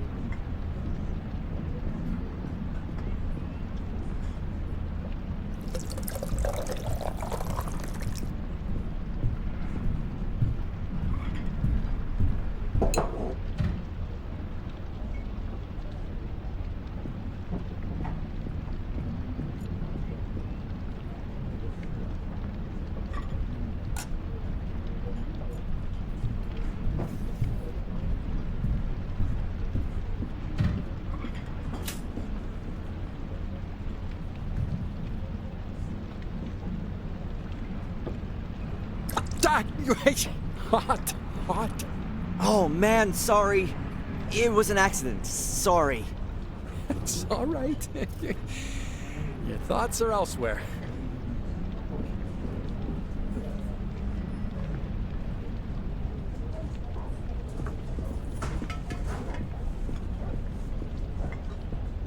Oh, give it here, Dr. Newhouse. I'll rinse out the stain. Thanks.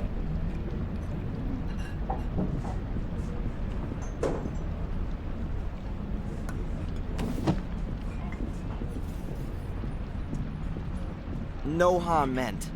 No damage. I just gotta keep it cool.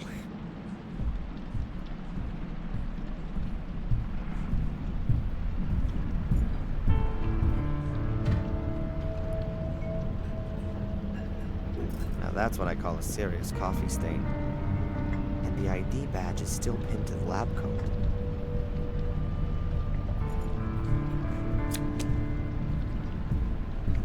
So now I've got some ID. Excellent. The security guy at the morgue surely won't inspect it that closely.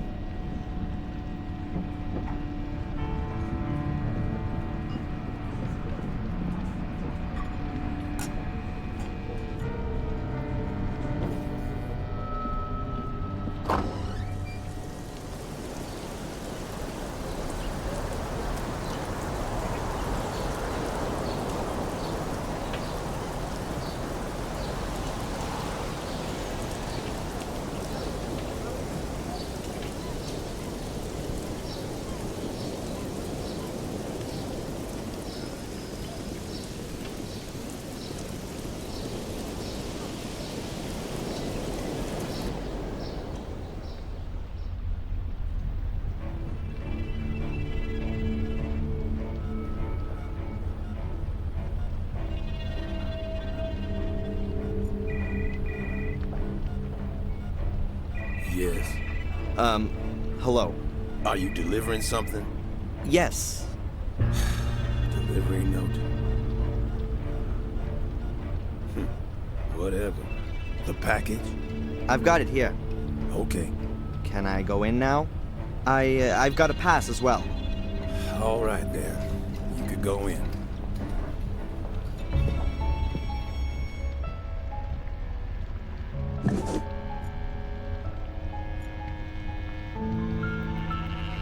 A metal bier. The edges are bent upwards so no blood drips on the floor. It's got wheels and seems a bit rickety. It's probably taken to another room for the actual autopsy.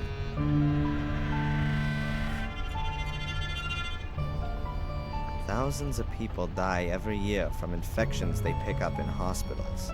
Makes me wonder if hygiene hysteria is the better way to go. The cleaning agents they use aren't so innocuous themselves, and the viruses are getting more and more resilient.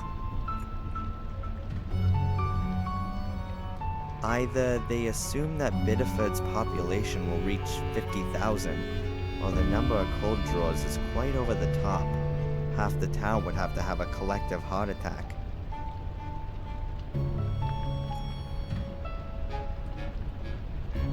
Huh. 6 clipboards in total.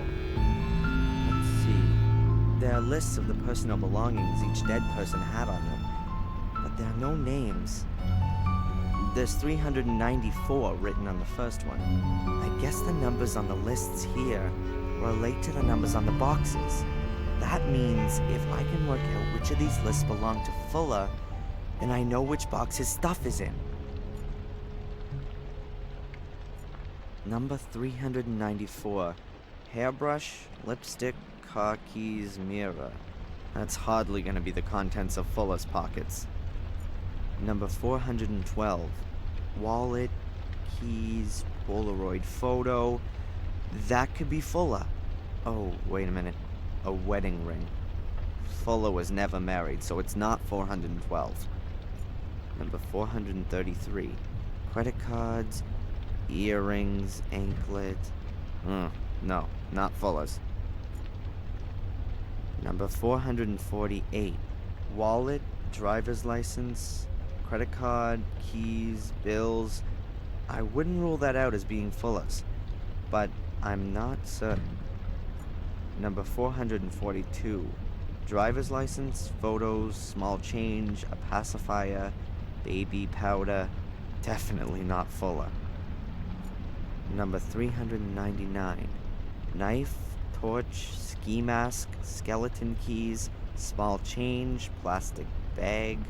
Unless Fuller was about to set off on a secret thieving trip when he was murdered, then that's not his.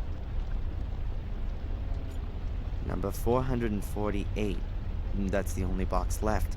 It's gotta be it. Boxes. They appear to be airtight. There's a number stuck to every box. I think the personal effects of the dead people are stored in them. Fuller's box is number 448. But where is it?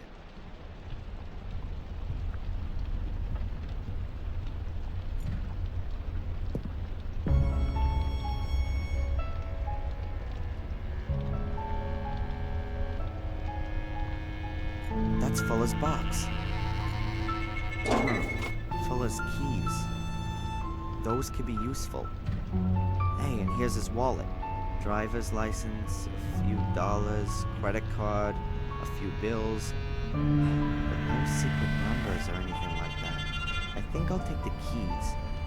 The wallet and the rest of that stuff is of no use to me.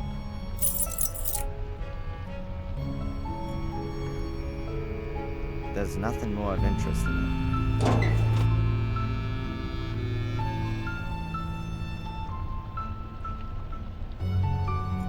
I wonder why there's so many boxes here. This many people can't have died in the past few months. Or how long do they store all the junk here?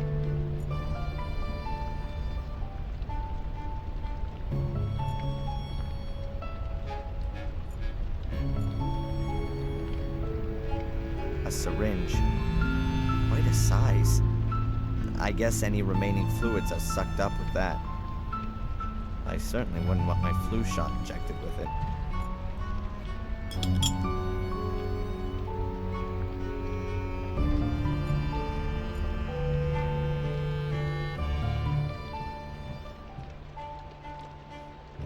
Not a pretty sight.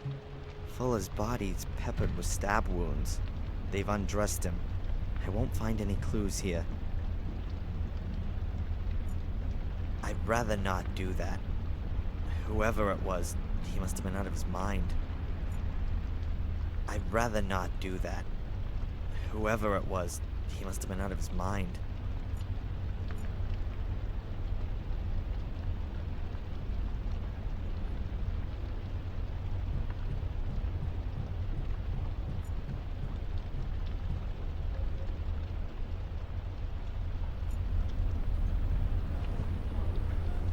Excuse me. Now what? Are you all on your own here? I mean, who occupies this strategically important position if you have to go to the washroom? Man, I can't just go. Just every few hours or so. And then I shut everything up. What did you think I did? And you can't fit in a quick smoke every now and again either? Nope. And I given it up anyways. What's much worse is not having a drink. You drink alcohol in your work time? Man, of course not. I'm in a Coke or something. I left my bottle in my car today, and it's still some way off until my first break. And right now, boy, I'm parched. Life's a bitch, huh? You want me to wait here while you go off and get yourself a soda or something? I bet you'd like that, wouldn't you?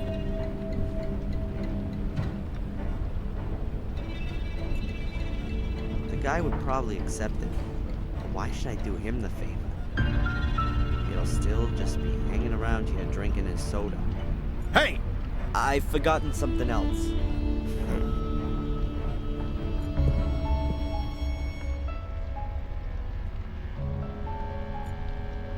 I should first divert the security guy's attention. All the rackets can be quite suspicious.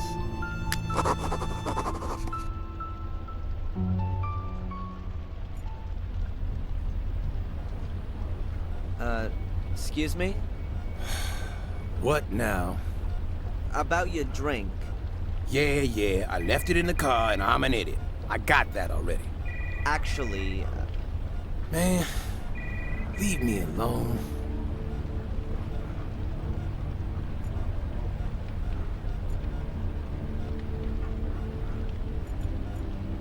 The guy would probably accept it.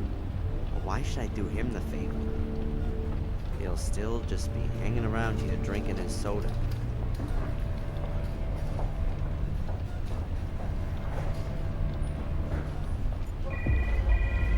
Hey!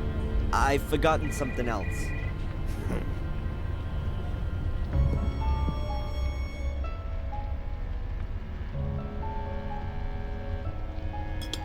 I've drawn a little of the laxative into the syringe.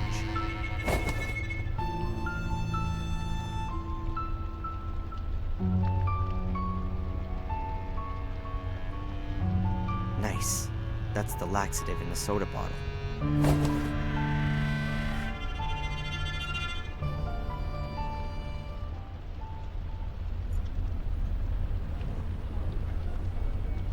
Hey, boss. You want a soda? What do you want for it? Nothing. You just gonna give me a soda as a friendly gesture? Exactly. That's very nice.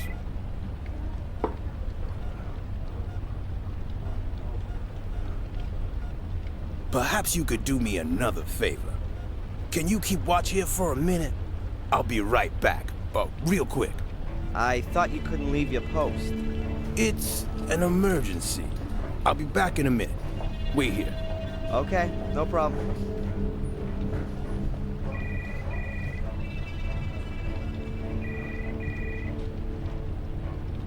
What was that about? Strange. Oh well, he's gone.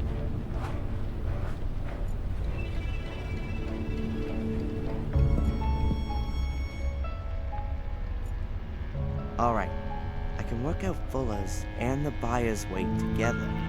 That way...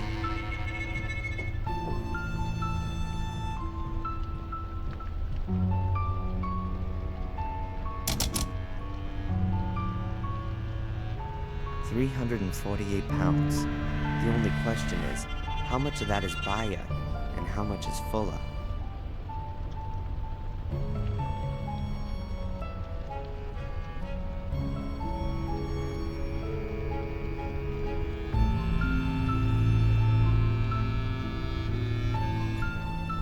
weighing scales and a metal housing.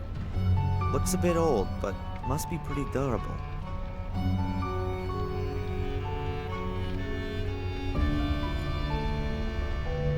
There's a buyer, just like the one out in the hall. I think it's for transporting the corpses. The upper part can be removed.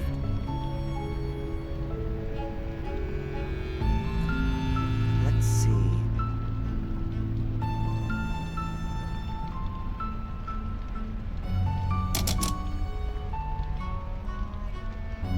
The buyer weighs about 53 pounds. 348 for Fuller with the buyer, minus 53 for the buyer makes 295 pounds. That's Fuller's weight, and that's what I gotta put on the scales. Perhaps a bit more. He wasn't wearing any clothes and had lost a lot of blood after all.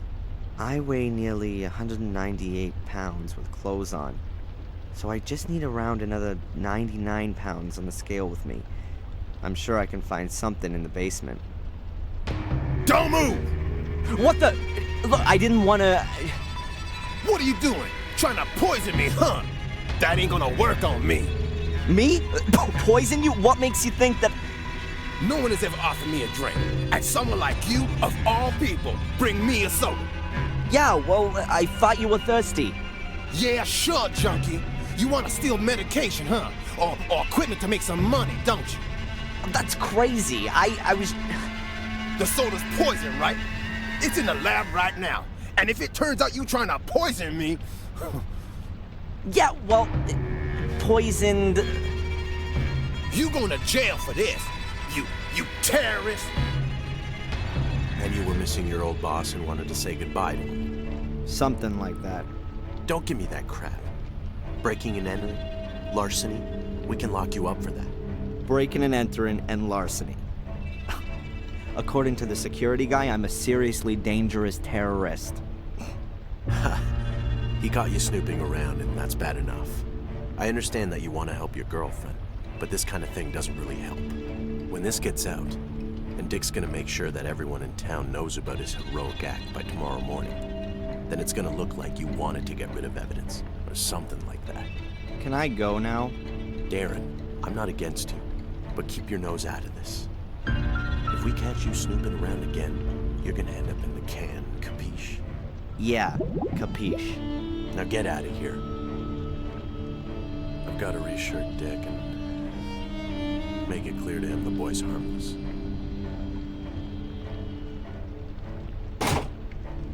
And I'm gonna continue where I left off, at Fuller's secret door.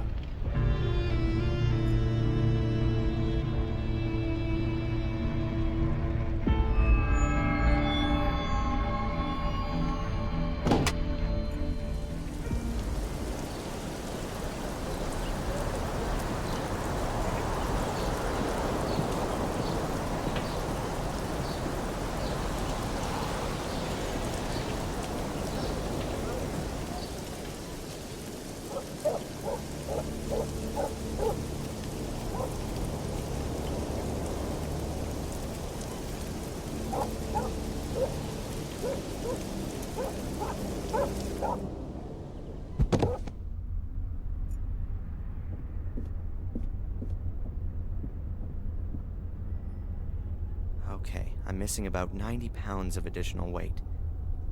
That shouldn't be a problem.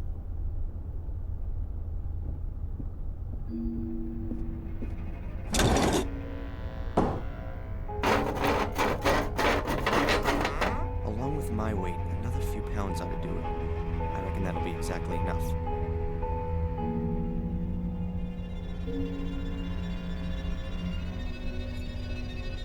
Now all I have to do is find out the code.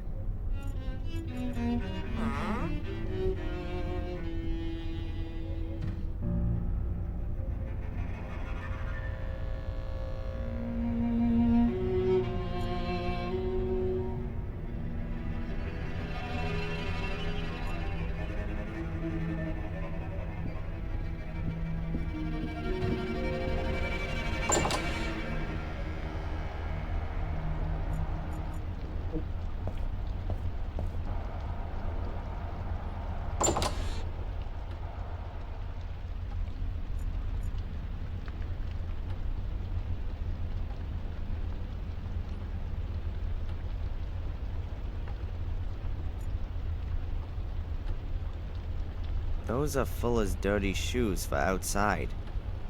In here, he wears other dirty shoes.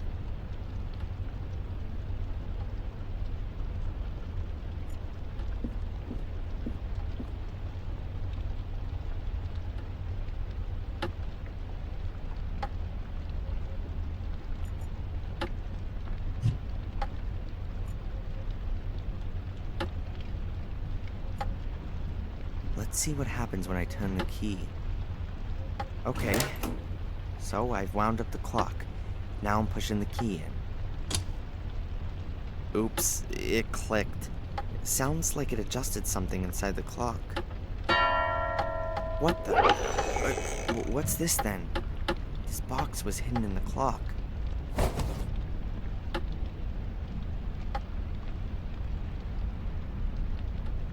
Come on, I just need a little tip for the damn combination. Huh, 4 negatives.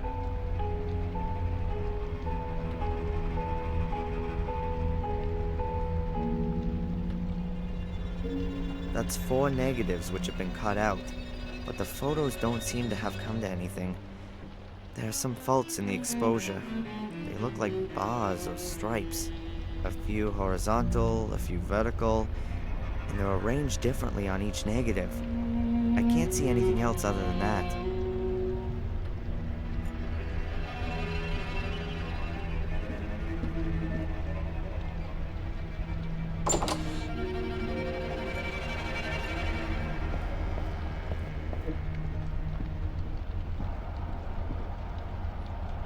That's a light box for looking at slides and negatives.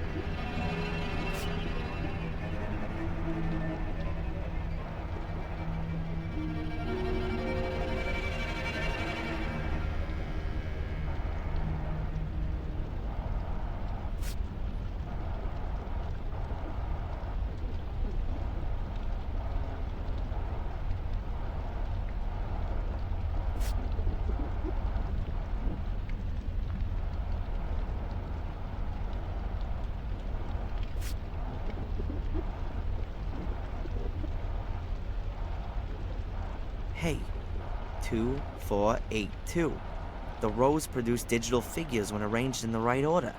I'm certain that's the code for the secret door. The negatives were Fuller's emergency memory aid.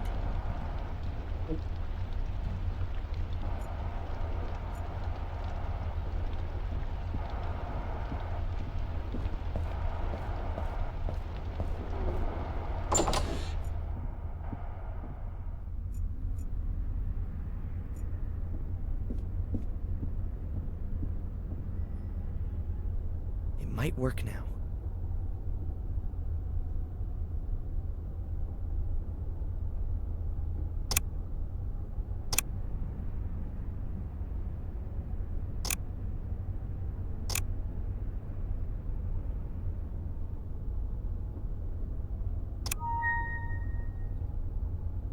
That's it! At last. Now that the door's open, I'll get this junk out of the way.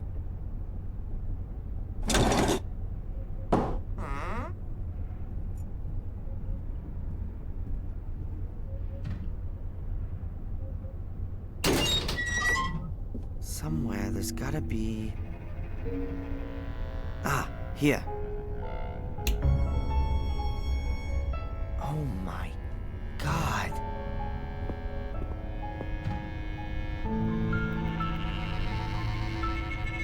That bastard.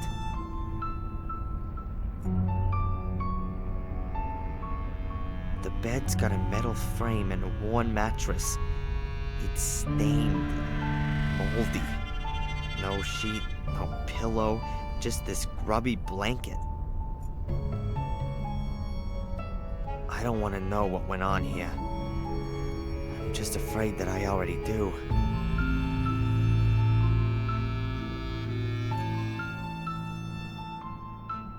There are these shiny golden balls on the bedposts. That must be brass.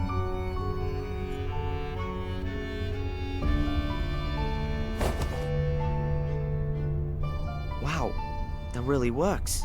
The ball simply plugged into the tube of the bedpost.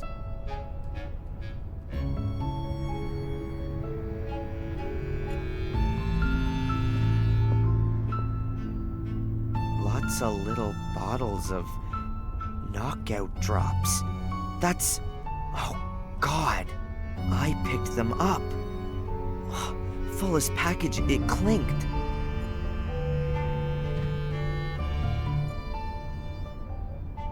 The metal locker looks very old. Perhaps it's from a school or a sports club.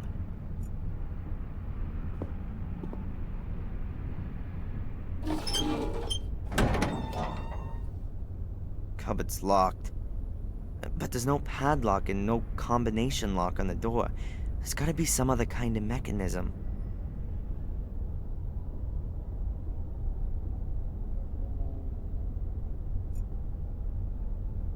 Weird. That curtain looks like Fuller stole it from his mother. Old-fashioned, but in better shape than everything else here.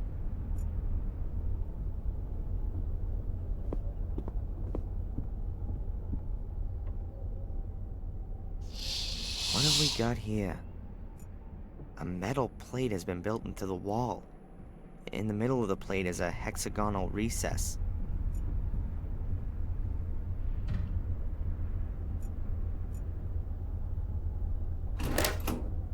Something's happened.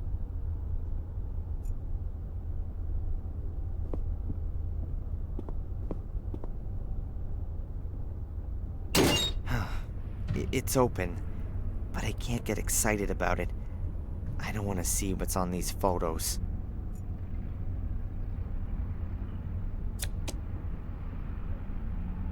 Ah, there's only Mrs. Biber in these pictures.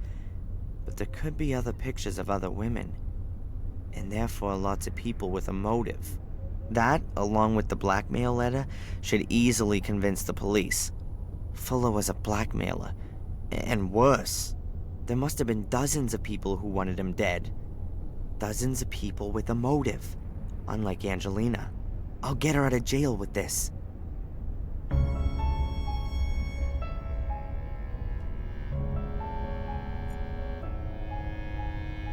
He recorded it. The pig got it all on video.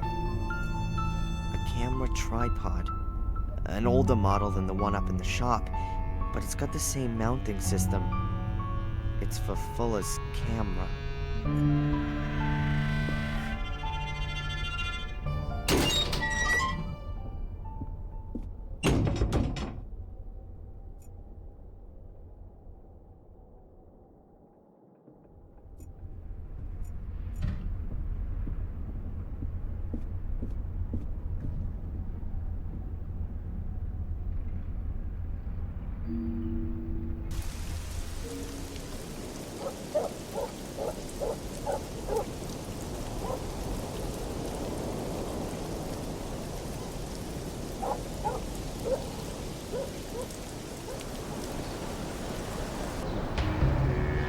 That's really interesting. It's repulsive, and a damn good motive, right? Indeed. But it doesn't mean that the Bibas have anything to do with the murder. Of course not. Look, I guess your people would find even more in Fuller's secret room.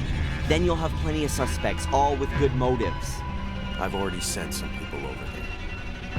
But all of this doesn't prove that it wasn't Miss Morgan. But she had no motive. Yes, she did. That's him. That's the guy that followed me.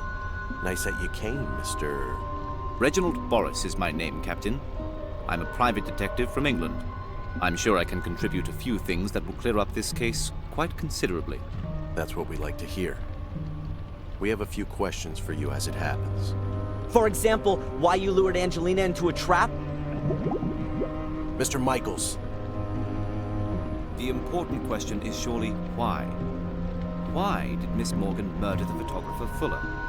Well, quite simple. She was also photographed by him. As you can see, not quite as revealing as the others, but I haven't got all of the photos. I'm sure your people will find other pictures that put it beyond all doubt. What the? Those are mine! I shot those pictures of Angelina yesterday afternoon! All right, calm down. What's going on here? You'd better ask him. He must have stolen these pictures from Angelina's hotel room. These pictures have got nothing to do with it. It's the same photo paper as the other ones. And I got them from Fuller. He said he had lots more. Oh, man. Lies! Well, we'll see about that. Darren, go and get some fresh air. Calm yourself down. Mr. Boris, come with me, please. There are a few things we need to discuss. Why, certainly. And Angelina? She stays where she is until we've cleared up this mess. But... We'll get in touch when we need your help. Good day.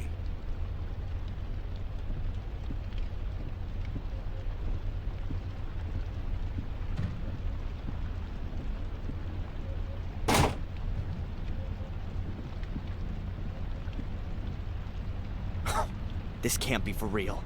You know, I believe you. You were right about Fuller, and there's something not quite right with this Detective Boris. Then go in there, arrest him, and release Miss Morgan already. It's not that simple. But it'll all become clear. In a few days, everything will be cleared up. Until then, you should just wait. And go visit your mother. Wait a few days? And give this asshole time to get new evidence? Yeah, right. Next thing you know, he'll frame her for the Kennedy assassination. I'm gonna find out what game he's playing. Good. But be careful. The end doesn't justify the means. You've already broken into Fuller's house. If you get caught doing something like that, you'll get it for real. Then you'd better stay away from me.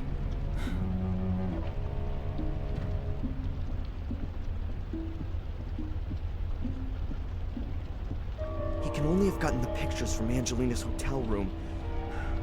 I should have a look around there, regardless of what the police think.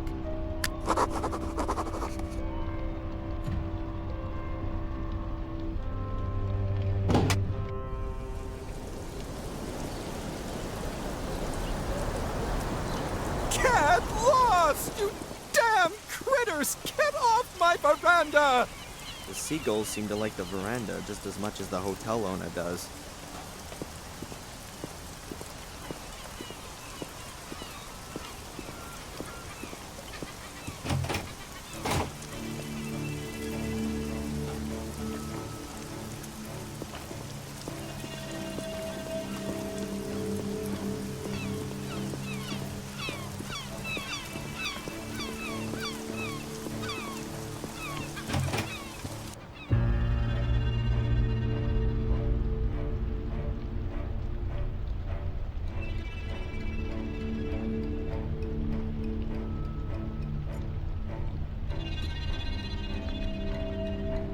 He owns the hotel.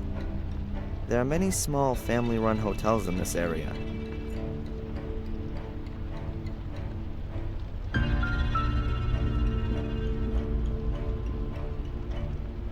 Excuse me. Yes, please. Do you know that Angelina's been arrested? Can't tell you anything about that. But you do know. Look, Darren, this is a family hotel. I understand. Can I have a quick look around in Miss Morgan's room? Absolutely not. Even if I were to let something slip out to the press? I'm not going to be blackmailed. And anyway, the newspaper belongs to my brother-in-law. Nice for you. I saw the card and the flowers that you sent my mother. Oh, well, that was a given. As I hear it, isn't she any better? Seems there's not much kept private round here. Well, my wife is a friend of the doctor's wife. After all, one worries about people, doesn't he? Would you let me know then when my mother's condition starts to improve? Sorry? Was this guy here again yesterday? You mean the one who was asking about Miss Morgan? Yes, I saw him the one time through the window. He was headed towards town. Where was he coming from? I can't tell you exactly. Somewhere from around the beach, I'd say. Well, can you keep your eyes peeled? I believe he's caught up in all this. In the murder? For sure. He was following Miss Morgan, and now he's framed her for the murder. What are things coming to? What kind of folks are running around in our lovely little Biddeford these days? What do you reckon? Who do you think murdered Fuller? Well, the cops already have a suspect. That's crazy. It wasn't her. I hope so, too. And I also hope they keep it quiet about where she was staying. And that's all you're worried about? Now listen here. My whole family's welfare depends on this hotel. You know what my daughter's tuition fees in Switzerland cost? There's an innocent girl sitting in jail. That interests me more than your daughter's college fees. Oh, forgive me, you're right. But if Miss Morgan is innocent, which is what we all assume, then the truth will soon come to light. Oh, I'll bring it to light, all right. Whatever it costs. You got a seagull problem here? I wouldn't call it that. They kind of come with the coast. It's just, it would be nice if they kept away. In my opinion, they ought to be out on the ocean, or on rocks on the coast. But not on my veranda. And they've lost their fear of humans, and the hotel guests are always feeding them, especially with bits of fish. And then at some point the guests leave, and I'm left with a flock of seagulls on my veranda. They wreck the cushions, and oh, well. They crap on your tables? Well, I wouldn't have put it like that myself, but yes. The weather isn't going to be suiting to your guests. Oh, yeah, well, there's not much going on anyway. The change in the weather was already announced. And to be honest, right now I'm quite happy there's not so many guests in the hotel. You know why? With the incident. Have the cops sealed off Miss Morgan's room? They were here first thing this morning. Got me out of bed, they did. I was worried that they'd pull the whole room apart. Took a whole lot of photos and fingerprints. You know, like in a movie. But they didn't. The captain had a look around the room, made a few notes, and told me that nothing should be touched. But after 10 minutes, he was off again, without taking anything with him. So are they coming back again? I don't know. I didn't get the feeling that the captain was looking for anything in particular. He just wanted to take a look around. So there could definitely still be clues hidden in the room. I need to be able to get a look around in there. And I'll be a lot more thorough than the captain.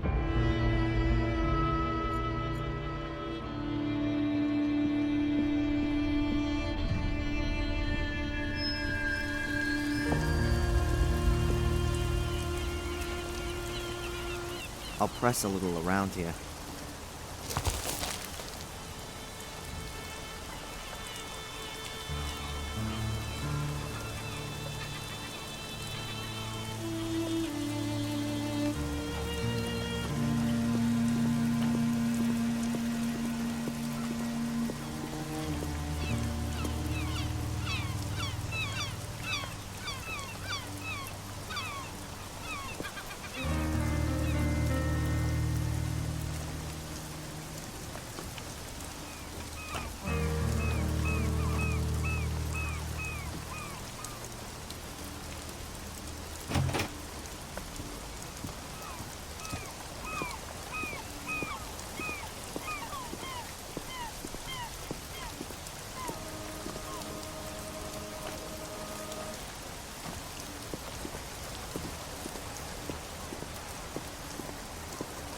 Gotcha!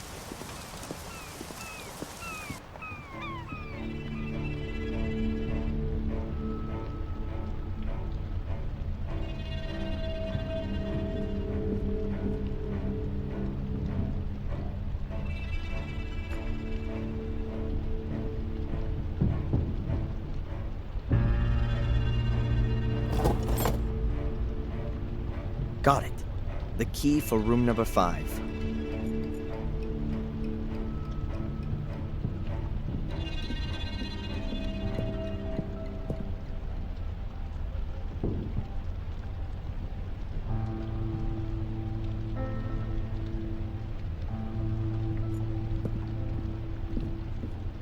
She only drank non-alcoholic drinks in the diner yesterday.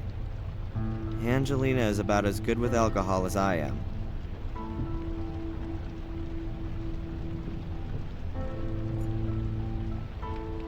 Nice work. There were skilled craftsmen across the whole region all those years back. They brought all of their experience and designs from Europe and supplied the whole of the States from here.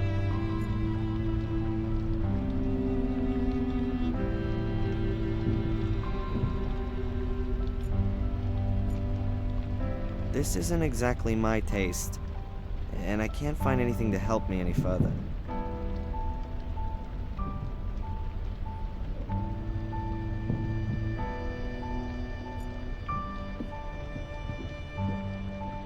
What's this then?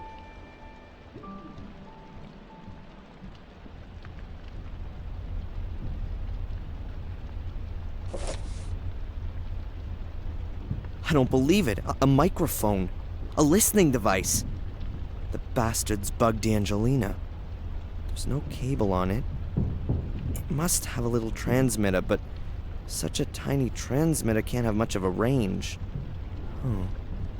That means there has to be an amplifier or a more powerful transmitter around here.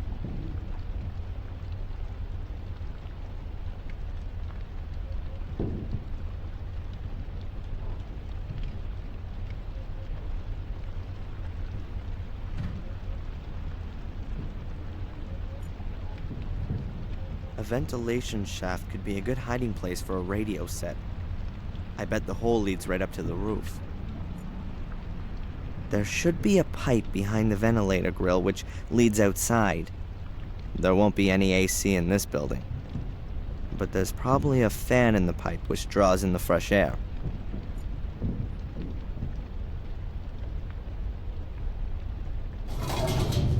I knew it. A radio set. The bug only needs to transmit a few yards, and then this powerful set amplifies the signal and sends it on to wherever. Apart from that, there's nothing else.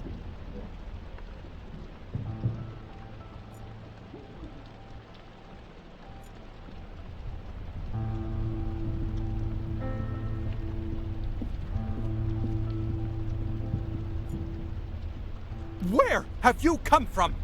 What do you think you're doing? You can't just march through the rooms. This is a discreet, familial hotel. Where is the key for room 5? Miss Morgan's room. You've got it. Give it here, immediately. Don't let the police hear about this. For heaven's sake.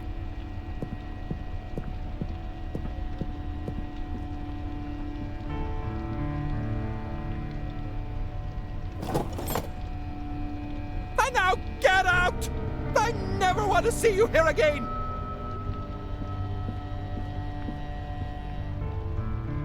If you just... Don't! Man, was he upset or what? Doesn't matter.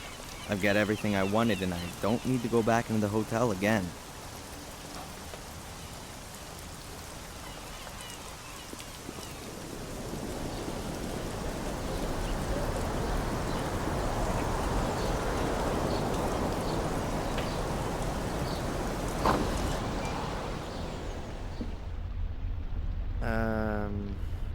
What's with my slide projector? Don't worry, I've got it here. Is it broken? No, but old and battered as ever. What do you need the projector for anyway? You're blind. You just look after your own junk.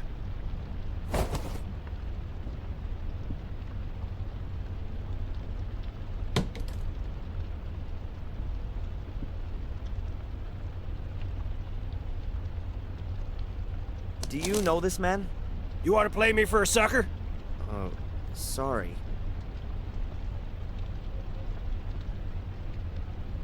Have you heard what happened to Fuller? Sure. The police was here. Wanted to know if I heard anything. Did you? I got ears like a lynx, but it was raining. When the rain falls on that tin roof out my window, I can't hear nothing else.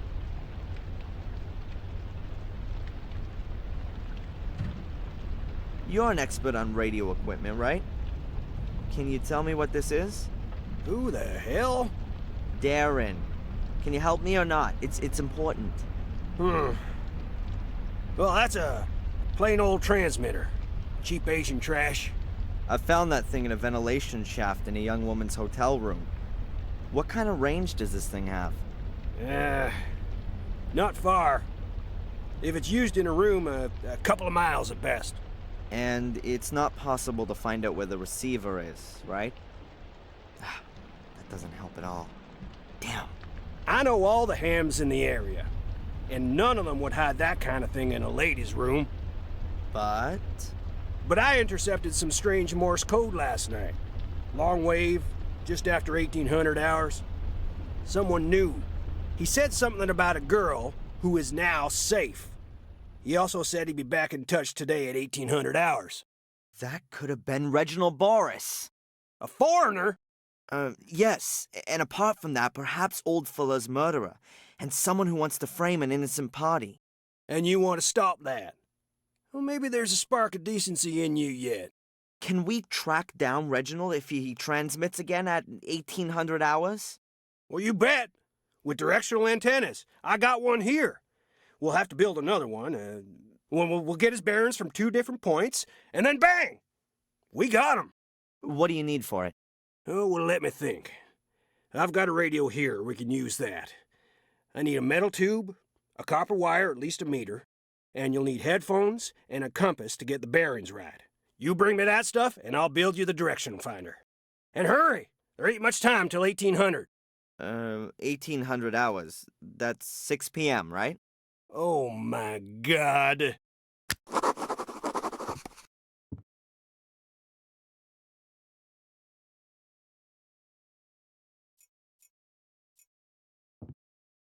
And? You got everything? No, not yet. Well, get going. Metal tube, bare copper wire, headphones and compass. Not much time till 1800.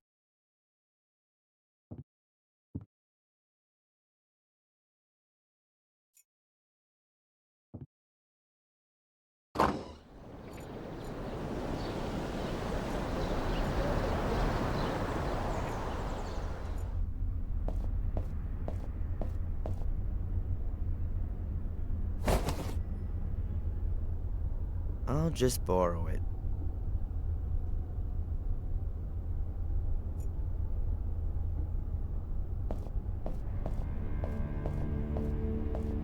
Alright then, I need the compass. I'll have to sacrifice the telescope.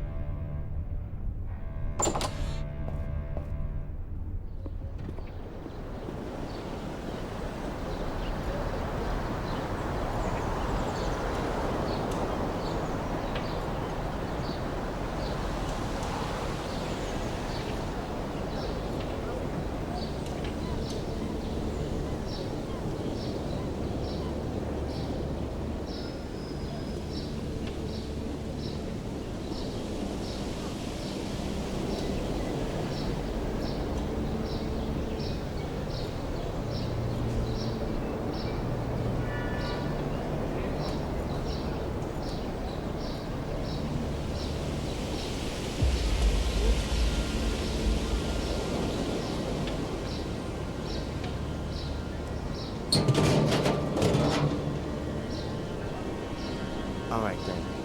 There's no choice. I need the copper wire.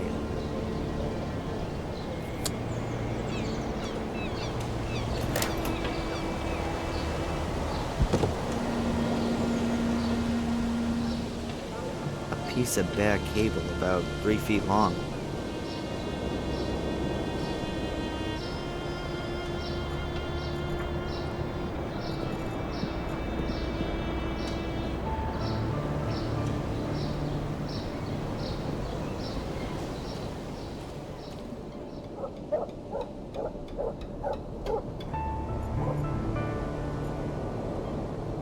Oh well.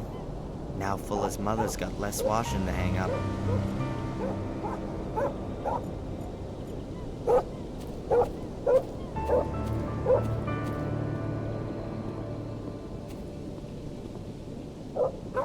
That'll be just right for the directional transmitter.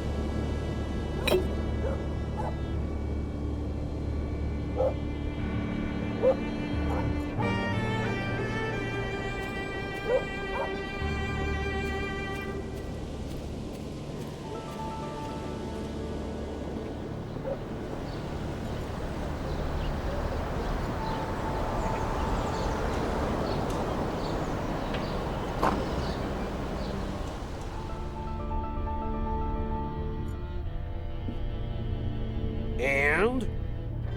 You got everything? No, not yet. Well, get going. Metal tube, bare copper wire, headphones and compass. Not much time till 1800. I've got a cable here. Will that work instead of a copper wire? No, you'll have to strip it.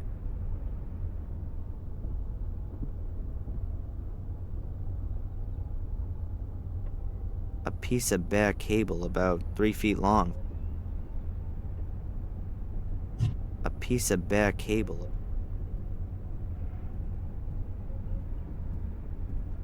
I'll cut into the plastic insulation and pull it back carefully.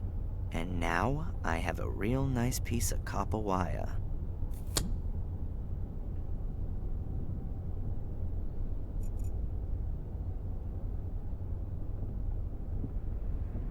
Here are all the things for the direction finder. Very good. I'll build it up right away. But, first the theory. You take the receiver down to the coast, somewhere near the hotel. You turn on the radio, I'll set everything up, and don't fiddle with it.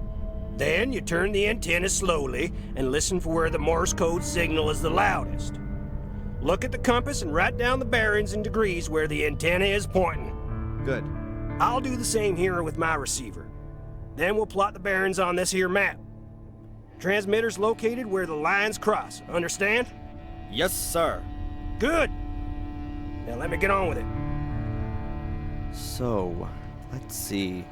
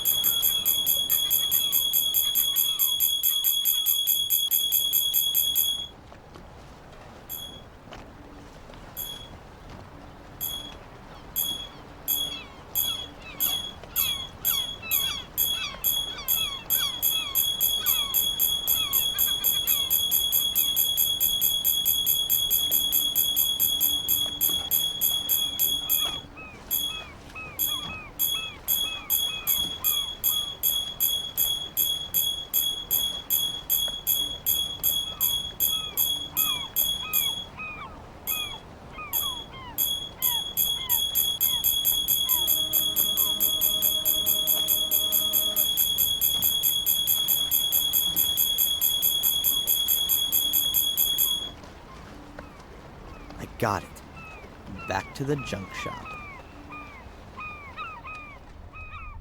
And? Do you have a bearing? Yes, sir. Bearing at 73 degrees. Very good. My bearing is 90 degrees. Go on, plot the bearings. Let's see. Your shop is here, and you had a bearing of 90 degrees. I was roughly here. This damn... Of course! What is it? A boat! Boris has got a boat. That's why no one here knows him, and why the police didn't find him. The lines cross a few hundred yards from the coast, about 2 miles to the east. Good work. Now you need a boat. One of those lobster fishermen owes me a favor. You can use his.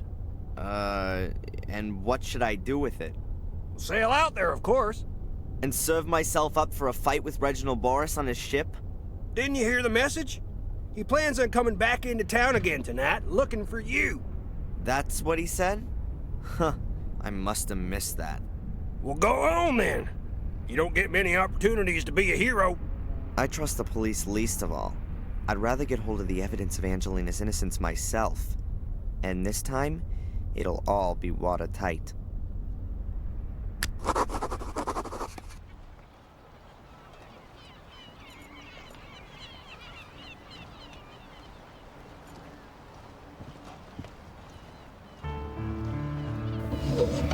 Life jackets, a lifesaver, a few ropes, a buoy, and a gas can. Nothing of use at the moment.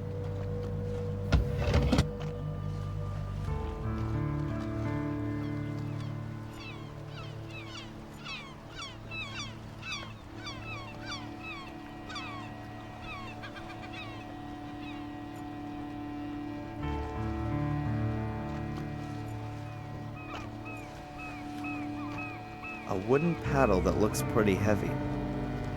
Why would you need something like that on a sailboat?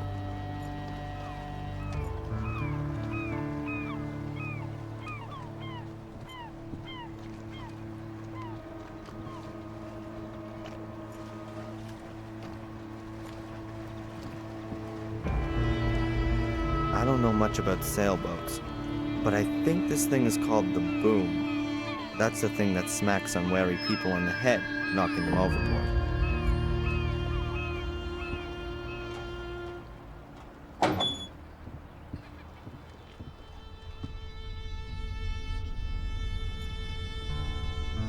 The lamp is screwed to the ceiling. If it was just lying around somewhere, it might fall over in rough seas.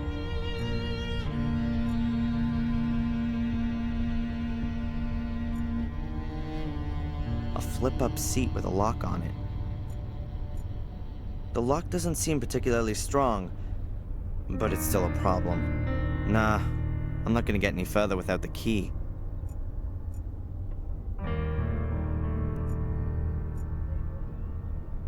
Cardboard folder. It looks really new. There's an A on the front.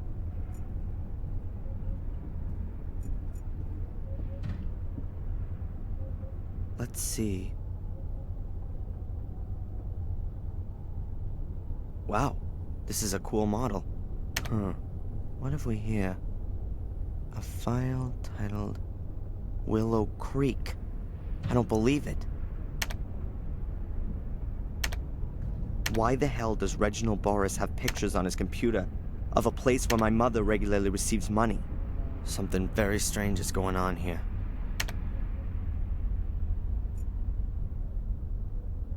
Huh. At the front of the folder is a small piece of transparent foil with lines on it. Strange. I'll take it with me. What else have we got here? Photos of Angelina. Some of them are clearly quite old.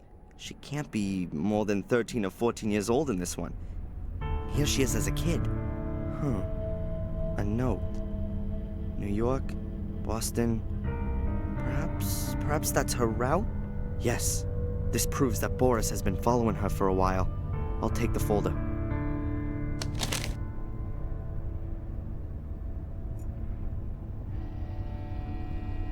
They're photos of me. They're all from yesterday, me walking around town. This is me leaving the store. And here I am going to the hotel. And here I am with Angelina in the diner. Huh. That picture's been taken through the window. That Reginald fella must have been creeping about the whole time.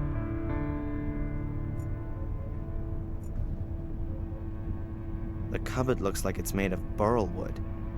But it can only be really a thin veneer, otherwise it'd be too heavy and expensive.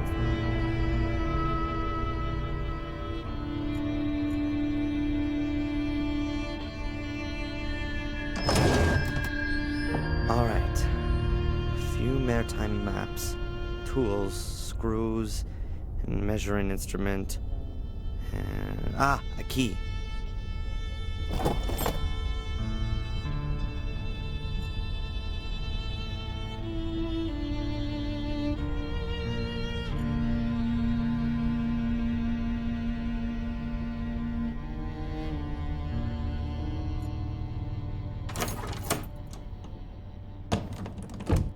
Aha, that must be the ship's power generator.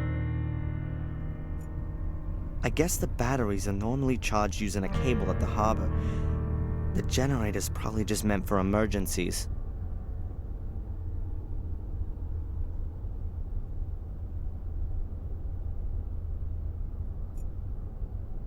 Better not now.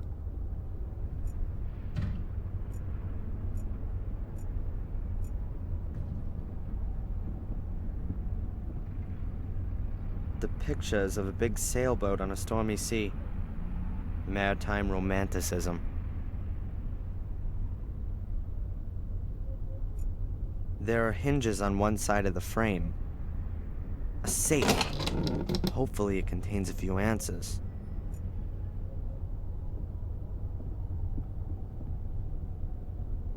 A frame sheet of handmade paper.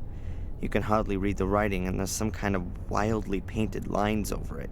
The road to El Dorado is written at the bottom. Isn't that in South America?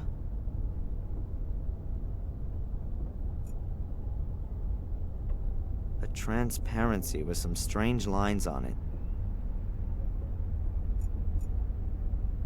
It might fit. Let's see.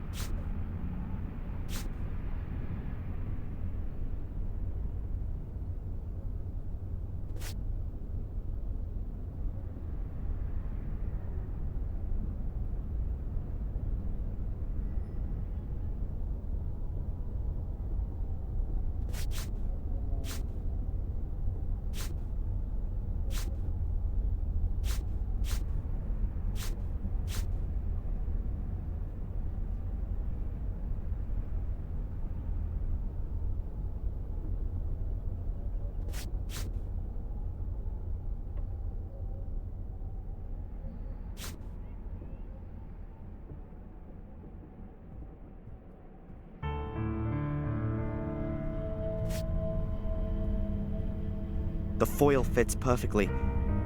It shows a route around the southern tip of Africa. The route is southwest, south, southeast, east, northeast, and northwest.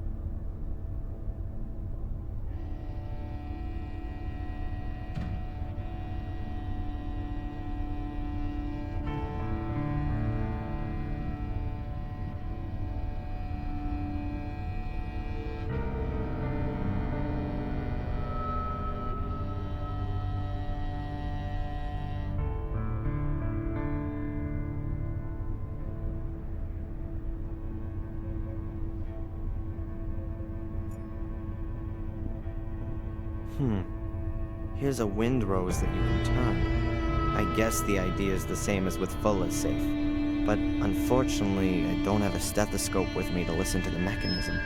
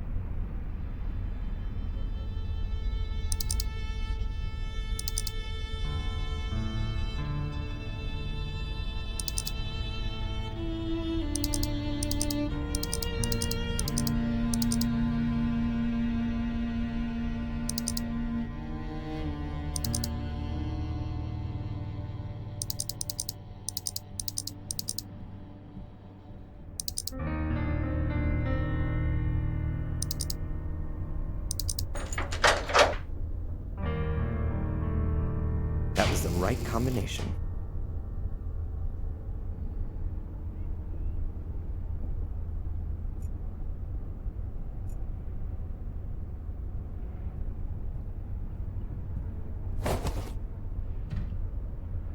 Huh. A ring with an eye-catching symbol on it. Looks a bit Celtic. A tree or something. It's not gonna help me, though. A floppy disk, labeled with Biddeford and today's date. That looks more like a clue. I should have a look at what's on it straight away. If the disk doesn't contain any critical information, then I have to keep searching. Either way, I should get a move on. I don't know how long Boris is gonna stay on land. There's nothing else in it.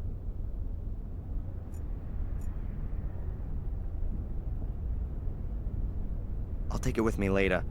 First, I need to find some more clues to what's actually going on here. What the hell? What links Boris with Willow Creek, and what's my mother got to do with it? I'll take it with me later. First, I need to find... What the hell? What? I'll take it with me later. What the hell? What links Boris with Willow Creek, and what's my mother got to do with it? A 3.5-inch floppy disk, like you see more and more of today. But they've got a massive 1,440 kilobyte capacity.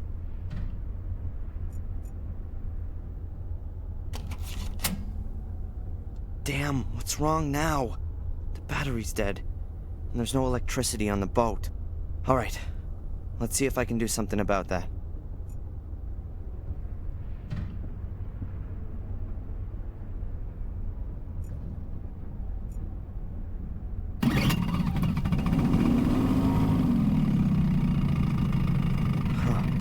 Completely dry. I need to pour in some gas.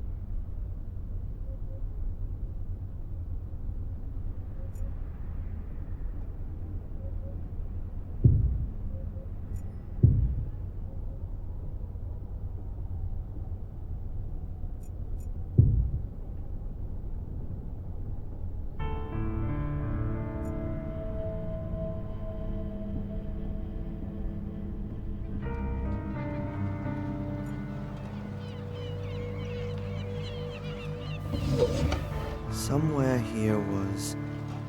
Yes, a gas can.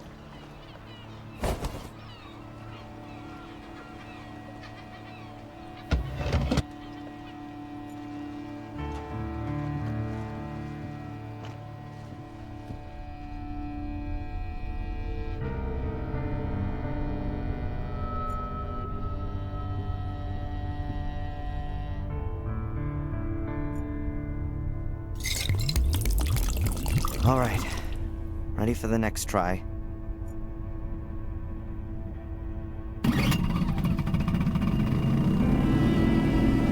Very good, but also quite loud. Hopefully no one can hear the noise on land.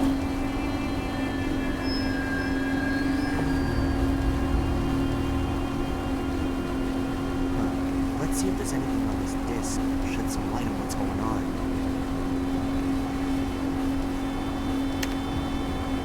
Mrs. Michael's medical records? What the... Mrs. Michael's records? Second digit, arms, legs, fractured back, partial cervical due to a back fall. This entry is from 1973. Right after the car crash. During an alleged car crash. Just Reginald Morris wanted my mother's medical records.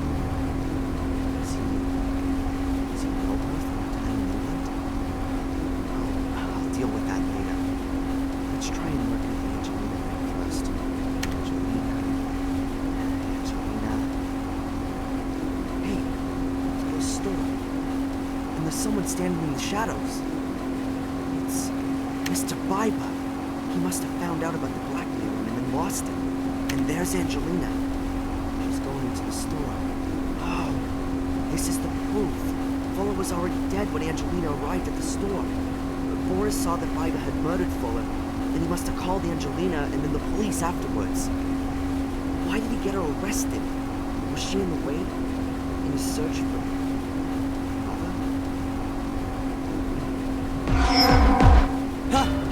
Good evening, Mr. Michaels. You! Stay away from me! That's very difficult on such a small boat, wouldn't you say? What do you want from me? It's all very complicated, believe me. But we'll have enough time to clear it up. We're both going on a little trip. I don't think so. Ah!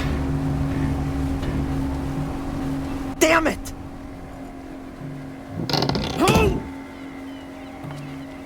Ah!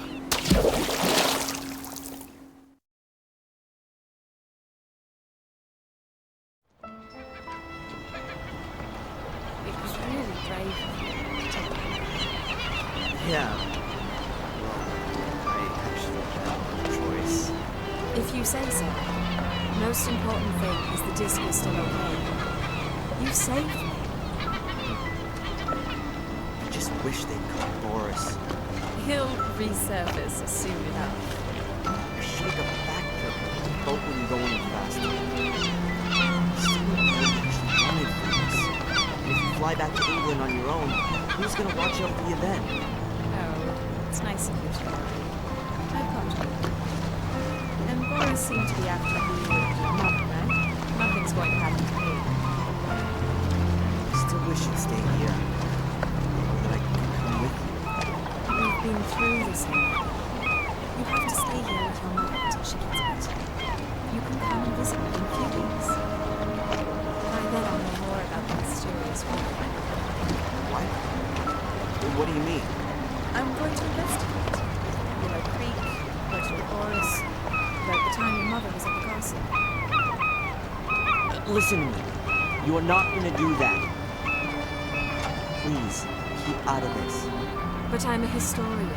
Digging into the past is just what I do. Don't worry. I'm going to miss you. Anyway, I know who could save me if I get into trouble.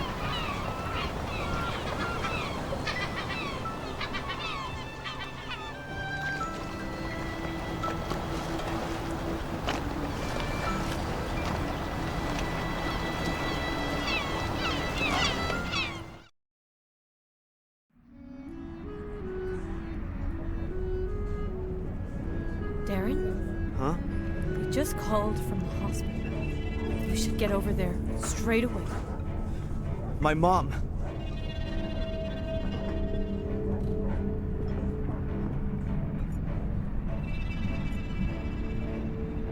That's a postcard of Biddeford. It's very useful for getting from one part of town to the next.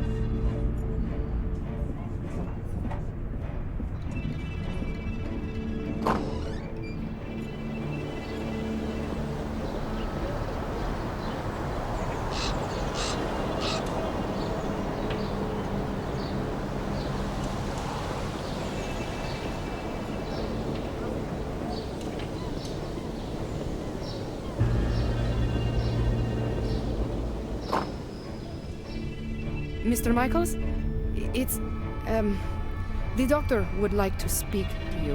Has something happened? Just go through, please.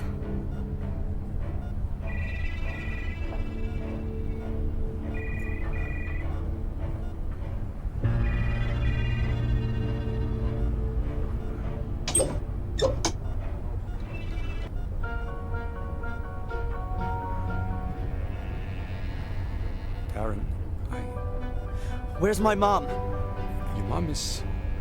Your mom's heart failed this morning. What? No, that's impossible. I really am very sorry. Mom!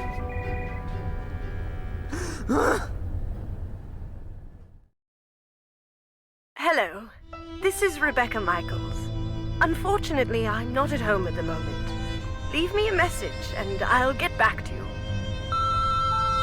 Darren? Darren, are you there? He's here, Darren. Reginald Boris is here. I went to Willow Creek. I couldn't resist. Please forgive me. I found out a few things about this place. It seems there's something like a conspiracy here, and I think Reginald Boris is part of it. I saw him today, and now... No! Go! Ah! Darren! Help me! Hello? Angelina!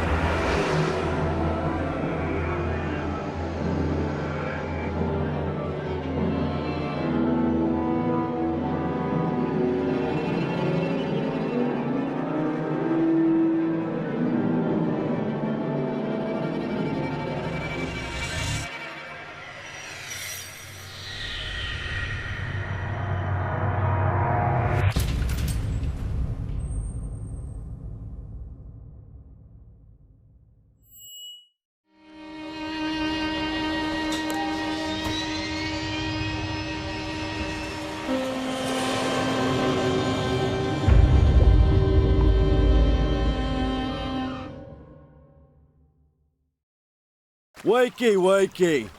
We're there.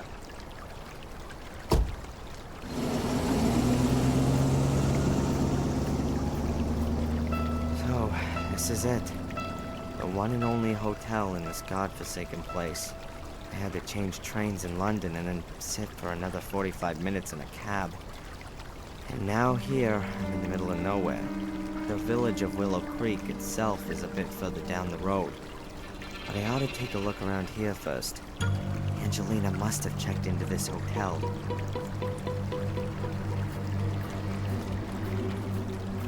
A big heap of wet leaves. A gardener must have raked them together from off the lawn.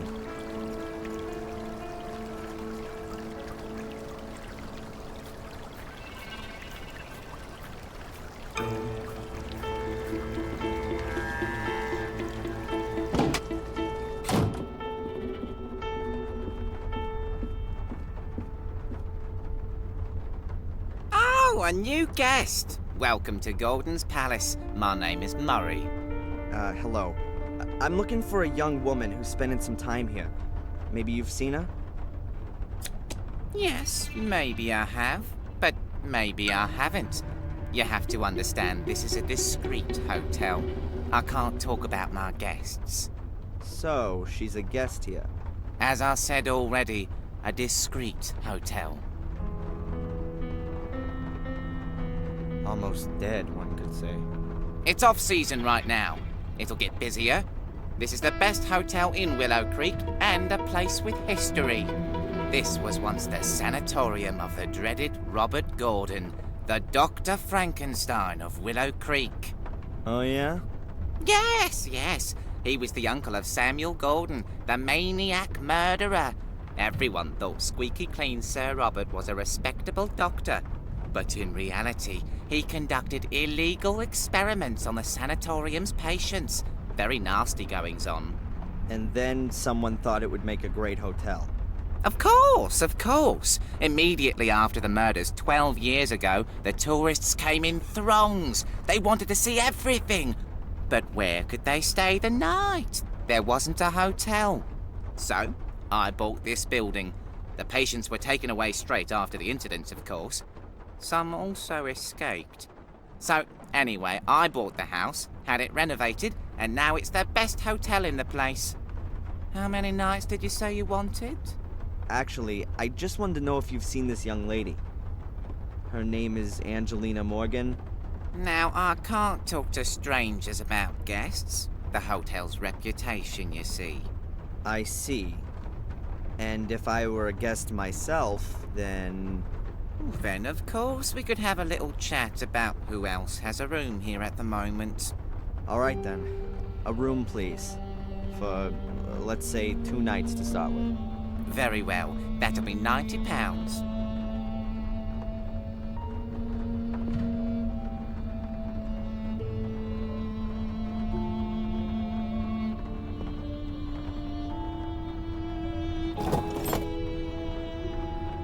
So, what about Angelina?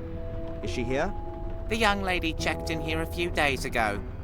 Room 13, right next to yours, sir. However, I haven't seen her since yesterday morning. Thank you. Room 13, that's down this corridor? Yes, sir. Your room is number 12.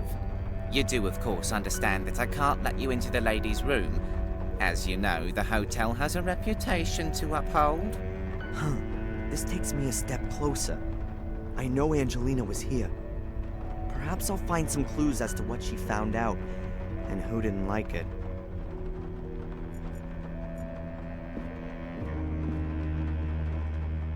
A stand with what looks like tasteless postcards from tourists. They show either pictures of the village or blood-stained knives. Here's one with a screaming woman on it. Huh. Willow Creek. I was here and survived. Willow Creek makes your blood freeze. Willow Creek, home of murderers. Unbelievable. You know, I can never be bothered with most postcards. But here, Here's a card with a drawn map of the area showing the murder locations of 12 years ago all marked out. I could use the map to help me keep myself oriented. I'll take it with me.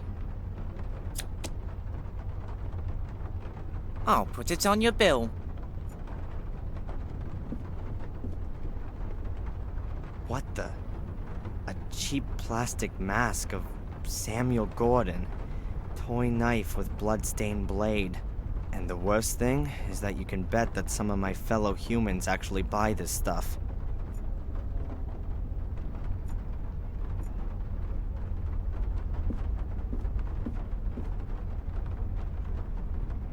Murray seems to have just been eating something. I'm guessing that he's the only employee in his hotel, so he can't just go and leave his position at the counter to go and eat. The knife hasn't been used. I'll take it. Maybe I can still find a use for it.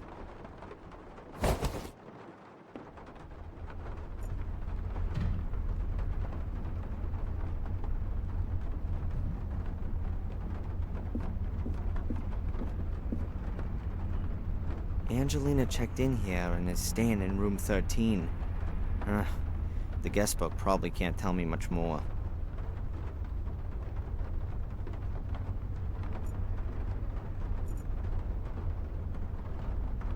A whole row of old-fashioned lockboxes.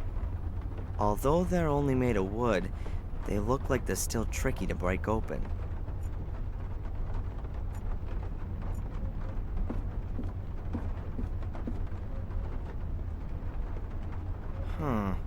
A bottle of schnapps. Maybe I could grab it while Murray's not looking.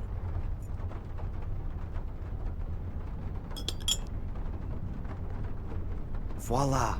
A bottle of alcohol.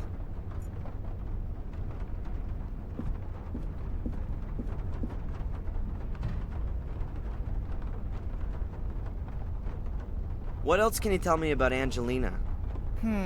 Don't know. Nice girl. Seems to be out a lot.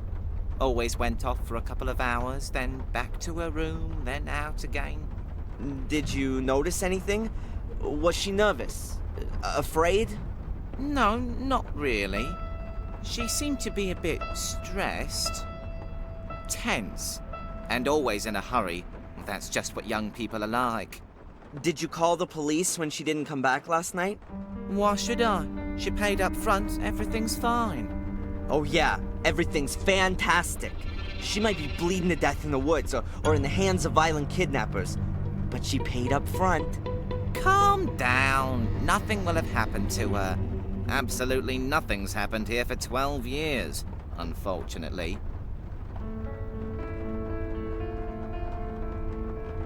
Couldn't you perhaps give me Angelina's room key? If you buy the hotel and let me retire, then we can talk about it. And if I forget a 50-pound note on the counter, would you go outside to look at the pretty pictures on it in the daylight? Young man, this is a quality hotel.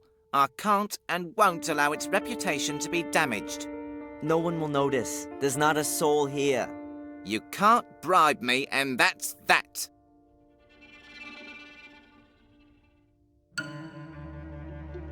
What did you say this building used to be? The old Ashbury Sanatorium. The legendary, the gruesome, the unfathomable sanatorium of the crazy Robert Gordon. I see. Sir Robert was Samuel Gordon's uncle on his father's side. He lived in the castle and was, of course, like all Gordons, completely insane. He conducted experiments on the patients here in the sanatorium. Illegal experiments. Terrible experiments. And no one noticed? He mostly did it at night, alone. He only had one accomplice in the village, Dr. Herman. Both were murdered before their schemes were uncovered. But strange things have been happening since their deaths. People claim to have seen spectral apparitions in these corridors, and sounds that come out of the ground. Sure, and that's probably written large on the front of your flyers, right? A couple of ghosts would surely be good for business. It's just a shame it's absolute moonshine. What can you tell me about this place? Willow Creek, It's the nest in which I was born, just like all the others you see around here. No one moves to here. Either you're born here and stay, or you're born here and leave. It can't keep hold of the youngsters anymore. They want to be in the city. The place is dying out. Is there anything special to see here? The museum, of course. I was significantly involved in setting it up. It's even on my land, which I've leased for a small, appropriate fee, of course. Go into the village. You won't miss it. We set it up once the flow of tourists dried up. You need to offer the people something, after all. We redesigned the rear part of the museum last year. Now it's got a lot more zip. It was my idea. None of the other people in the village have got any idea about business. And? You have to speculate to accumulate. You're not going to attract tourists with a couple of clay pots and carpets, are you? How can you attract tourists? With a show! You need to give them something. We've got 5 gruesome murders here, an old family full of maniacs, a dark curse. There must be some capital in that. Doesn't seem to have worked all that well so far. Alas, no. Many didn't get involved. Said you should let the dead rest in peace. We won't get anywhere like that. Of course not. During the first few months after the murders, it was looking really good. The papers wrote about our murders all the time. Loads of free publicity. They came from all over. Buses full. But then, well, the hype died down. Ooh, how tragic. Hey, perhaps a couple of people should be killed every season. Then you'll get more press. Yeah, you don't need to worry about it. You haven't invested all your savings. But I'll have the last laugh. This place is gonna be on the up again. What's that castle out there on the hill? That's the famous Black Mirror Castle, ancestral home of the Gordon family. There are few buildings here that have a history as fascinating and blood-soaked. Why? What happened there? What didn't happen there, more like? Every imaginable abomination. Murder, torture, witch burning, dark rituals, devil worship, everything. Yeah, sure. And that's not just what you tell the tourists to make this place more interesting. Well, perhaps it's not quite that bad, but what the people say is true. That castle is cursed. That much is certain. Cursed. Just look at the Gordons. An ancient family that's gonna die out. One blow of fate after the other. The latest events alone. Around 25 years ago, there was a fire in the castle, and Master Samuel lost his young wife in the flames. 12 years ago, the eldest Gordon committed suicide. He jumped from the castle tower. After that came Robert's murder and Samuel's suicide. The last surviving Gordon is Lady Victoria. She's already about 90. When she dies, one of the oldest families in England dies with her. Sounds like bad luck, but not necessarily a curse. It is. The castle is cursed. It makes the people crazy. How else are you going to explain one Gordon after the other completely losing it? Some mental illnesses are hereditary. And if it's an old noble family, incest may also play a role. Yeah. Or natural radioactivity, or poisonous groundwater. That's all far-fetched. It's a curse. Everyone knows that. What's that then? A soul key? They are powerful, magical artifacts. After the murders 12 years ago, the police seized documents from the castle. Amongst them were also pictures of these soul keys. Samuel Gordon must have been nigh on obsessed by them. The police believe that Samuel had several of them. Perhaps the devil himself gave him the order to do it. Perhaps. What's for certain is that he killed for it, and that the keys, assuming they ever existed, disappeared when he committed suicide. And what has that got to do with this plastic trash? That's no trash! Do you know how expensive it was to produce thousands of these and ship them here? Paul, that cost me a fortune. Thousands. How many have you sold? Put it this way, I won't need to reorder in the near future. Even though they're so fantastic, well, they even light up when you put a battery in them. Oh, awesome. Thanks for the chat, Murray. My pleasure.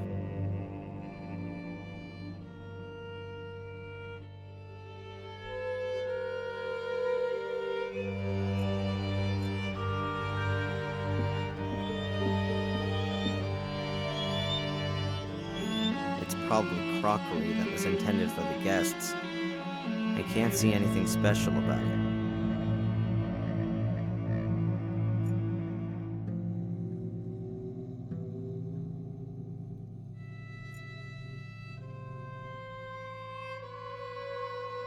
A classic dark brown leather armchair.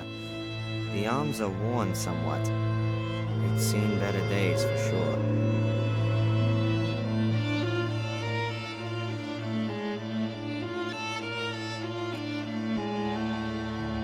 That's one of those things they use in big hotels to carry cases on. I find it rather hard to imagine them having hotel porters here.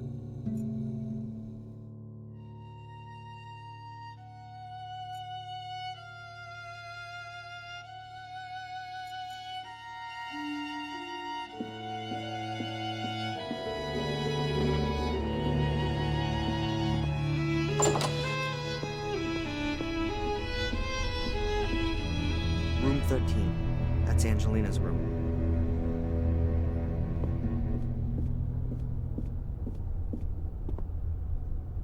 And that's my room, number 12. First I'll get rid of this rucksack, and then I need to find a way to get into Angelina's room.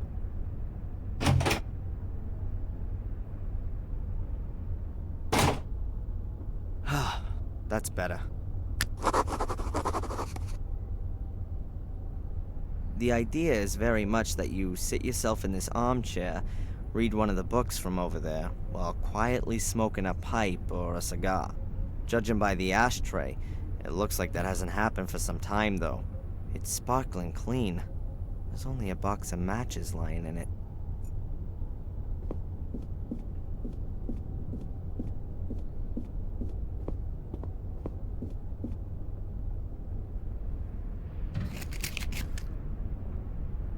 Allardyce matches. Sounds like there's still a few in here. There's a newspaper lying on the glass table. Maybe a service for the guests. Oh no, can't be. The paper's already several weeks old. Probably so little going on here that Murray hardly ever gets back here to tidy up. Nothing's older than yesterday's paper. But I don't have to read it. I think I'll just take a few pages.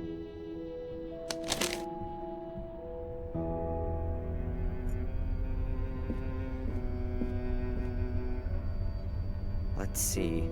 A few crime stories, poetry collections, fairy tales, horror stories. Just the thing for a relaxing night in a hotel. Unfortunately, I'm not gonna have one of those. A wooden clock with a glass cover and some carving on it.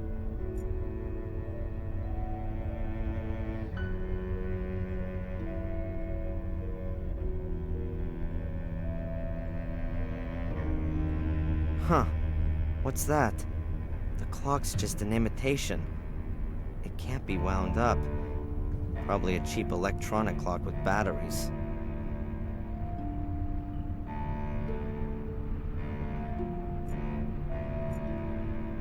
Yep, that's how it's done.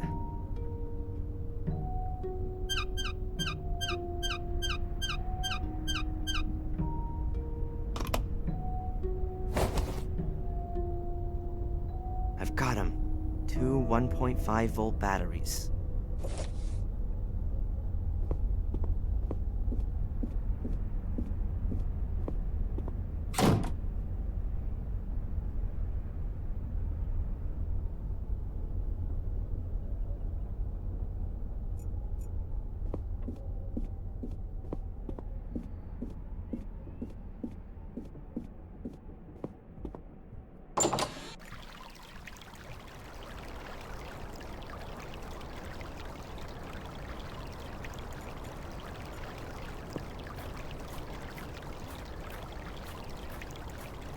That pile's not been here for long.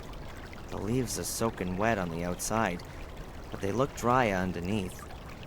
The rain hasn't made everything wet through.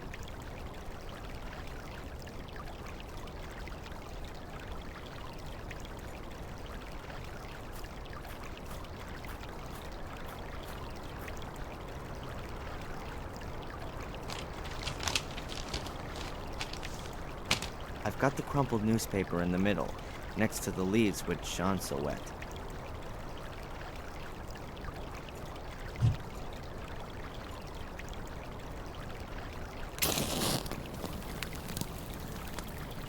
The newspaper's lit. The leaves next to it are just charring. They're not gonna burn, they're too damp for that.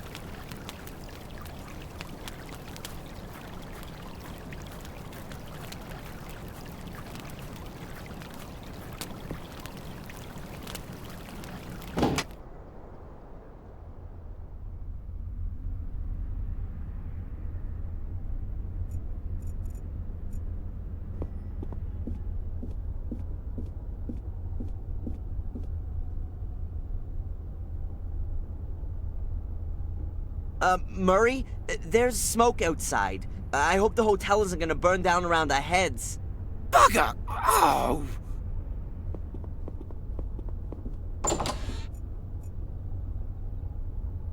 As long as Murray's outside putting out the fire, I can take Angelina's key unnoticed.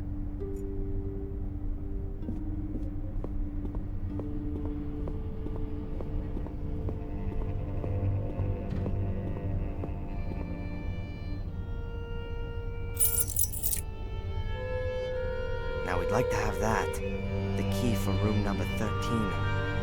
Hopefully I might find some evidence of Angelina's whereabouts in her room.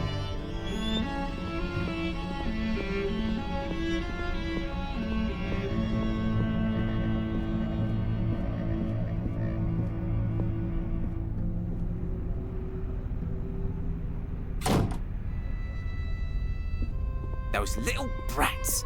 They've no idea how dangerous that is. They should... the young are really bad.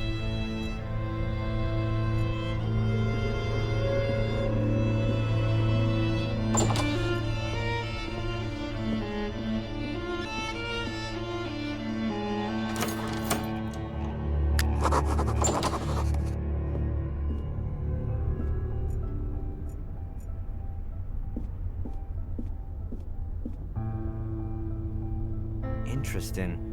Several cut lemons, and there's a sliver of wood stuck in one of them.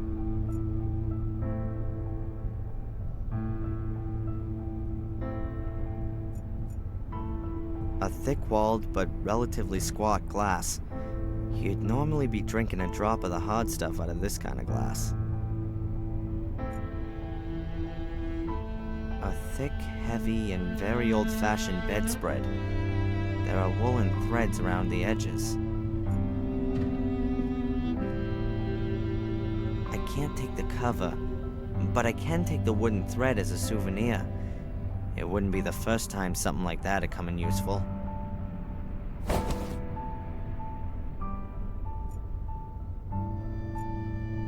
The bed looks old-fashioned, but not uncomfortable. I'm rather tempted by the idea of a couple hours on it. I've been on my feet for more than 24 hours now. But I really can't allow myself a break until I've found Angelina.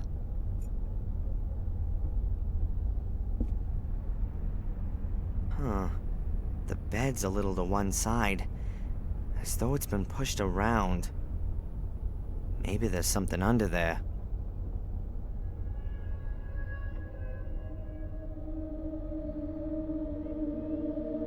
Aha, now then. The carpet under the bed has been torn up, and there seems to be some kind of metal cover there. I need to take a closer look at this.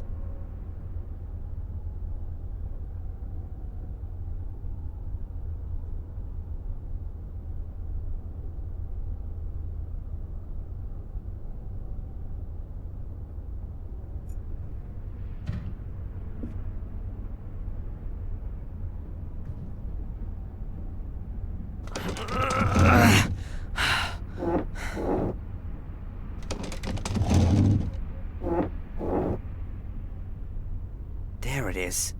A kind of round metal cover. It was hidden under the carpet.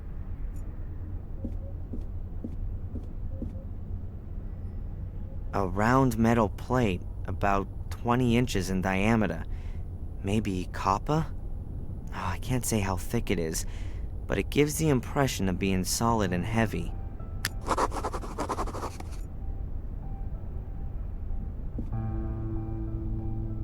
Let's see. A few clothes hangers, a clothes rail, a few drawers.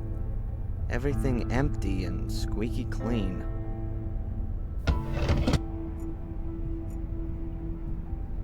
A completely normal tube TV, like most folks have at home.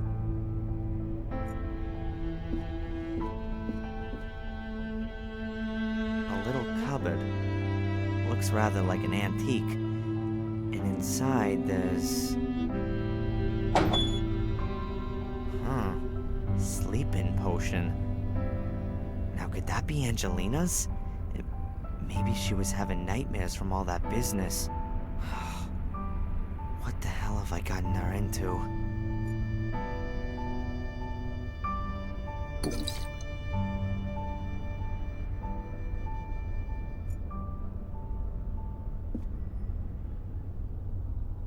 What's that? One of the pictures I took of Angelina. That's gotta be a clue for me.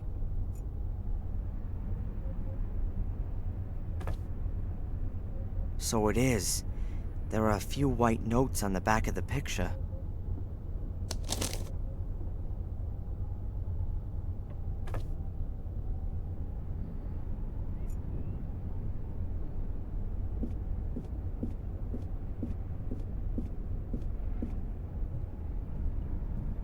She didn't eat the lemons, that much is clear. Lemons and a sliver of wood. That rings a bell somehow.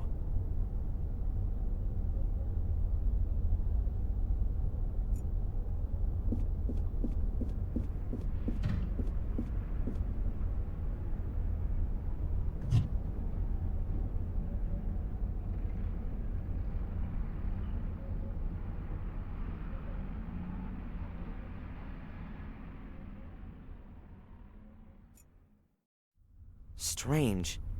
There are 2 sheets of writing paper, folded twice, but there's nothing on them. Either it's a secret message written in invisible ink, or the empty pages themselves are some kind of clue. But right now, though, I have no idea myself.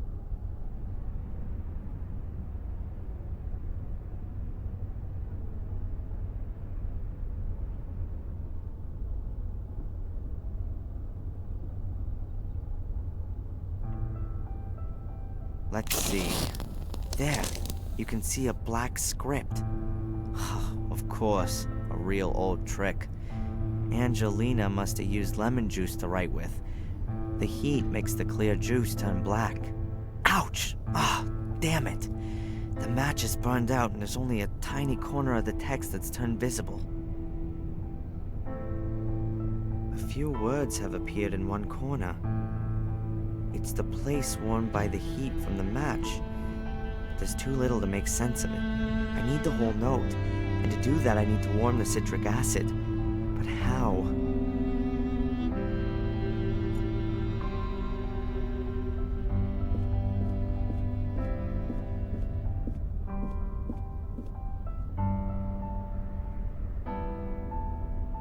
I'll put the thread in the glass, thus making it a woolen thread in a whiskey glass.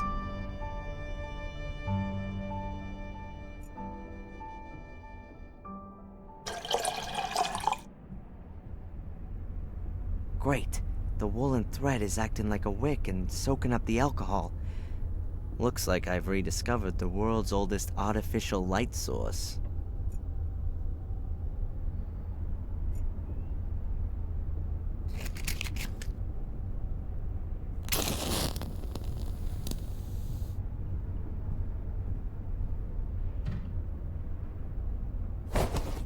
Awesome. My little fire's lit. It was working like that 10,000 years ago, too. Now what do I do with it?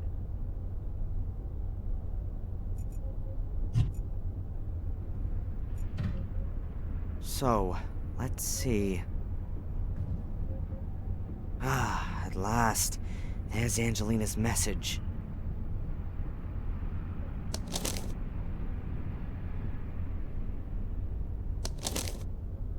Sunday, 1600. I don't know what's supposed to be so special about Willow Creek. It all seems so forlorn, poor, and desolate. Hopefully I won't have to disappoint Darren. He's helped me so much, and I only now hope that I can help him too. Sunday, 9 p.m. That Porter Murray is a damned shark. He had money off me for every single bit of info. I'm not doing that again. I'll go to the library tomorrow, and there's supposed to be a town museum too. Maybe I'll pick up something there about Darren's castle. Monday, 11 a.m. Black Mirror was built in the 14th century by the two brothers, Marcus and Mordred Gordon. The brothers argued and virtually waged war with each other. To this day, descendants of the Gordon line still inhabit Black Mirror Castle. They will, however, soon die out. The last young Gordon died 12 years ago, having committed suicide. Monday, 2 p.m.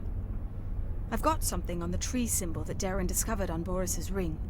The symbol is mentioned in the Chronicle of the Gordon family. I also stumbled across it in the library. It's the symbol of a secret society, a kind of sect that wants to summon up dark powers and uses corpses in the process. What if Boris is one of them? Monday, 4 p.m. I found out in the pub that people believe there's a curse on Black Mirror Castle and the Gordon family. Maybe I'll change the topic of my degree thesis.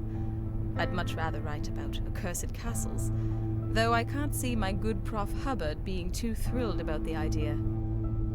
Monday, 9 p.m. He's here. Reginald Boris is here in Willow Creek. I've just seen him sneaking about the hotel. What should I do? Is he here because of me? Now, of all times, right when I want to investigate the passage. I'm not going to let myself be stopped, but I'll send off some insurance.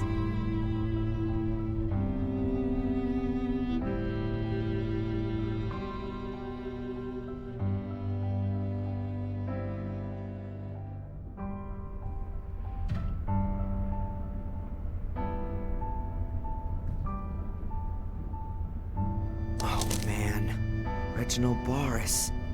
Angelina had been doing some research, and Boris had caught her at it. Now, he's holding her prisoner, and... does he want to lure me to him? In Maine, he wanted to take me on a journey. Is this all about me? Whatever the reason for all this might be, Angelina doesn't have anything to do with it. She's got into danger because she wanted to help me. It's my fault if something happens to her. I ought to go into the village and listen around.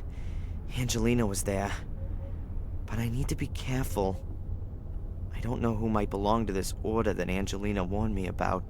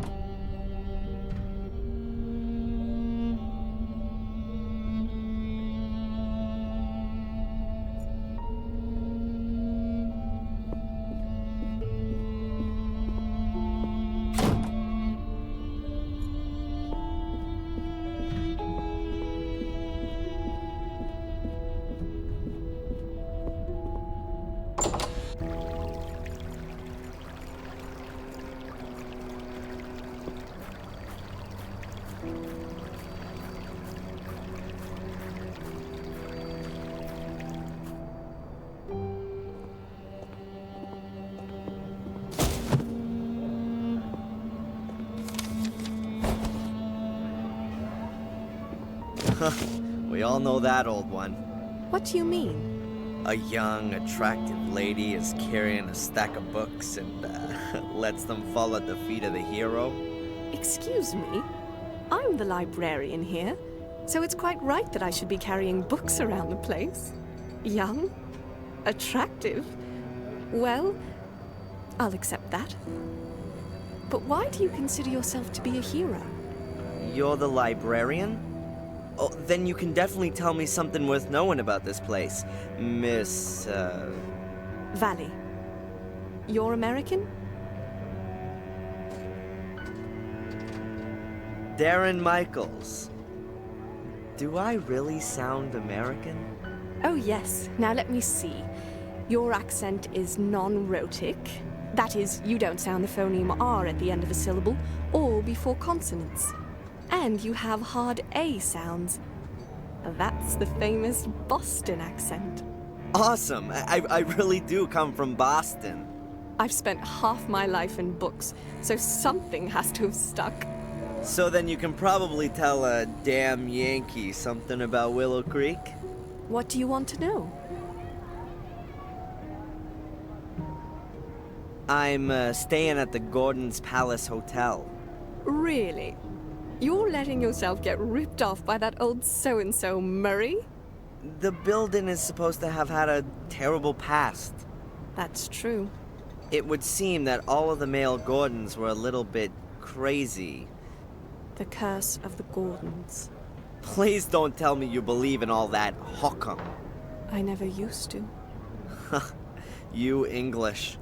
You like your ghost stories and all that a little too much.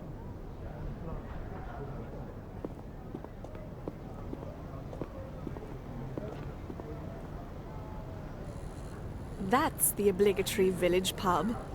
It never was a great place, but since the old landlord left, it really has gone downhill. The new landlord is Tom, the chap at the chili stall. The fair will be here for a few more days yet, but I wouldn't bet that it'll be coming back again.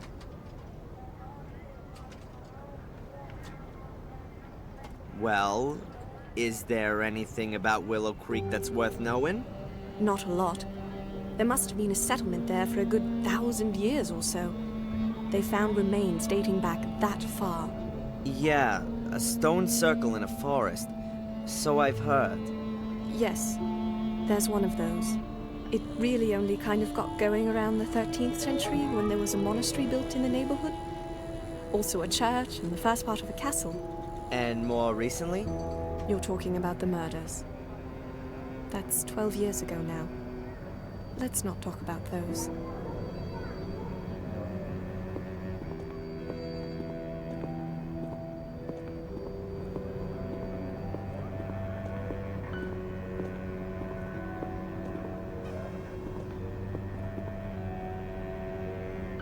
Back there by the town hall is my empire, the library. Perhaps it's because there's otherwise so little going on here. There are plenty of people who like to and who do read a lot. Sadly, often all the wrong things. Trashy stuff and the cheapest pulp lit are in high demand.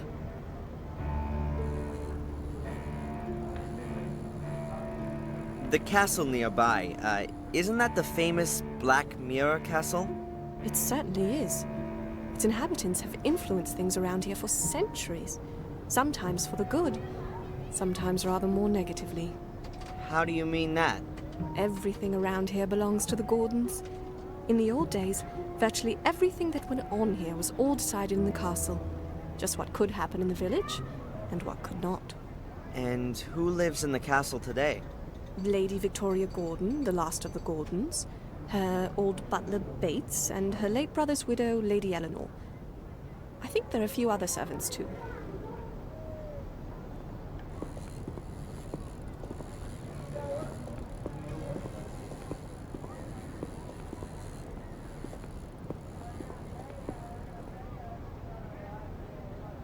That's the museum. If you want to know more about Willow Creek, then that's the place to be. At least in the front bit. What's in the back? The newly opened Black Museum. Cheap special effects animation. Horror and titillation at others' expense. What's wrong with the Black Museum? Why should you get so wound up about it?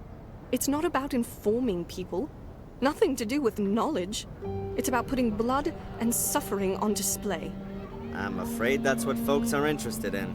Because they want to gawk. These are the same people who would rather photograph an accident than help out. They don't share in any of the misfortunes of those behind the spectacle. Can you help me with a symbol? A tree where the roots reach around and up into the branches. That mean anything to you? Where do you know that from? You know something about it? You ought to forget about it again as soon as possible. I stumbled across it in Maine, and now I'd like to know if it... Maine? You come... But you said Boston. I've still got something to finish. Good day. Miss Valley, listen!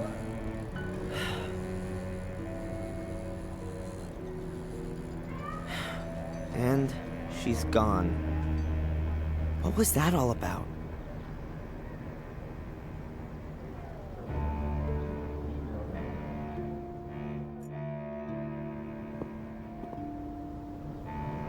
A big barrel.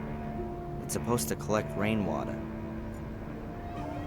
Although it's always raining here, that barrel is almost empty. Seems to have a leak somewhere.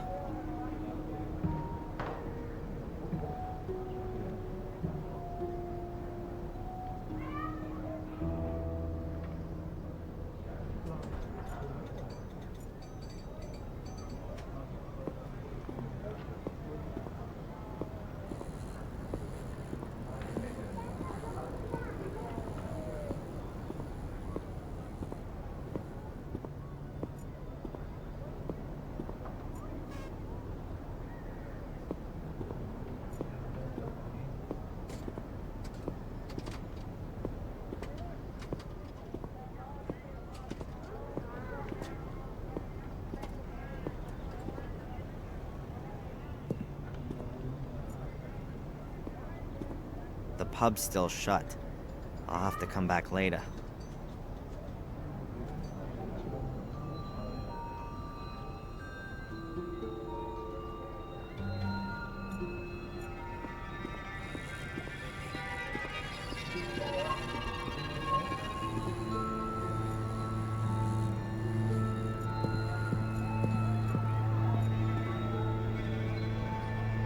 A chili stall. A bit tatty, and it doesn't look like there's too much going on.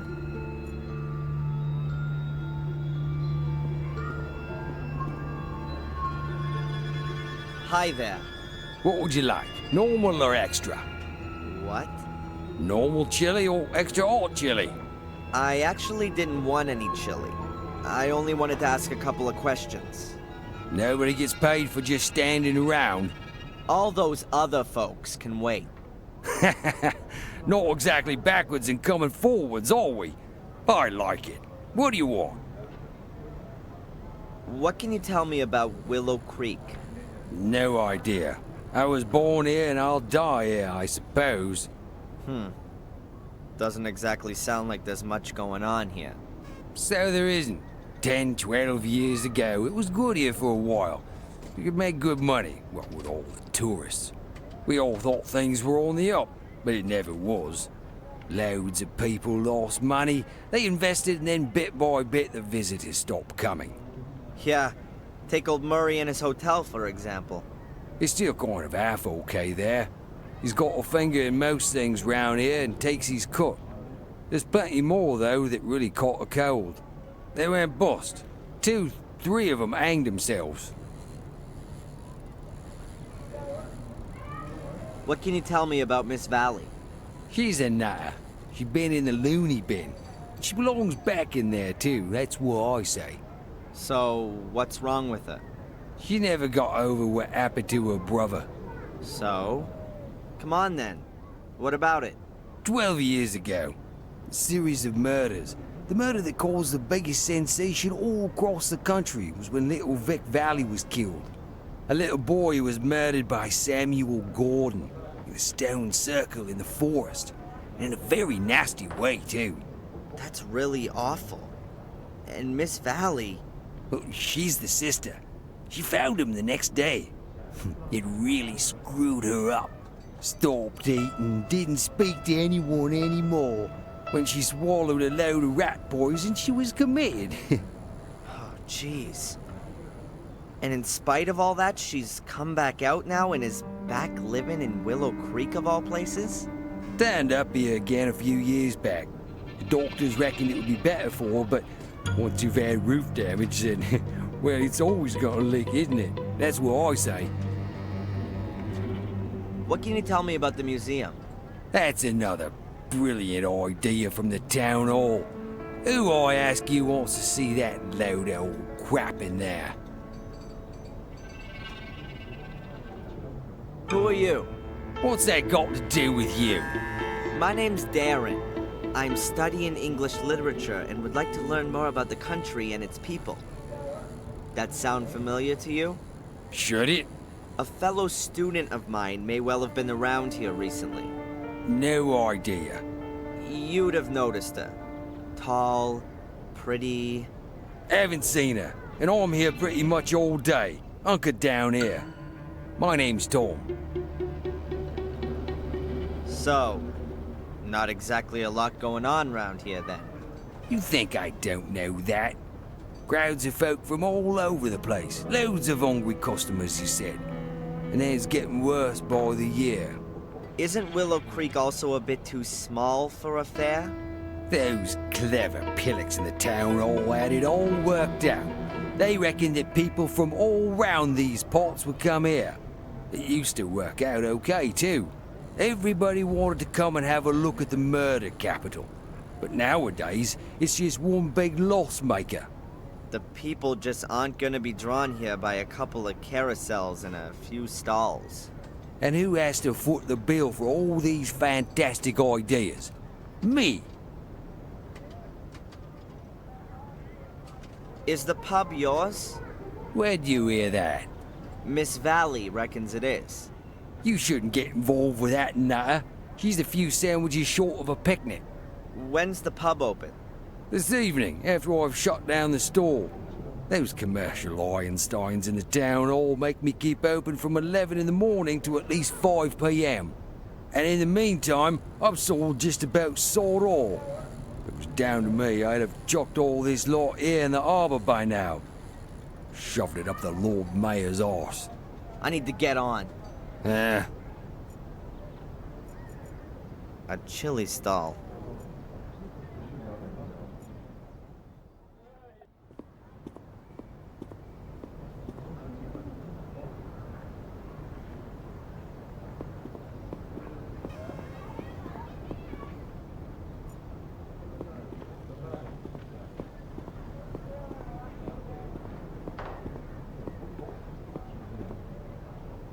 The library.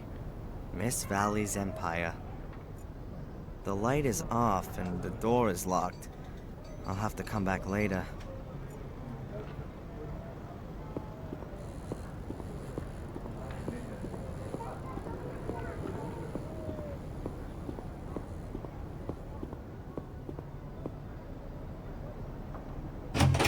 The flight was supposed to be cheap, but the airport is in the middle of nowhere.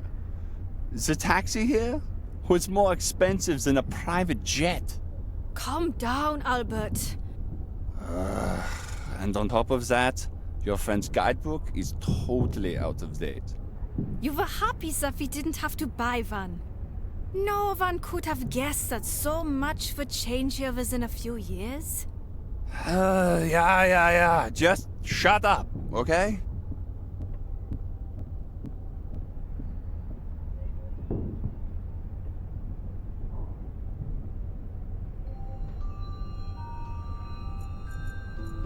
A barrel, like the ones all over the village. I guess there used to be a blossoming barrel industry here.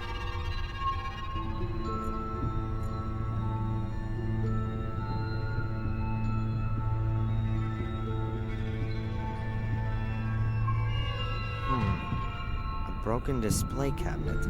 Nothing in it, of course.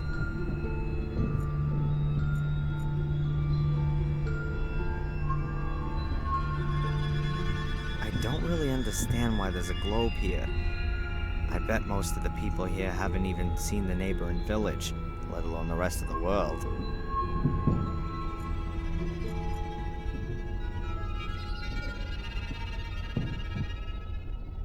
And here, you can see the world-famous milk churns of Willow Creek.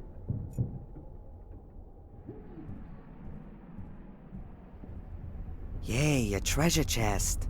I found the treasure! Now I'm rich!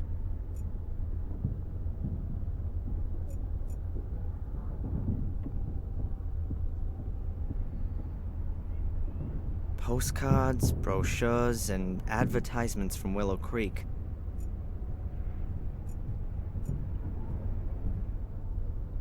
A small, colorful tube. Looks like bubble mixture.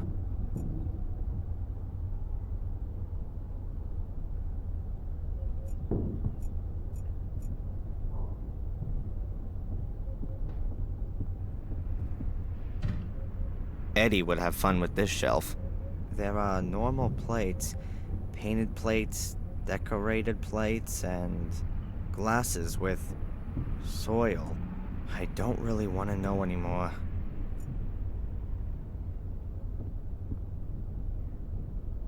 There's just that big book in the cabinet. What does it say on the plate? Gordon Family Chronicle. Hey, that might be interesting.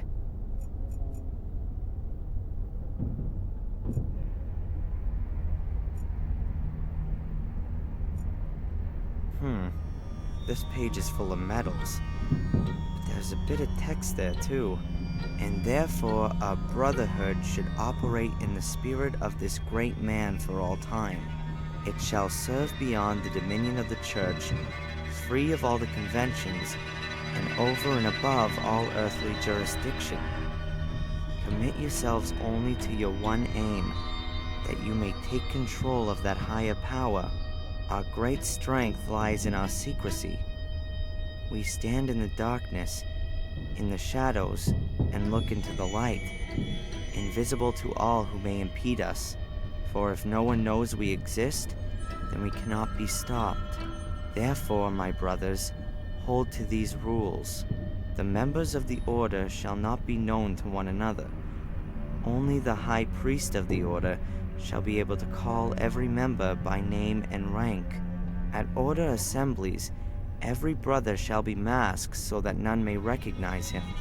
No outsider may be informed by the Order, neither purposely nor through carelessness. Be wary, my brothers. Behave inconspicuously, but be wary. The day on which you must prove yourselves will come sooner than you think. Not very fruitful. I still don't know what the Order's aim is. But it seems to be one single big aim. It's gotta be on the pages before these. I've gotta get that chronicle somehow.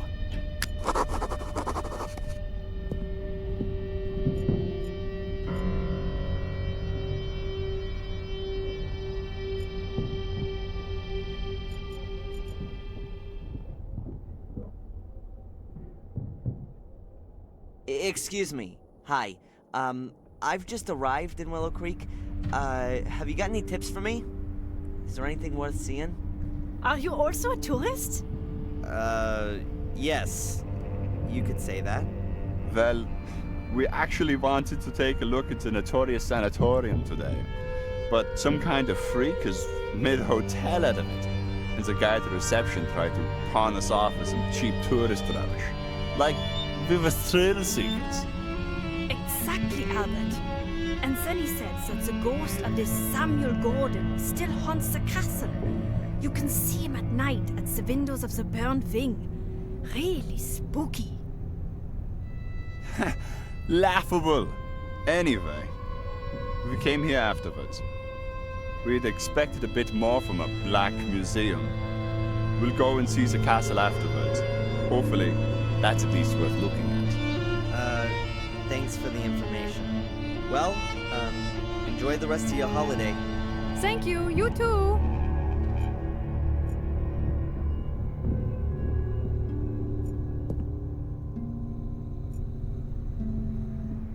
A shredding machine? What's that all about? Shredding machine from the garden of Black Mirror Castle. Who do the mysterious traces of blood on the inside of the shredding machine belong to? What kind of gruesome stories could this machine tell us about its former owner? In what kind of bloodthirsty crime did it play an incisive role? A mystery that will probably never be solved. BS.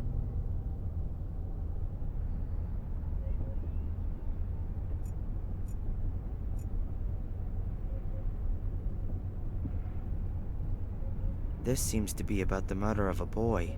The youngest victim of the series of murders was the 12-year-old Vic V. He was brutally murdered at a stone circle in the forest, not far from the village. Here are some pictures of the stone circle. Witness accounts, a statement from the police, newspaper clippings. It looks like people assumed it was a ritual murder at first. Heavy metal Satanists in murderous frenzy.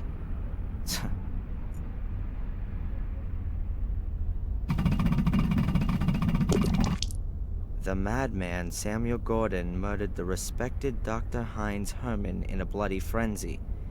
He decapitated the popular doctor in his own home, near to the village.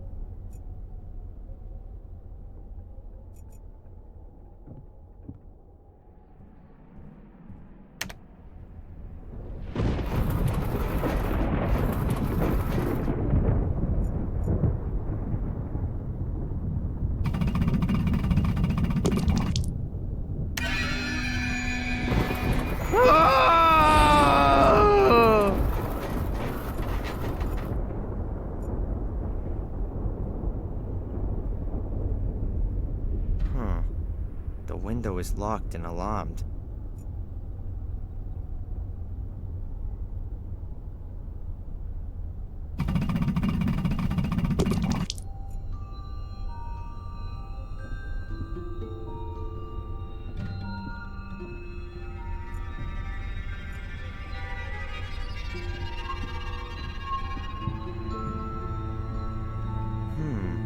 What does it say here?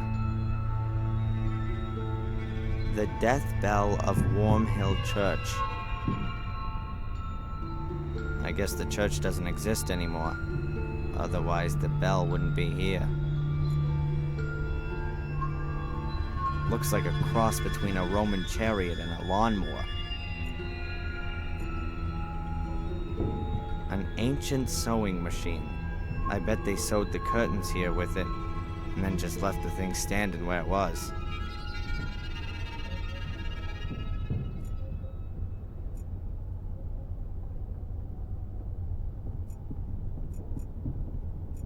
A god. He looks a bit simple-minded. Hi, are you the god here? Oh, hello. My name is Bobby. Oh, hello, Bobby. I'm Darren. Hi, Darren. What can you tell me about the museum? I think it's nice. I don't really like it back there, though. It's so spooky. Do lots of people visit? Yes. So sometimes 5 or 6 a day. Has anyone ever broken in? No, I keep watch. Nights as well? No, there's an alarm.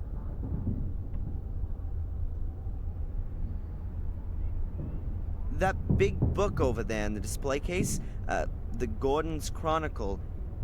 What can you tell me about that? Everything about the Gordon family's in it. Lady Victoria gave it to the museum, but it's only allowed to be shown here, not back there where it's spooky. I can imagine that Lady Victoria doesn't want to see her family chronicle in that crappy, ghoulish black museum. May I have a closer look? I'm not allowed to take it out of the showcase. Have you got a key for it? Yes, Mrs. Puff trusts me. I've got keys for everything. Except the front door. And Mrs. Puft always puts the alarm on because of the insurance, she says. So the Chronicle is never taken out of the display case. Perhaps I can ask Mrs. Puff myself.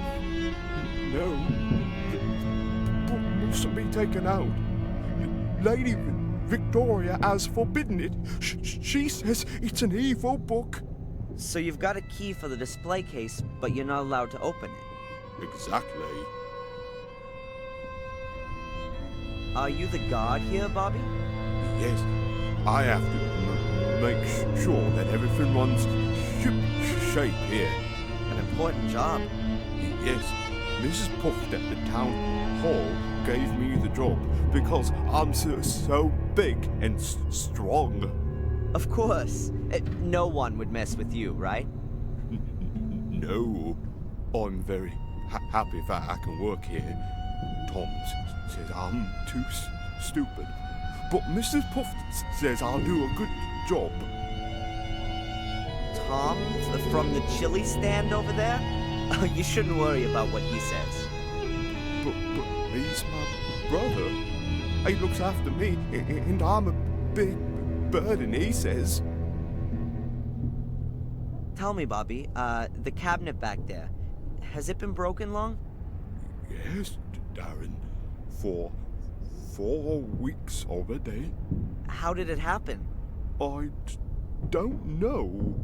One morning I came in, and it was just broken.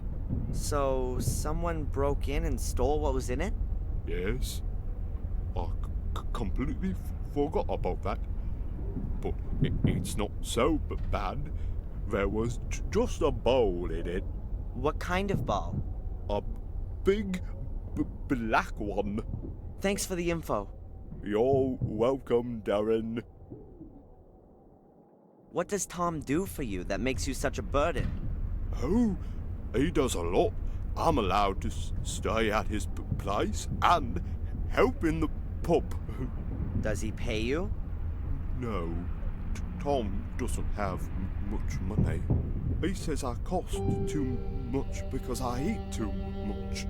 But now I give him the money that I get here, then it's perhaps not so bad anymore. He takes all of your money so you can live at his place. I don't find that fair. It's okay. It's better than having to do those other things again. What kind of things? He used to make me help him doing bad things. I don't like it. I'm a guard. Guards can't steal. Tom stole things, and you had to help him. Oh, no. No, I didn't say that. Oh, no. Bobby, it's okay. I didn't hear a thing. Thank you, Darren. About the black ball. Yes? Did the police come? No. Mrs. Puft said they aren't interested in that. Oh. Well, who is interested in it then? Mrs. Valley, I think. She looked at it. Thank you, Bobby. All right, I'm out of here. See you around. See you soon, Darren. I don't know what I could ask him at the moment.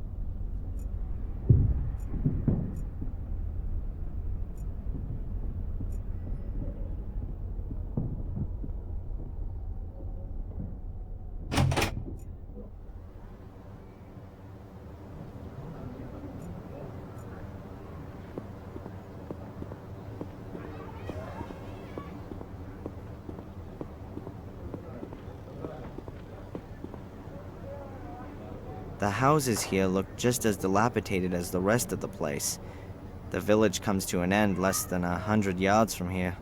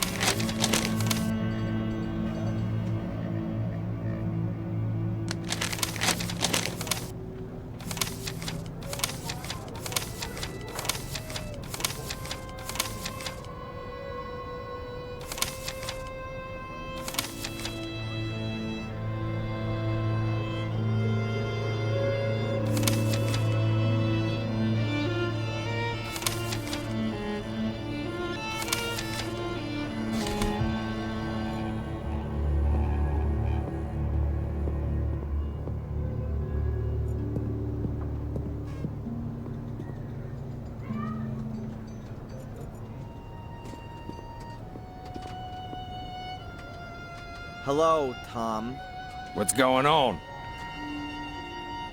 You haven't told me you've got a brother. Why should I? Half-witted brother isn't exactly something to shout about, is it? He seems like a really nice guy. If you only have to put up with him for a few hours, maybe he is. But I've got to knock about with this stupid idiot. Day in and day out. He can't get a single thing right. But everybody fusses about him because he's got it so tough. Aw, jealous? Jealous? Of that idiot? Does he live with you? I've been lumbered with him since our parents died. He ought to be put into a home with all the other retards. But who's going to pay for all that? Nice to hear how your family holds itself together.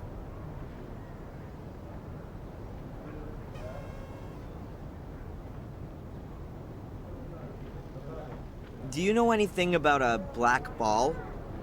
It was stolen from the museum a few weeks ago. I heard about it. It doesn't really interest me, frankly. I need to get on.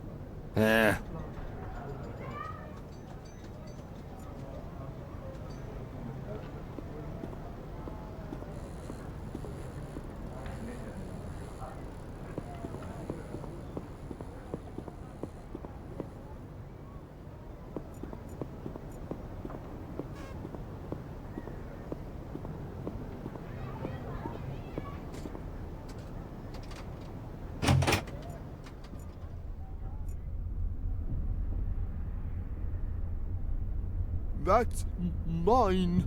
Yeah, sure. I just wanted to have a quick look at it.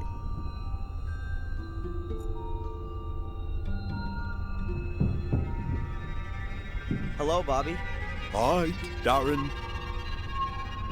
Is that your wonderful bubble blowing kit? Oh, yes, I love blowing bubbles. But I've blown so many today that it's empty. Maybe I can get some more soapy water for you. No, thanks. It's nearly closing time. I'm not in the mood anyway. I'm too hungry. Why's that? I had no breakfast. Tom didn't buy any bread. We've got no money because the pub isn't doing well. And now there's this expensive stall as well. But you still need to eat. Tom doesn't eat much. Beer's just as good as bread, he says. Yeah, I bet. How about I get you something to eat?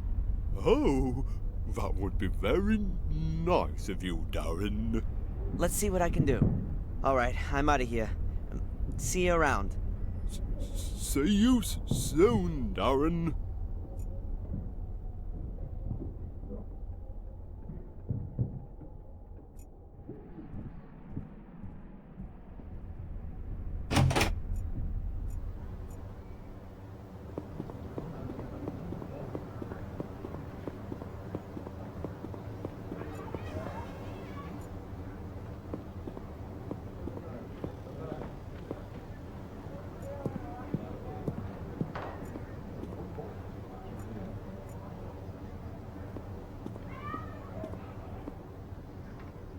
Hello, Tom. What's going on? I'd like a portion of chili, please. Now you do. Normal or odd? If I'm right, then there's only one pot anyway. Hot then.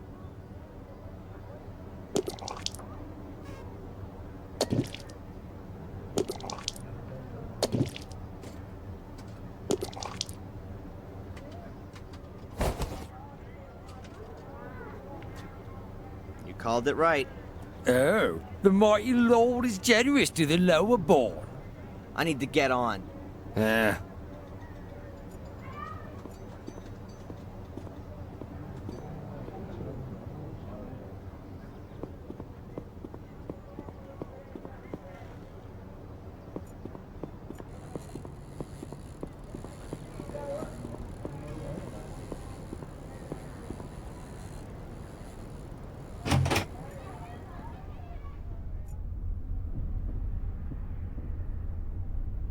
Hello, Bobby. Hi, Darren.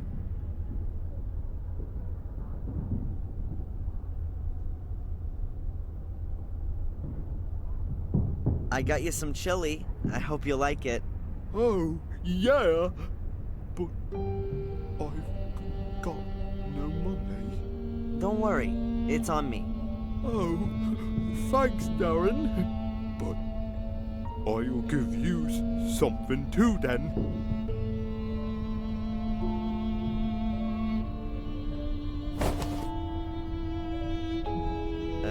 Thanks.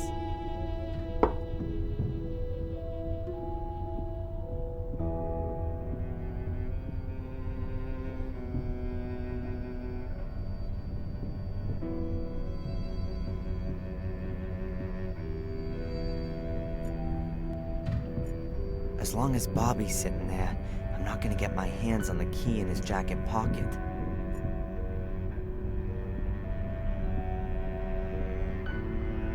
Hello, Bobby.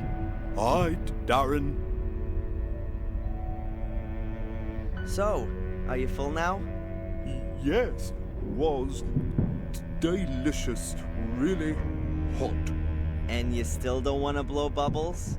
I do, but I don't have any more bubble mixture. Should I get some for you? Oh, okay. Alright, I'm out of here. See you around. See you soon, Darren. I'll take that with me, okay? Yeah, okay.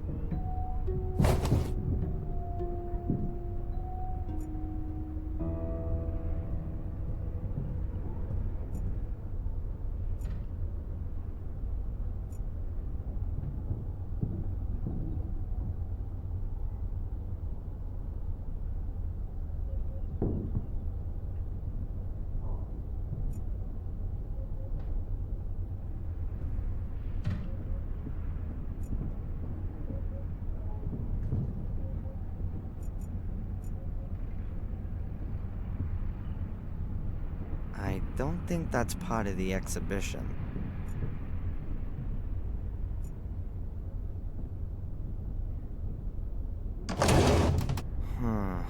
There must be some... Yeah, liquid soap. I'll put some in the tube.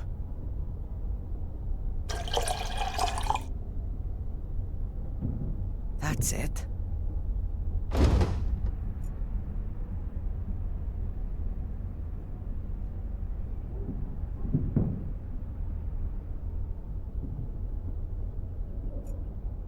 I don't know what I can...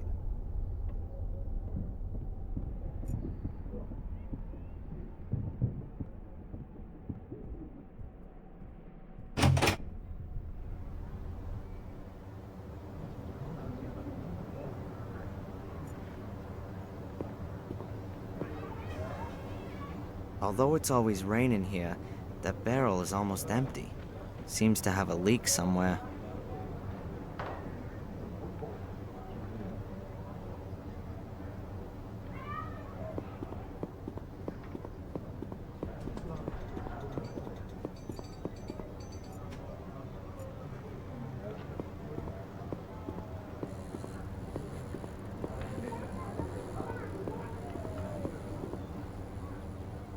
An old rope.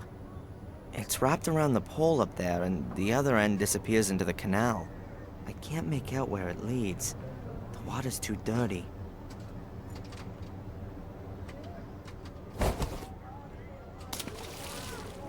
Aha, a little bucket. Perhaps one of the residents wants to save money by collecting some of his water from the canal. The bucket is full of canal water. It seems quite clean in the bucket. At least it looks cleaner than when it was in the canal.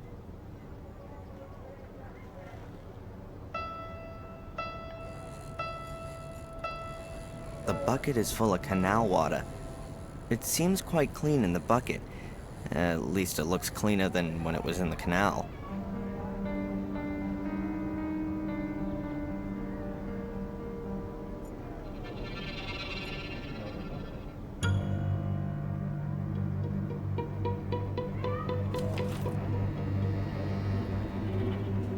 It's full.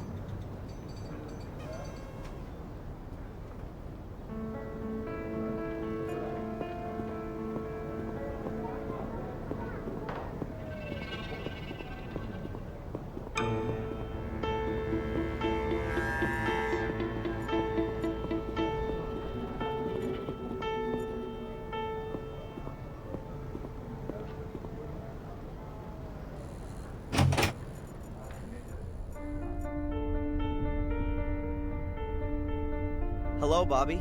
Hi, Darren. Look, Bobby. I filled up the bottle with soapy water. Wow. Thanks, Darren.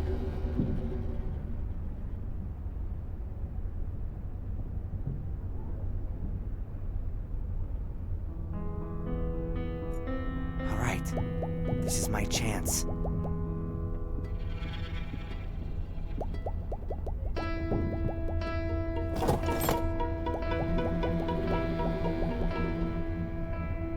Got it.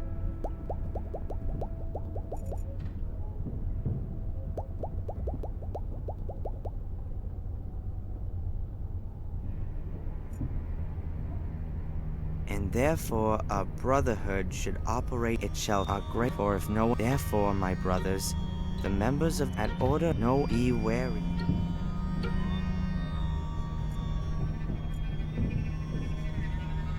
Dear visitor, it is 8 p.m.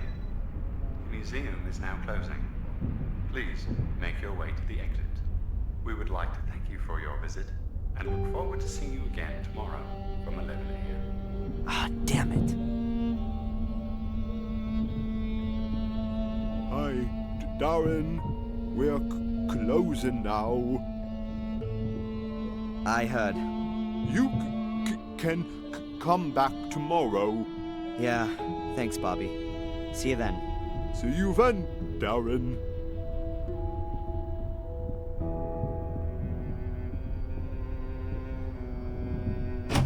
Damn. I haven't got the key for the main door. I guess I'll have to wait till tomorrow. Get out of here! Huh? You're putting us all in danger. You are death! Leave me alone. It's the curse. The curse. It's gonna get you.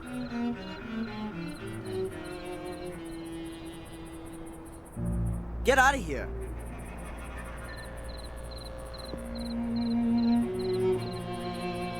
Death! I told him. Great. So I'm deaf.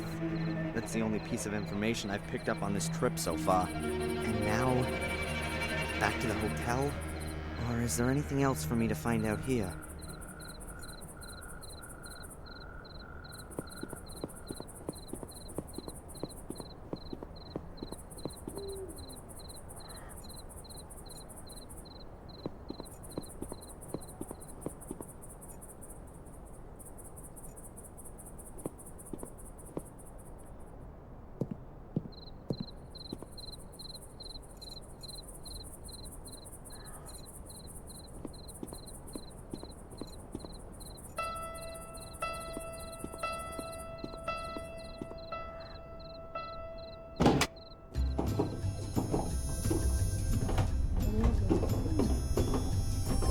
I don't feel any need to talk to the guy.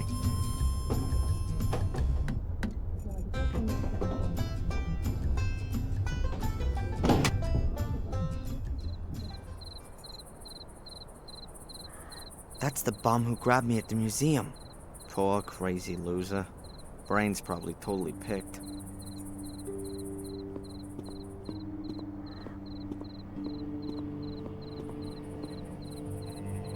Hey! What's all that supposed to be at the museum? Hey! You know me? You are the Antichrist. Yeah, and you're just a little soft in the head, right? You can't deny it. It's in you. It's in your veins, in your heart, in your head. What's in me? The evil spirit. Oh, that's enough. Your head is full of crap, marinated in alcohol. Can you feel it? The menace? The evil? Oh, get off.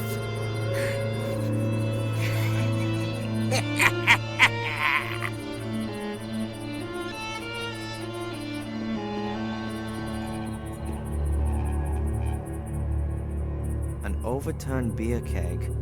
Pure show for the tourists, I reckon.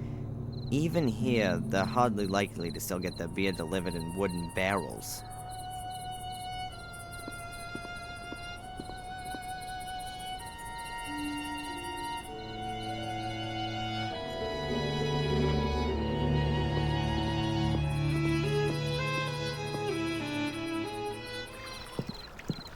Oh, hello, Miss Valley.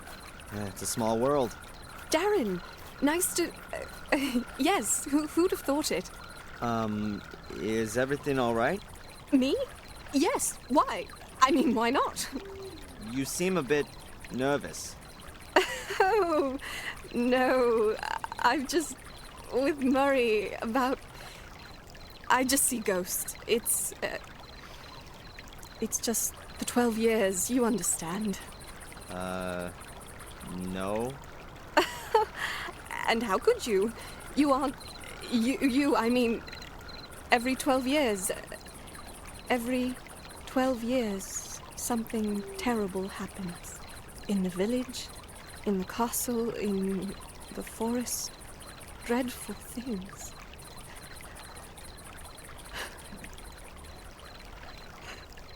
Miss Valley, can I somehow...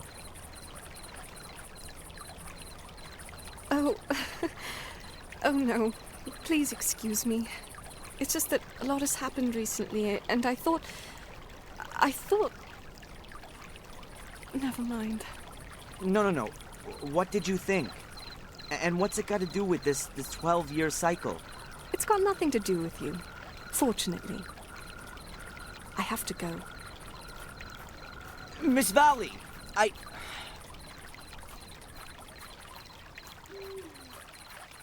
What's wrong with her? She seems to have some serious problems. But so have I. Still no trace of Angelina. Perhaps I'll get some brilliant idea tonight.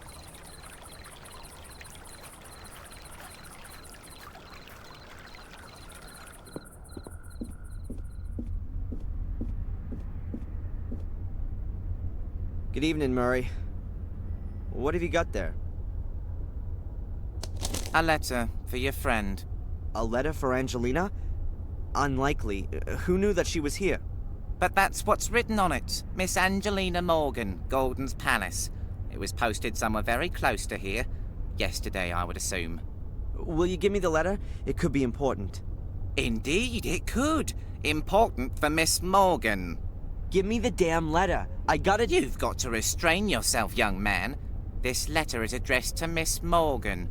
And I'm not going to breach the sanctity of the post to— Murray! Angelina has been missing since yesterday. No one in the village has seen her. Maybe she's been kidnapped. Have you considered that? Perhaps she's on a day trip and doesn't want anything more to do with you. Have you considered that? I must think of the hotel's reputation.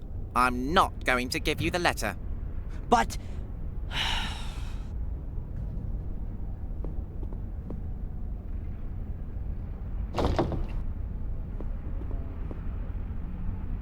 Is there anything else I can do for you, sir? Thank you. You've done enough already.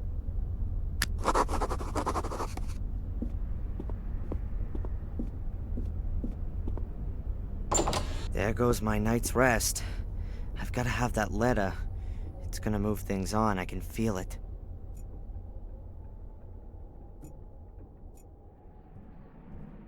That's my room. Like all the rooms here, a converted cell. It doesn't really feel all that friendly, and it's rather uncared for. Apart from the price, there's nothing much here that's first class.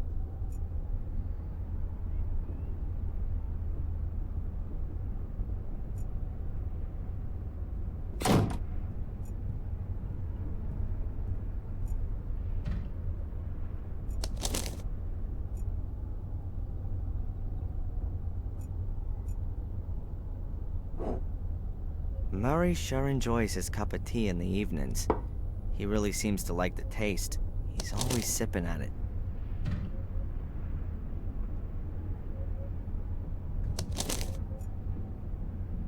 I've got to be sure that Murray doesn't notice.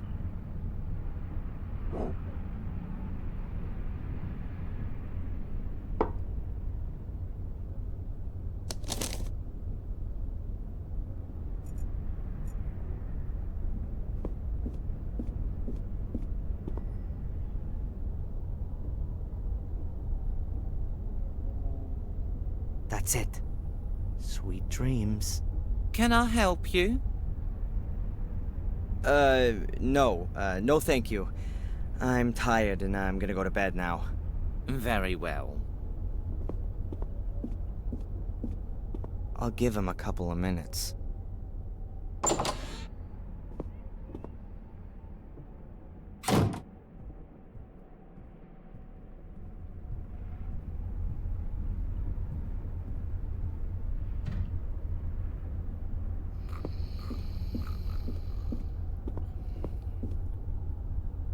Excellent. He's fast asleep.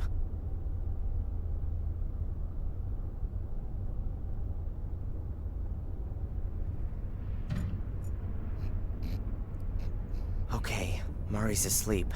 Now I can get to the boxes.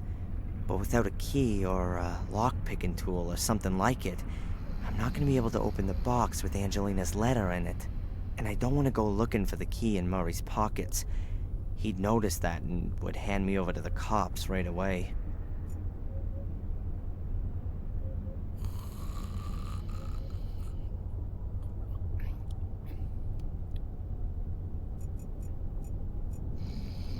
Okay, Murray's asleep. Now I can get to the boxes. But without a key or a lock-picking tool or something like it, I'm not going to be able to open the box with Angelina's letter in it. And I don't want to go looking for the key in Murray's pockets. He'd notice that and would hand me over to the cops right away.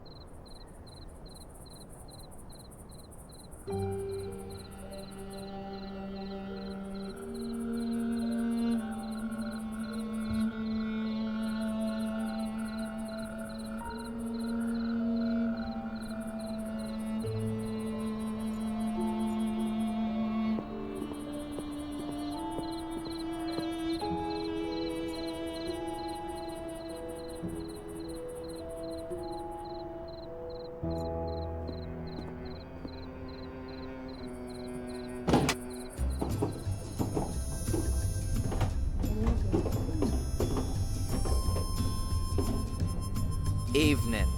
Huh?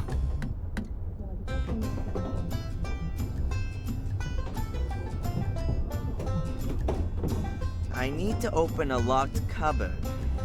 Could you help me with that? Me? What makes you think that? Bobby said something. The fat idiot ought to keep his gob shut. Now then, can you help me out? Call a locksmith. You can buy drink from me, nothing else. Let's have a beer, Tom. Sure, if you're paying for them both. Just because I own the place doesn't mean I drink for free. Sure, that's a no-brainer.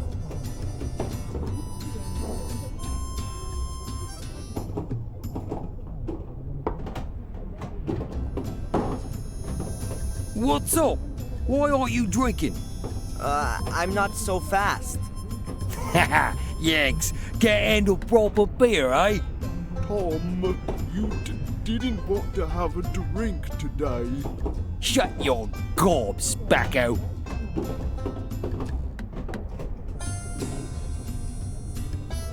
You're supposed to be real handy, so I've heard.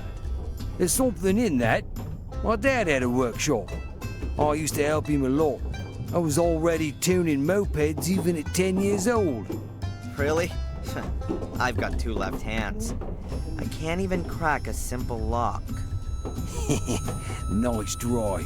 But I'm not that boozed up. And I'm not an idiot like him over there. Why don't you have yourself another beer? It's on me. You don't have to ask me twice. Please don't.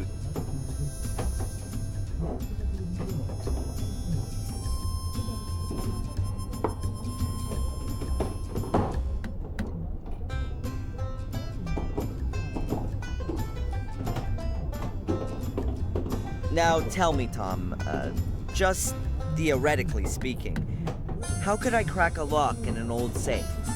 They're not so easy to crack. For a start, you need the right tool. And that would be... a lock-picking tool. Aha. And only theoretically speaking, I could get one of those from you? Do you think I'm a burglar? I think you'll want the 50 pounds that I'll give you for it. Get out of it. Go on. Off with your mate, Bobby. You make a lovely couple. A right pair of tots. 70 pounds? I want 200 quid. I haven't got that much. Loser. Then you're not getting that too. You're all losers. Just using me. I'd like to bet you couldn't drink 3 pints back to back. You pay, I'll prove I can. Okay. Go.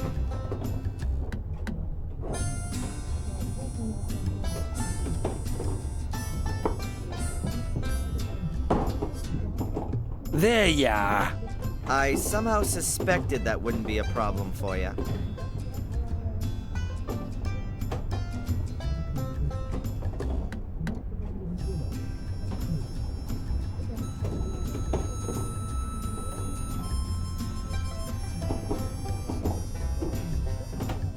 Are you a burglar, Tom? What bollocks? It's all lies. You don't get decent people stealing. Exactly. Then you also don't need a lock-picking tool then, do you, Tom? Peace off, you wanker! Get out! Give me some peace! Off you go! And take that idiot with you too! I'm only going once you've given me that tool. Here, 50 pounds, and I'll bring it back to you. It's not my fault, you know. It's Bobby. If he wasn't like he is, things would be better. They all left me on my own. They only left me that animal. How could a decent person get on like that, with such a millstone around their neck? The tool, Tom?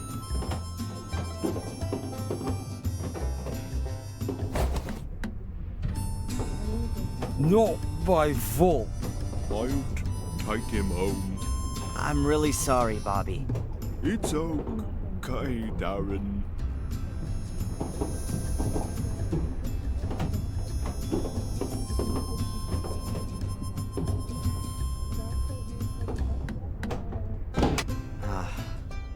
I feel like the world's biggest asshole.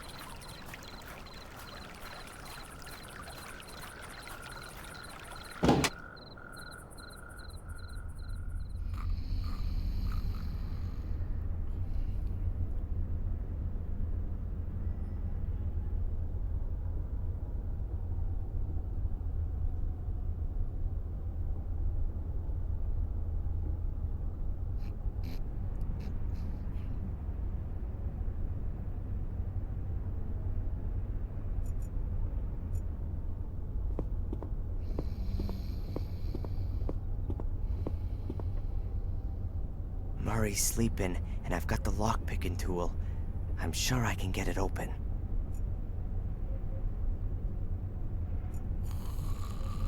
Murray's sleeping, and I've got the lock-picking tool. I'm sure I can get it open.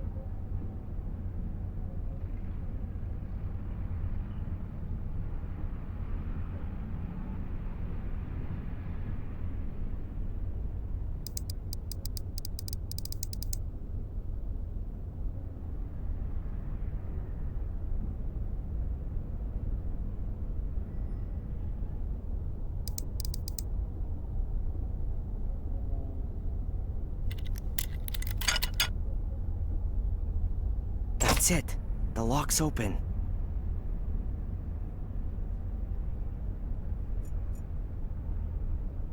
That's it. A letter addressed to Angelina Morgan. Oh, you'd better be worth it.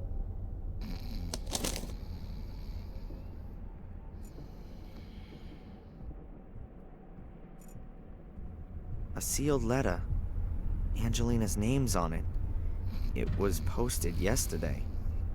Locally around here. I ought to read it. It could get me somewhere. Let's see. If anyone's reading this, then something's gone wrong.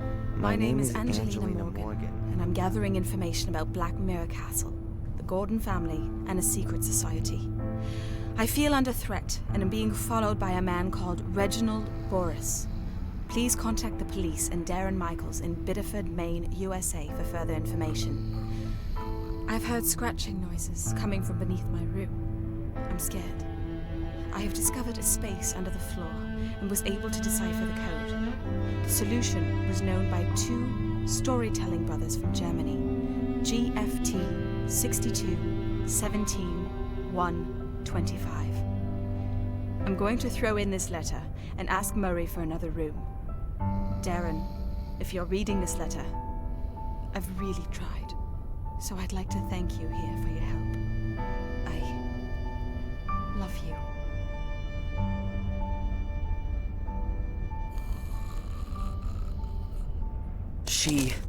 No. I would break down if anything happened to her. Noises under her room. Reginald Boris creeping about the hotel. Two storytelling brothers.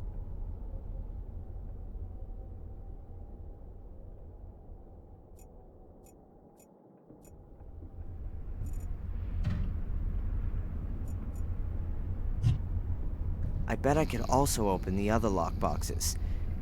But I've got what I want, and I'm not a hotel thief. At least, not a full-time one.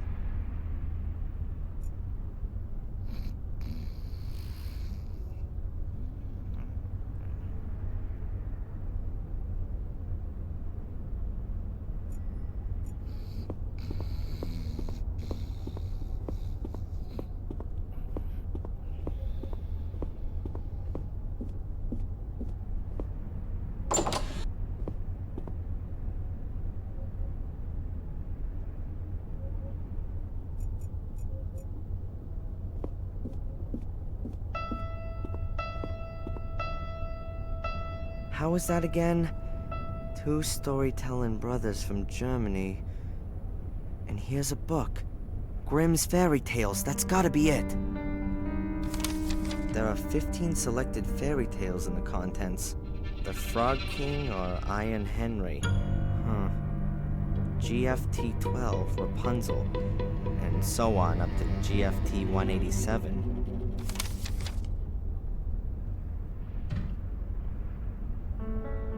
That's exactly what's in Angelina's letter. GFT and then a few numbers. I'll take the contents page with me.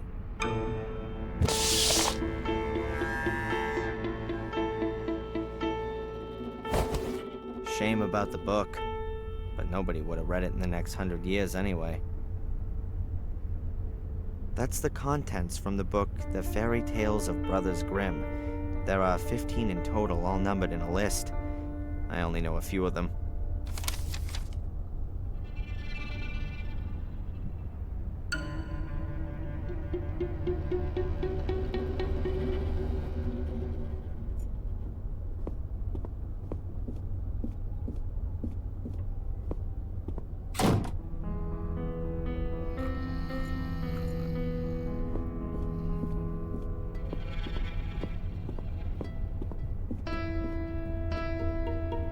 What's this thing supposed to be?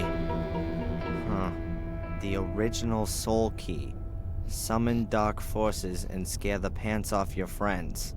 Lights up in 3 different colors. Gruesome sound effects. Hellish fun. Batteries not included. I can't get my head around it. I'd rather chop my hand off than buy this plastic crap from China and speed up global warming and the demise of mankind. I'd rather chop my hand off than buy this.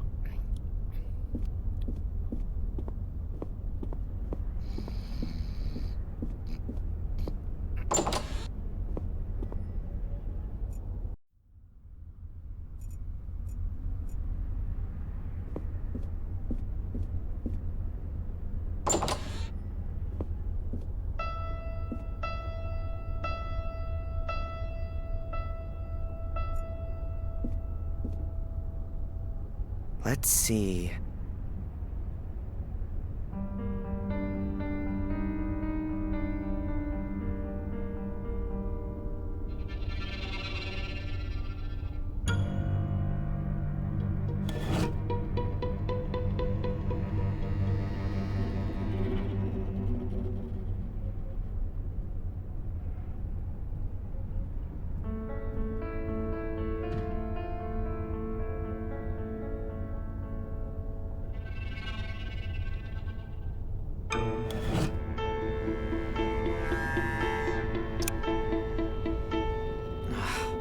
That's still not it. I'm doing something wrong.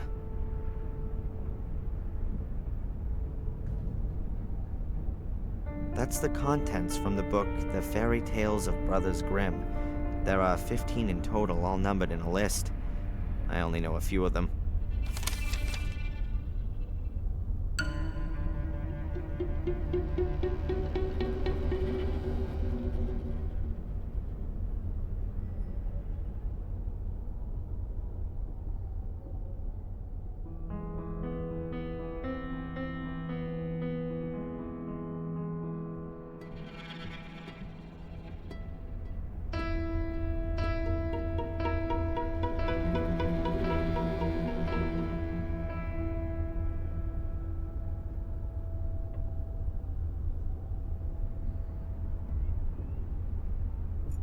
Let's see.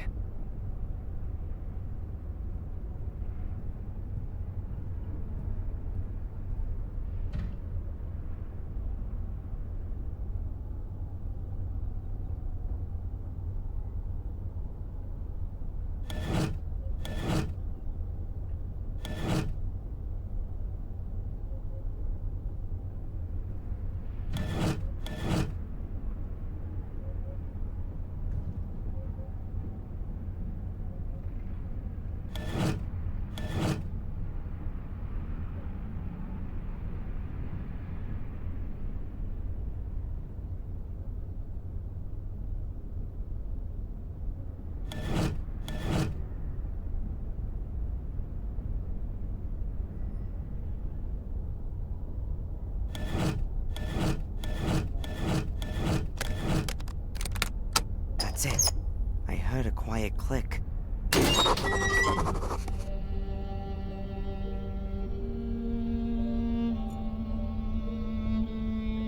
Oh, disgusting stench. That's gotta be the sewers. Or a hole that's being used as a sewer.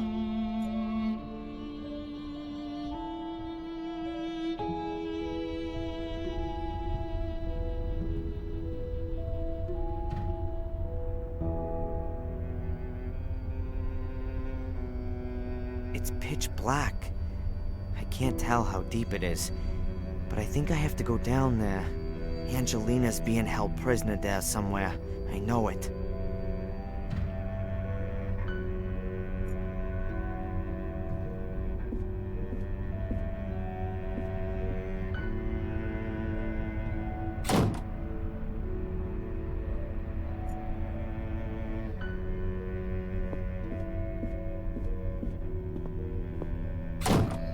You can't be serious. He's fast asleep, like a baby. Hey, my man. Wake up. How? What? Nah, it's about time. What can I do for you? We want another room. The whole corridor stinks of sewage. Of course.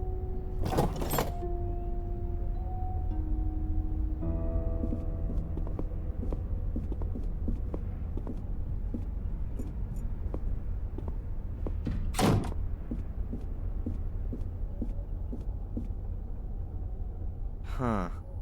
Lights up in 3 different colors. Oh man. I hate to buy this thing, but I need light, and I need it now. An excellent choice, sir. A tribute to your good taste. Just shut it.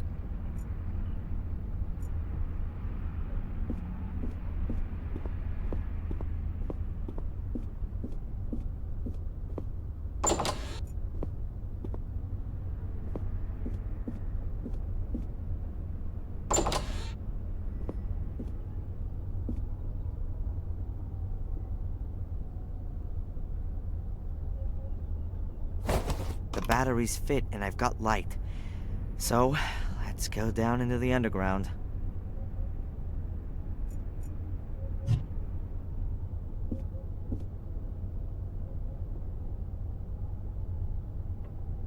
It really is the sewers.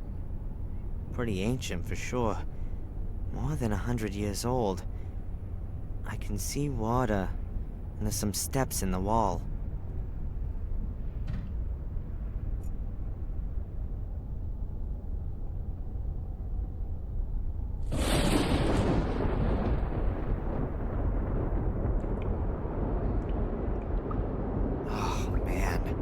This is not an inviting place.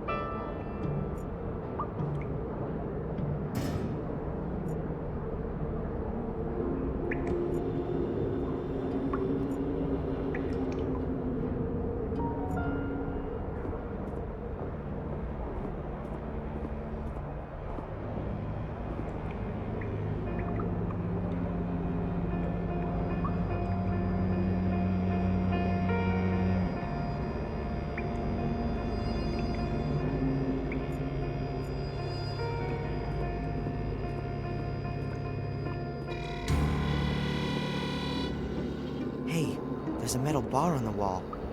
I'm taking it with me. You just never know.